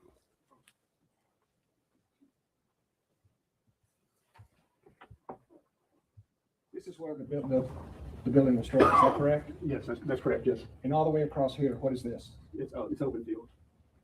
Is there any way you would recover a defect in an open field? The probably would be very slim, no. And if shot above the building 24, was there a defect there that would have been recoverable by you? Can you repeat the first part of the question? Shot above the building, would you have been able to recover a defect shot above the building? If it went over and into the grass, no, it probably would be very low to recover that. And to the right of the building, do we have open fields also? We do, yes. And the same question about likelihood of recovery. Yeah, it'd be a low probability, same like this. How's it? When it comes back to our back to our hypothetical, if that same person that claims that the shooter from this position shot multiple rounds at them, and they're further down, you have this HVAC unit and all the fence that would be at the very least concealment, maybe even some cover for them, right? For who? Someone behind it, someone on the south side of the wall, I mean, of this building, Oh, yeah, okay. right? Yeah, it's possible, yes. Well, I mean, it's not possible. That's there. This is in the way. You're talking about the HVAC units is covered? Or the, Yes, sir. If in our hypothetical, if the person's behind it, they would have to shoot through the HVAC units to try to hit them. well, like again, it depends on how they hold the weapon. You'd have, okay, well, explain that to me. Well, if the person, if they're holding it at the hip and the barrel's aimed up, they could get over those HVAC units fairly easy. Well, unless you have to be 20 feet tall, right? I mean, what if the person is just regular height people? I mean, it doesn't lob. You can't. It's not a grenade, right? You can't lob a bullet. It shoots very direct, right? No, not. I mean, the trajectory is based on how the weapon's hold. You can. Well, I've seen many shootings where they hit the weapon and fired high. A lot of their rounds were inaccurate because they had it at the hip and were shooting way high. I'm not talking about inaccuracy. I'm talking about probability of hitting somebody because they're behind these HVAC units.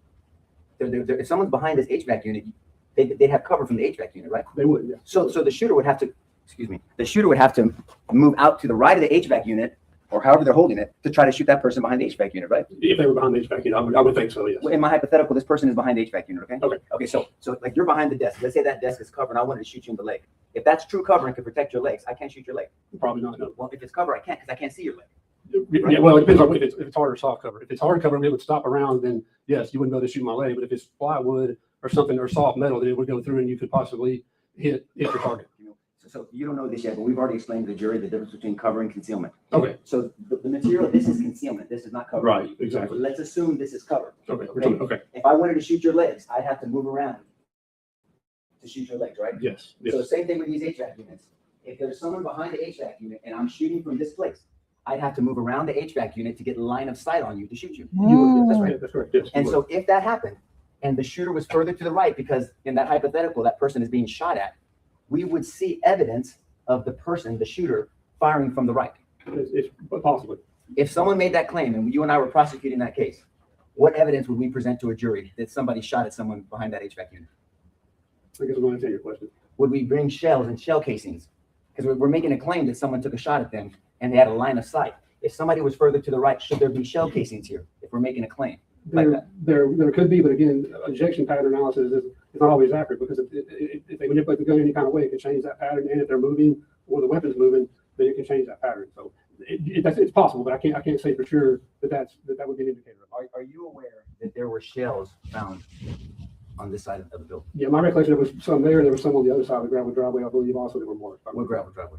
The one there, I believe. No, sir, you're wrong about that. Okay. So it's just right here, right? Okay. Right on the edge. Okay. So that's my point. So we found. That's a mistake of the facts. All right, ladies and gentlemen, jury, what the lawyers say in their questions is not to be construed as fact. So therefore, if it differs based upon your recollection, rely on your own recollection. Go ahead. Thank you, Judge. And so as we recall, we remember that there are shells up and down this, kind of up and down the edge of the parking lot, right? Correct. Okay, so if there are shells on the edge of the parking lot, would the shooter be on the right hand of the shells or on the left hand of the shells, knowing that you know what kind of weapon was used? Normally it would be on the left-hand side. And why is that? Because typically that weapon, or the most common ejection pattern, is usually to the right and slightly rear. Right. So, and it's called the ejection port. It comes out of the ejection port, yes. And so they've heard this already, but just to make sure you and I are on the same page, there's a long rifle with an ejection port. The magazine comes in, you chamber it, you have a trigger inside the trigger guard. Once you shoot, then the casing is discharged to the right, correct? Yeah. When the bolt comes back, it's extracted, ejected, usually to the right and maybe slightly rear. Kind of if you're looking at a clock, the muzzle will be at 12 o'clock, the stock will be 6. Most of them are going to be at 3 to 4:30. That's right. That's right. And so if the shells are here, roughly, I mean, they're a little bit, but there's a collection of them, you know that. Yes. Then you agree with me that the shooter is to the left of those shells, that shell line. That'd be the most probable position, yes. Unless there was manipulation of the weapon, something like that. The most probable position, if it was fired in a normal position, it would be to the left of that. Outright. To my knowledge, no. Again, I didn't work the outside. Okay. I didn't work that. We went over to classroom 24 out there, so we went out there just to make sure nothing was shot in that direction. Okay.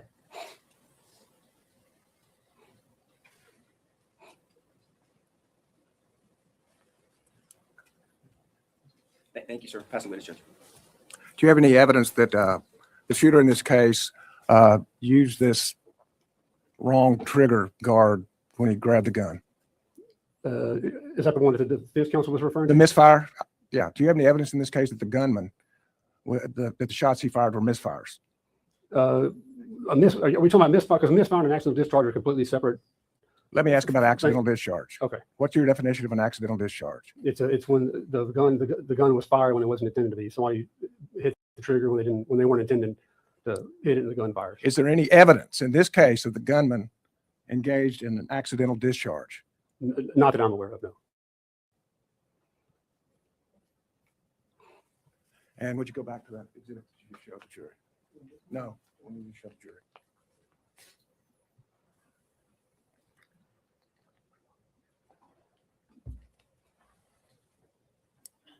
Dude's like, let me off the stand already. I believe the defense attorney said, if there are casings here, and you said you didn't recall that, is that correct? I recall when we were walking from seeing some flags for casings where I just don't really the exact precise location. I do remember casings being in that area. Is this pavement? Yes, yes. Do you recall seeing any casings on pavement? Not that I recall, no. Okay, how many times did the defense attorney ask you about casings being in this area on the pavement? No, he didn't say that. He pointed right here, didn't he? My understanding was he was talking about the grassy area. That's what I was assuming. He was talking about the grassy area. Let's take a look at what the evidence shows, okay? Sure. Ah.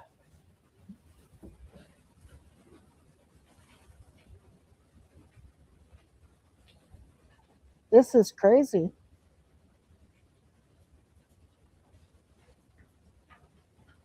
Are there any casings on the pavement? No, not that I see. Again, like I said, they were marking flags, and we obviously can't stick a flag in asphalt, so they're on the grass. And it's exhibits 112, 113, 111, those have been identified as being casings. Those are not on the pavement. You're talking about the ones that are marked 12, 13? Yes. Yes, yes. And would you show the jury how far up the red flags go? Looks like they go up kind of where the asphalt meets the concrete. Would you approach the photograph and show the jury how far up those red flags go? They go up to your, go past that drainage, where the drainage goes on the sidewalk, and they come across. And from that position, is there a line of fire to the defect that you found in room 24 that you've been talking about today? Yes, sir. That's witness. And evidence of an accidental discharge could be a defect high and away from any targets that could be shot at. It could be, yes. So if you have evidence of a bunch of damage, like on the west side of Robb Elementary, and then you have what we call a one-off, right? A one-off high and above any potential target. That could be evidence of an accidental discharge as someone is swinging a rifle. Yeah, I can't rule that out. Right. Pass the witness, Judge. And it could be evidence of somebody shooting from the hip. It could be, yes. I can't rule that out either. And have you said that you've seen people shoot high in these kind of shootings? I have, yes. So you do have evidence that people shoot high in active shooter situations? Yes, yes. Pass the witness. No further questions, Judge. Thank you, sir. Yes. No, sir. Discuss the case till you're aware the trial's over with, all right? Thank you very much. May I have a point of clarification at the bench? Okay.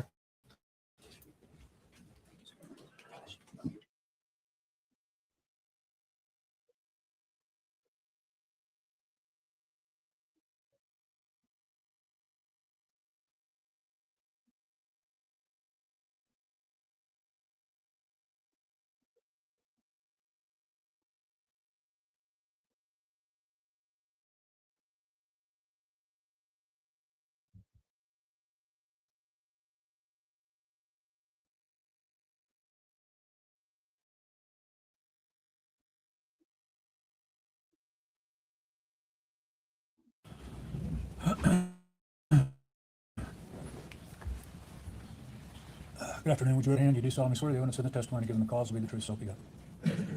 Have a seat over here. Adjust that microphone if you need to. Mr. Drury, you may proceed. Thank you, Your Honor.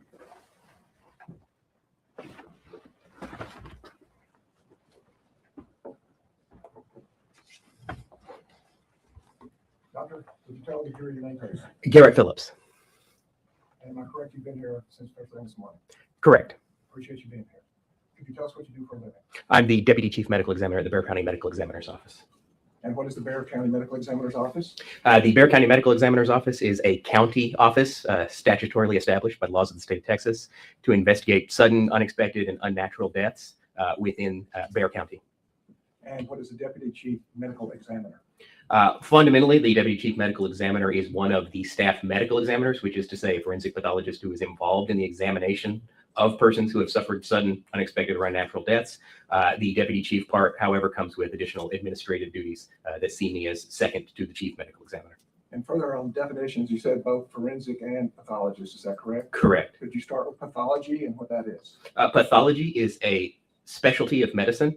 It is divided into two subspecialties: anatomic and clinical pathology. Anatomic pathology is the study of tissues removed from a human body. Those may be as small as individual cells in the case of cytopathology, all the way up to the entire deceased body, as in autopsy pathology. Clinical pathology is the study of fluids removed from the body and tested in a laboratory setting.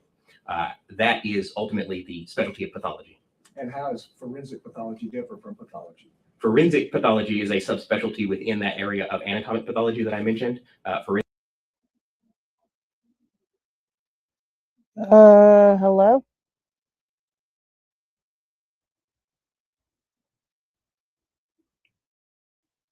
Hello?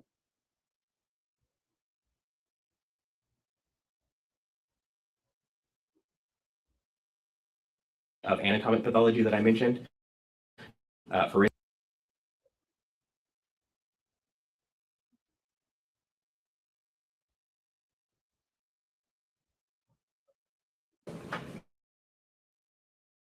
Yes. Gunshot wound. So this wound entered relatively high here, and it's going to have the ability to breathe, going through the vertebral column and transecting the spinal cord. And could you describe for us, let's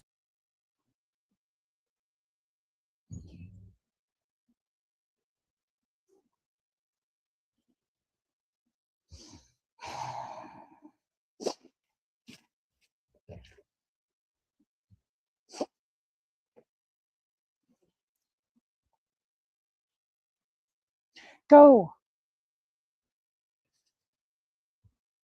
Come on.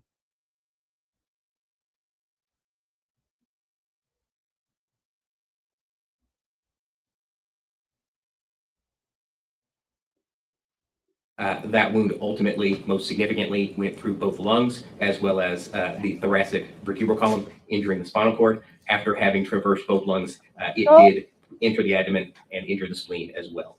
Okay. You talked about several organs here, and I just want to do it with the first child so we can get used to that, okay? Could you kind of go through the organs that you talked about, it penetrated, what the function of those organs are, and why penetrating those organs would be a cause of death? So in this case, going through both lungs is going to cause significant bleeding, and it's going to impair the ability to breathe. Going through the vertebral column and transecting the spinal cord is going to cause a loss of sensation and motor function below that level at the thoracic level. To clarify, there are several levels of the spine. The cervical spine is the neck, the thoracic spine is in the chest, and then the lumbar and sacral spine are in the abdomen and pelvis. So this was in the region of the chest. The splenic injury, the spleen is a vascular organ, and so that would be expected to also contribute to the bleeding in addition to the lung injuries. And could you show us just generally on your body, the general direction or pathway of that Yes. gunshot wound? So this wound entered in the back relatively high here, and it's going to go across and end up in the abdomen somewhere around here. And in your opinion, that a gunshot wound caused his death? Yes. And were there other wounds that he suffered? There was an additional wound. You describe that for us. That was a entrance wound of the chest. However, only a projectile fragment was recovered, and that wound path was very superficial. So it would not have led to death? That wound was much less significant, and yes, I could envision that wound not leading to death. Any other findings of significance to share with this jury? There were some other apparent ballistic injuries or fragmentary impacts on other parts of the body. And could you explain those for us? Anytime a projectile fragments, which at least one of these fragments did, or anytime there are other projectiles that have been fired in the vicinity that have fragmented, those can bounce or ricochet off of nearby structures, or they can perforate nearby structures and cause blunt impacts to the body that would cause these sorts of ballistic fragmentary injuries. And so whether the bullet passed through another object or ricocheted off of it, you can't say. Not given these findings, I couldn't be more specific. And also, as far as distance determination, are you able to determine how far a weapon was from a body when the body received that gunshot wound? In some cases, yes. And in this case, was it very limited, the time that you found somebody with a very close-up gunshot wound? In this specific case, I could not definitively say that there was evidence of close range firing. However, the reason that those other ballistic or fragmentary impacts can be important is because those can, on some level, mimic close range firing. And so that will complicate the evaluation. So in this case, I do at least have those fragmentary injuries, but I don't have anything that I could definitively say was close range. And could you tell us how you determine distance and what the different levels of distance are when pathologists are looking at gunshot wounds? Your Honor, I'm sorry, if I can make a recommendation just to reduce the secondary trauma that can be suffered. There If you we don't go. have to have the picture up while we're talking about distance and things like that. If we can have the picture, take it down, and then picture for the next one, I think it would be appreciated. It's our case. However you want to proceed, Mr. Turner, go ahead. You guys are irritating me. Our problem Ah! is just move to the next. Can you go? This one. Click the button. And it'll go. You can click it on. For fuck's sake. Good, proceed. We were talking about distance determinations. Go lay down. How far a weapon was from the body. All right. The body received the bullet. Correct. So in some cases that is Settle down. when a gun is fired, the bullet obviously is going to exit the muzzle of the gun. However, more than just the bullet will also exit the weapon. There can be particles of burning and unburnt gunpowder, as well as residues of combustion. If the gun is fired in close enough proximity to the skin, those additional items can sometimes impact or deposit upon the skin. What? And so those findings that we would most typically look for would be soot, which is an amorphous grayish black residue that is the products of combustion. That's the smoke coming out of the gun. Or powder Actually, give me tattooing, one which munchie. are very, well, I should say, relatively regular punctate abrasions that are caused by the burning and unburnt particles of gunpowder striking the skin and abrading it and embedding into the skin. Beyond that range, it is possible for gunpowder to deposit on the skin, although because it lacks mass, it can no longer abrade the skin. In addition, under those ranges, if the muzzle of the gun is actually directly in contact with the skin, we can see contusions, abrasions, or lacerations associated with the muzzle of the gun on the skin. And is there a name for if the muzzle is on the skin? It would be a contact wound. And what are the other classifications? The other classifications would be near contact, depending on how much you want to lump or split. Something that's relatively near contact would probably be expected to have soot. That is, and this is a very fuzzy number, somewhere in the vicinity of the first 12 inches away from the muzzle. Now, again, many variables are going to affect the actual distance. So the only real way to get a harder number than what I'm providing is to test fire the actual weapon against a witness panel with the actual ammunition used. But again, as a rough guide, about a foot. For powder tattooing, somewhere in the range of 3 to 4 to 5 feet is where powder tattooing will cease. For gunpowder particulate deposition, a very broad range, anywhere from 9 to 21 feet, gunpowder particles can begin to cease being deposited on the skin. As we move beyond that, we will have no evidence of close range firing. Some people would call that distant, although it's also reasonable to call that indeterminate because, again, depending on many of these variables, there may be different reasons why you're not seeing evidence of close range firing. Thank you very much. And so we had talked about the wound that caused death. We also talked about a chest wound, and you were talking about this third kind of abrasive wound. Is that correct? So in this case, there were the fragmentary injuries. Fragment wound. Next turn to State's Exhibit 740. If you can display that. Mr. Rogelio Torres. And is that your autopsy number 1380? Correct. And is there a wound depicted in State's Exhibit 740? A wound is seen. And what's the nature of that one? That is a wound that is adjacent to the right eyebrow. That was not a life-threatening wound? In this case, that was described as a graze wound. A graze? Graze, correct. Thank you. You can turn it. Could you tell us then what your findings were as to Mr. Torres? In this case, 12 gunshot wounds were noted.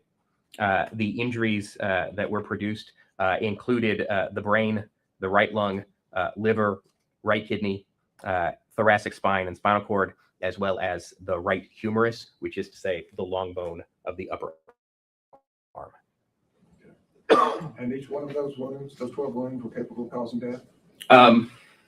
They're all potentially going to contribute. Of course, a wound that is traversing the brain is going to very likely be causative of death in the absence of the rest. However, if you take out, for instance, the wound traversing the brain, a combination of liver, kidney, thoracic spine, long bone fracture, and lung injury might well also be predictive of death. But again, these were all collectively present, and so they were all considered as collectively causing death. And any other non-life-threatening wounds? Again, some of the other findings, such as the graze wound, would have been present. So there was the graze wound on the right eyebrow. There were some additional, less physiologically significant wounds that didn't cause major neurovascular organ injuries that were present. Thank you. Exhibit 741, Miranda Mathis.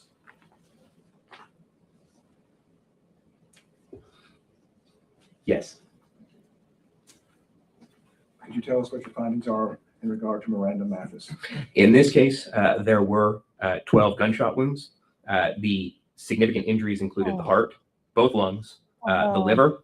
There were injuries to the cervical spine and spinal cord, that is, again, in the neck, skull base fractures, and there were injuries to the larynx and trachea, that is to say, the windpipe, basically, as well as the pelvis.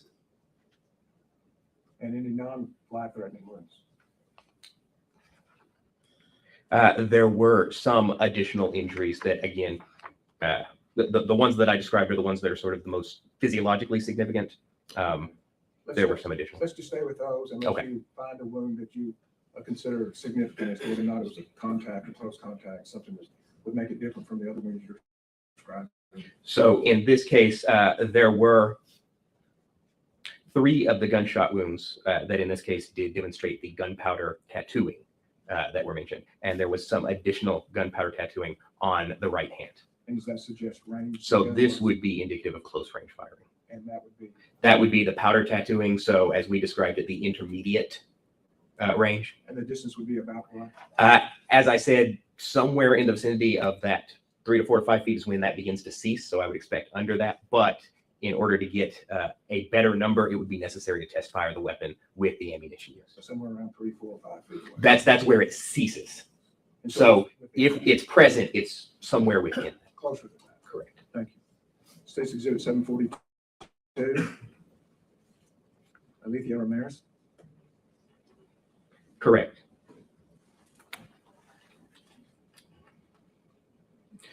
In this case, there were 4 gunshot wounds.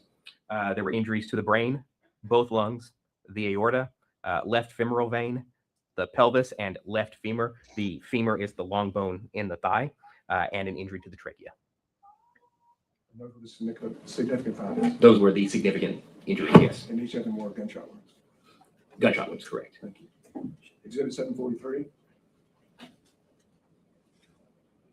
Dea Bravo. These poor Correct. kids, man. In this case, the decedent had 8 gunshot wounds. The significant injuries included the brain, the major neurovascular structures of the right forearm, and the left upper arm, and fractures of the right radius and ulna. Those are the long bones within the forearm. And any of those sufficient in themselves to cause death? Certainly the brain injury, yes. State's Exhibit 744. Ileana Torres. Correct.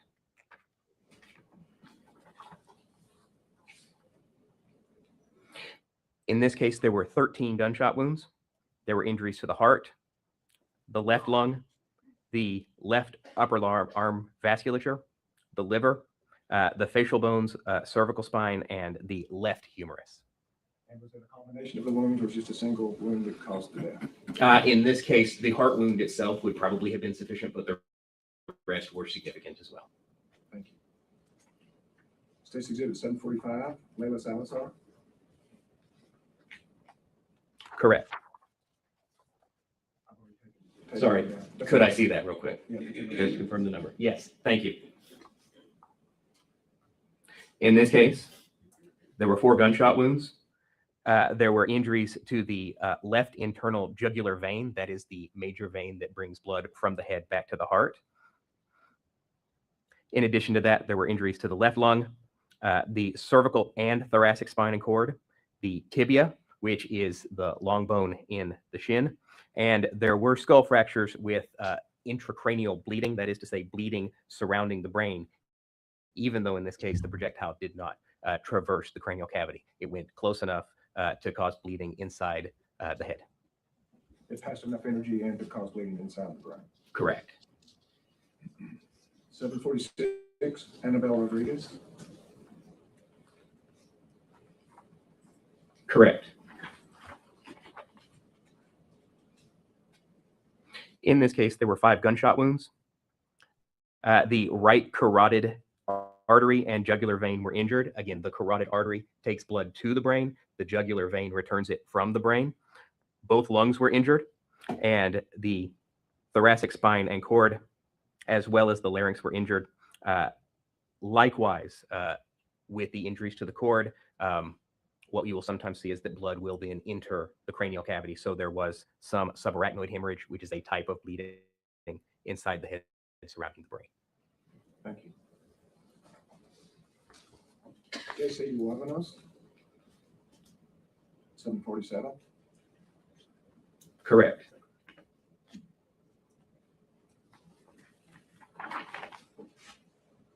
In this case, there were 3 gunshot wounds. The brain, the cervical spine, and the spinal cord were injured. And each of these were gunshot Hey, wounds? Daniel. These are all from gunshot wounds. All the wounds that you described were gunshot wounds? Sad. That's correct. No other weapon caused any injury to this child? None that was, no, it did not appear so. In fact, in each case, although we haven't specified it, projectile fragments were recovered associated with each autopsy. Okay, associated with gunshot wound. Part of the bullet, basically. So that confirms for you that these were all gunshot. One of the things, yes. Exhibit 748, Ileana Garcia.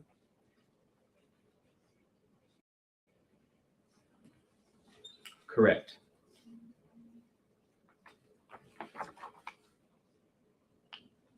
In this case, there were 5 gunshot wounds. The skull was fractured, again, with that same type of bleeding inside the head, subarachnoid hemorrhage. There were also injuries to the right axillary artery and vein. The axillary artery and vein are the major blood vessels that run from the chest into the arm. Tess Mata, State's Exhibit 749. Correct.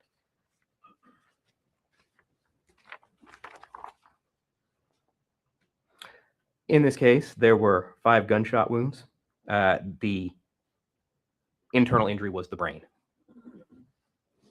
Okay, could you explain that a little bit more? Yes, there was an entry wound of the face that did traverse the cranial cavity. There were additional injuries of the back, buttocks, and left upper extremity. However, these did not cause significant internal organ injuries. Thank you. Matthew Rodriguez, 750. Correct.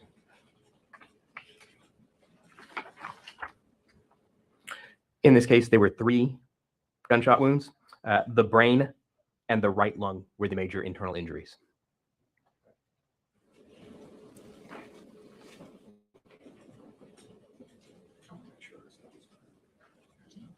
Jayla Seguero, number 751. Correct.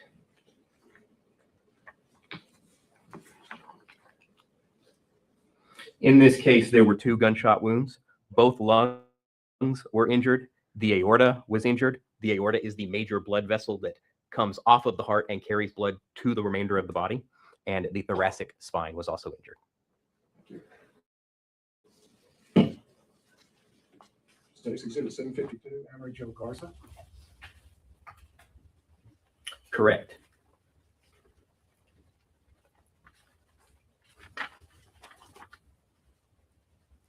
In this case, there was 1 gunshot wound, which injured the heart, right lung, liver.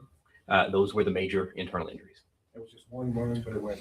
Yes. Could you just show us how that traversed? Yes, that's correct. This wound entered the back about here, and it went from back to front And as it went from back to front, it went through the lung, the heart, the liver, and then was recovered from within the body. Thank you.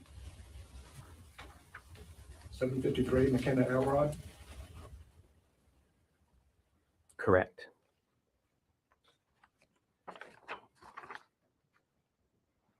In this case, there were 4 gunshot wounds.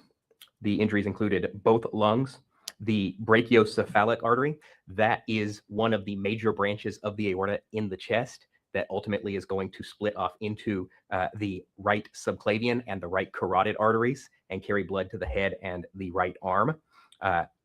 In addition, the left femur, both tibias, and the trachea were injured. Exhibit 754, Alexandria Rubio. Oh, I'm sorry. Sorry. Go too quick. Correct.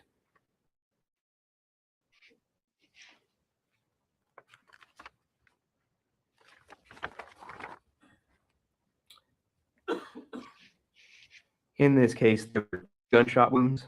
The major internal injury was the brain. The additional wound was a superficial gunshot wound to the back. And State's Exhibit 755, Xavier Lopez. Oh, I'm sorry, too quick.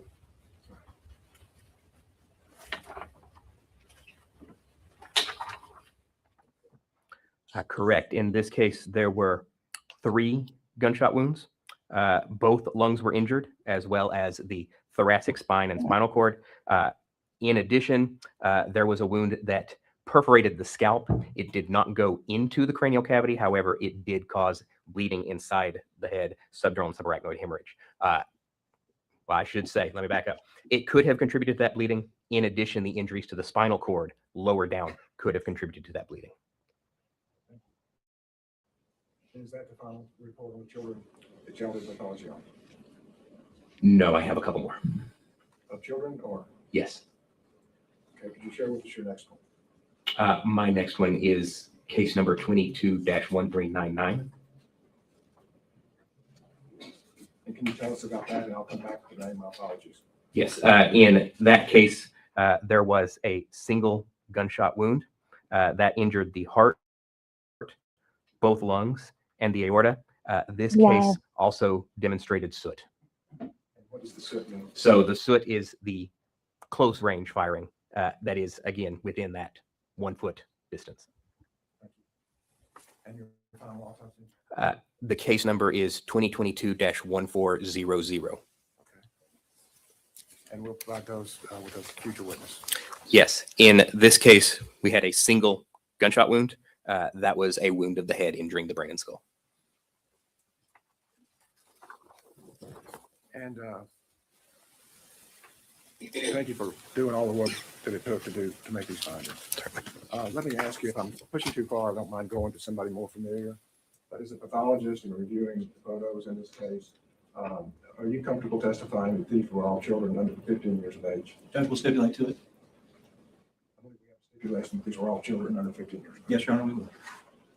Pass the witness. Okay, then the court will take judicial notice of the stipulation. Pass the witness.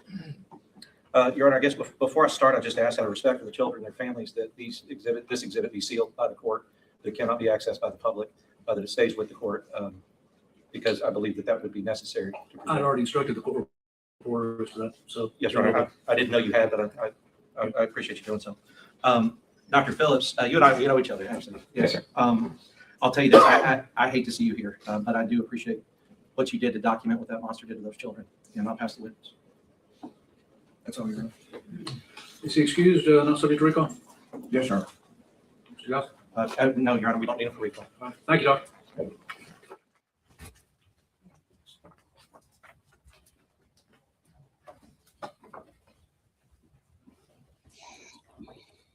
Let me see. We're gonna take a short break, ladies and gentlemen, 10 minutes to take care of another matter. So remember my instructions. We'll see you back in 10. Let everyone rise for the jury.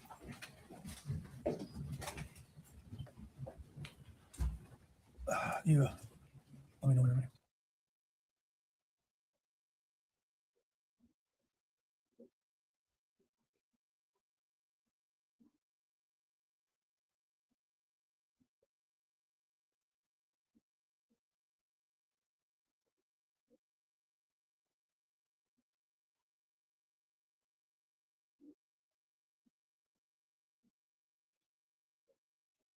You're rambunctious, kitty.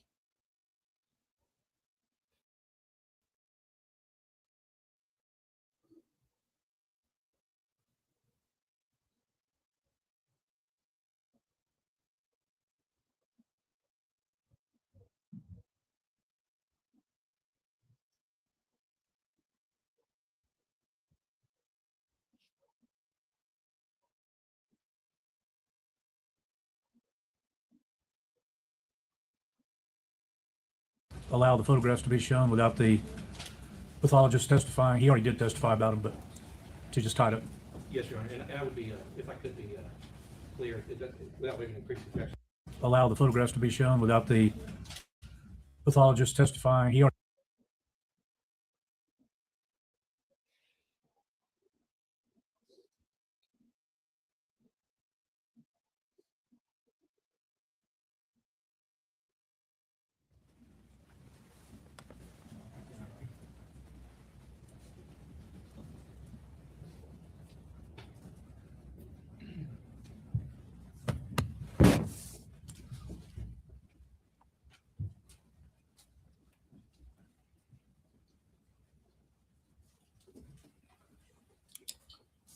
Okay, please be seated in the courtroom. State. Hey, Bob. We do have the last two children that the pathologist talked about, and Judge, we have talked to the prosecution, we've agreed to allow them to show the jury and to tell the kids' name. Okay. So, ladies and gentlemen, for identification purposes, they've agreed to allow the photographs to be shown without the pathologist testifying. He already did testify about them, but to just tied up. Yes, Your Honor, and I would be, if I could be clear, without waiving increased objection, it's just in this circumstance, the situation, there's assuming the court would have to say ruling and move. That's why we're making that accommodation. Correct. Just 1 second.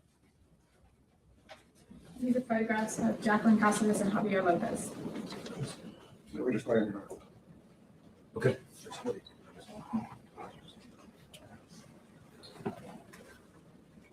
And that was number 1399, and that's the last autopsy that the pathologist talked about, and then 1400.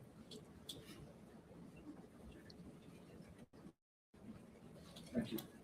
All right. It was 1400. Javier Lopez. Okay, thank you. Your next witness. State College Jennifer Lugo. Your Honor, I do believe that this the subject matter of this witness could go into a motion that we've raised previously. I don't know if you'd like us to approach her. We're just going to talk about the events that day. Well, if you'd like us to approach. Okay. Come on up. Just 1 second, man. We'll get you right up here.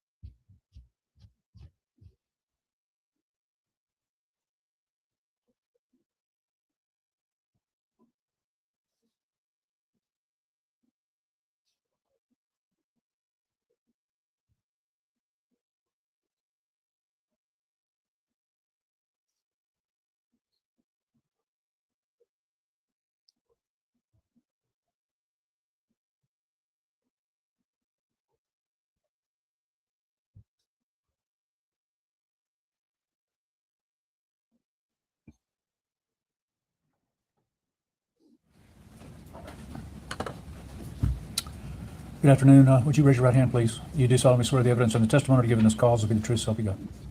All right, please have a seat over here. That microphone will adjust, so make it comfortable for you and try to speak up so everybody can hear you.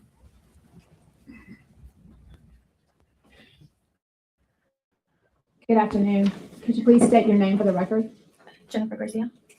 And Ms. Garcia, where do you currently reside? Don't tell me the address, it's the town and the county. Uvalde, Texas. Okay. And I'm going to take you back to the day of May 24th of 2022. On that day, did you have a child that went to Robb Elementary? Yes, I had one. And what was her name? Ileana Amaya Garcia. And where is Robb Elementary? Just to clarify for the record, is that in Uvalde County? Yes. Okay. And you dropped her off at school that morning? Yes. Okay. And what was there something special about that day? Just that they were having an awards ceremony for the end of the year, school year. Okay. And was it a normal morning for you when you dropped her off? Yeah, I mean, I have more other children, so I dropped them off, made my rounds, dropped her off, and then went home just to get ready for the awards. And did you attend the awards ceremony that morning? Yes, And did she in fact receive an award? she did. She received one. I believe it was like a helping kind of student award. And were you there to see her get that award? Yes, And did y'all take pictures and all that? we did. She took a picture with her sister and a picture with her with the certificate. Now, at some point, did you hear that there was something happening at Robb Elementary? Not at that moment, not until I went home shortly after. Okay, so you left her at school that day. I did. She wanted to come home. She asked if she could come home, but I told her no, to stay in school because after the awards, earlier that week, I believe we had gave the teacher $2. They were all going to pitch in for pizza and have like a movie fun day kind of thing. So I told her no, that she didn't need to come home for her to stay at school and that I would pick her up later. Okay. And at some point, so you returned back to your home? Yes. Okay. And at some point, did you return back to Robb Elementary School? I did. After shortly getting home, not that long ago, a neighbor came and asked where my girls were. I told her they all went to school but one. And she's like, okay, well, you need to get to Robb ASAP. And I'm like, why? What's going on? She's like, there's something going on. They believe that there's a shooter at the school. So I just grabbed the baby, jumped in the car. I believe we both went barefooted. She met me there. She took the baby and I just started running and there was just chaos. I mean, there was already people, cops there. I mean, everything was just hectic. And at some point, were you directed to the Civic Center? Yes, well, shortly after waiting there, seeing what's going on, asking where my daughter was, we couldn't find her. Kids were just running everywhere. Kids were loading up on the EMS. Shortly after we couldn't find ours, they're like, we'll just check hospitals, but they redirected everybody to the Civic Center to wait for any updates because they were still trying to get all the children directed that way. Okay. And once you got to the Civic Center in Uvalde, what happened there? It was just like we just had to wait for any updates. I mean, we waited there for a couple hours.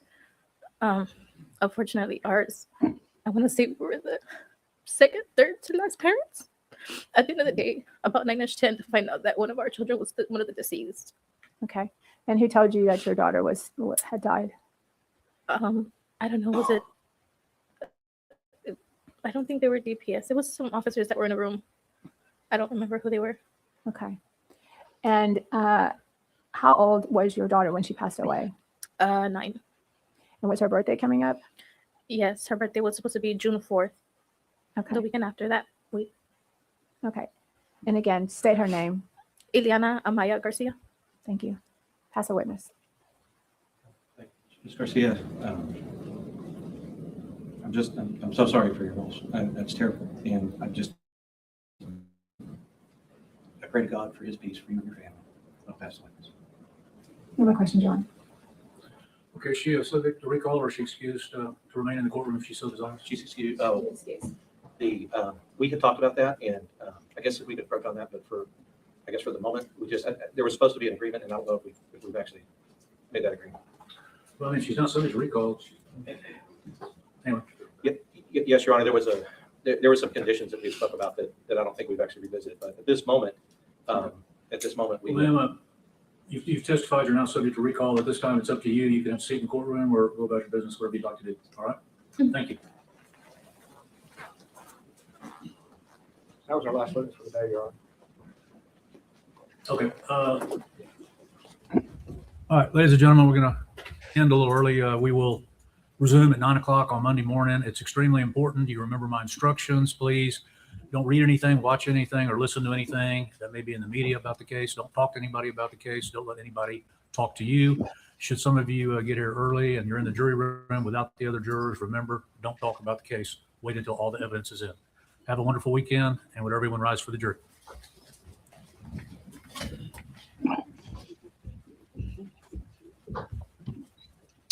Wow, you're going to leave on that note, Judge? I mean, prosecutor? That's cold-blooded. That is cold-blooded. You knew what you were Okay, doing. we'll be in recess till 9 a.m. Monday morning. All right, I guess we're done. We're done. We're done. Today was a tough day. We heard about the injuries to the children. Yeah, that's tough. Hearing from that mom, that was tough. Yeah. I'm still confused on what Mr. Copper did. Like I'm confused on what he did, didn't do. I'm just lost. I know what everybody else did, but him. And that's sad. That is sad that I don't know. 1 second they're saying he's getting kids out of getting kids out of the classroom. Next minute they're saying he's calling for help. A lot of different things like oops. It was a pretty wild case. Like pretty wild case. I just don't understand. I don't know. I don't know. Do I think that they should have acted faster? Yes. But anywho, I don't know what the hell's going on. Oh, music. What the hell is playing in my ears? Oh Lord, that was crazy. But anyways, thanks everybody that came by. Hit the like, shared the live, commented, subscribed, followed, all that great stuff. I appreciate it. I will be back on Monday. I probably will I don't see what's going on. I think there might be updates for Karen Reed. I'm not sure. There is, I'll let you know about that later. Yeah, this case is kind of wild. The Melly case should be starting up soon. So yeah, there's gonna be a lot of trials going on. All right, everybody, thank you so much. Let the ones you love and care about know that you love and care about them, because tomorrow's not promised. All right, bye.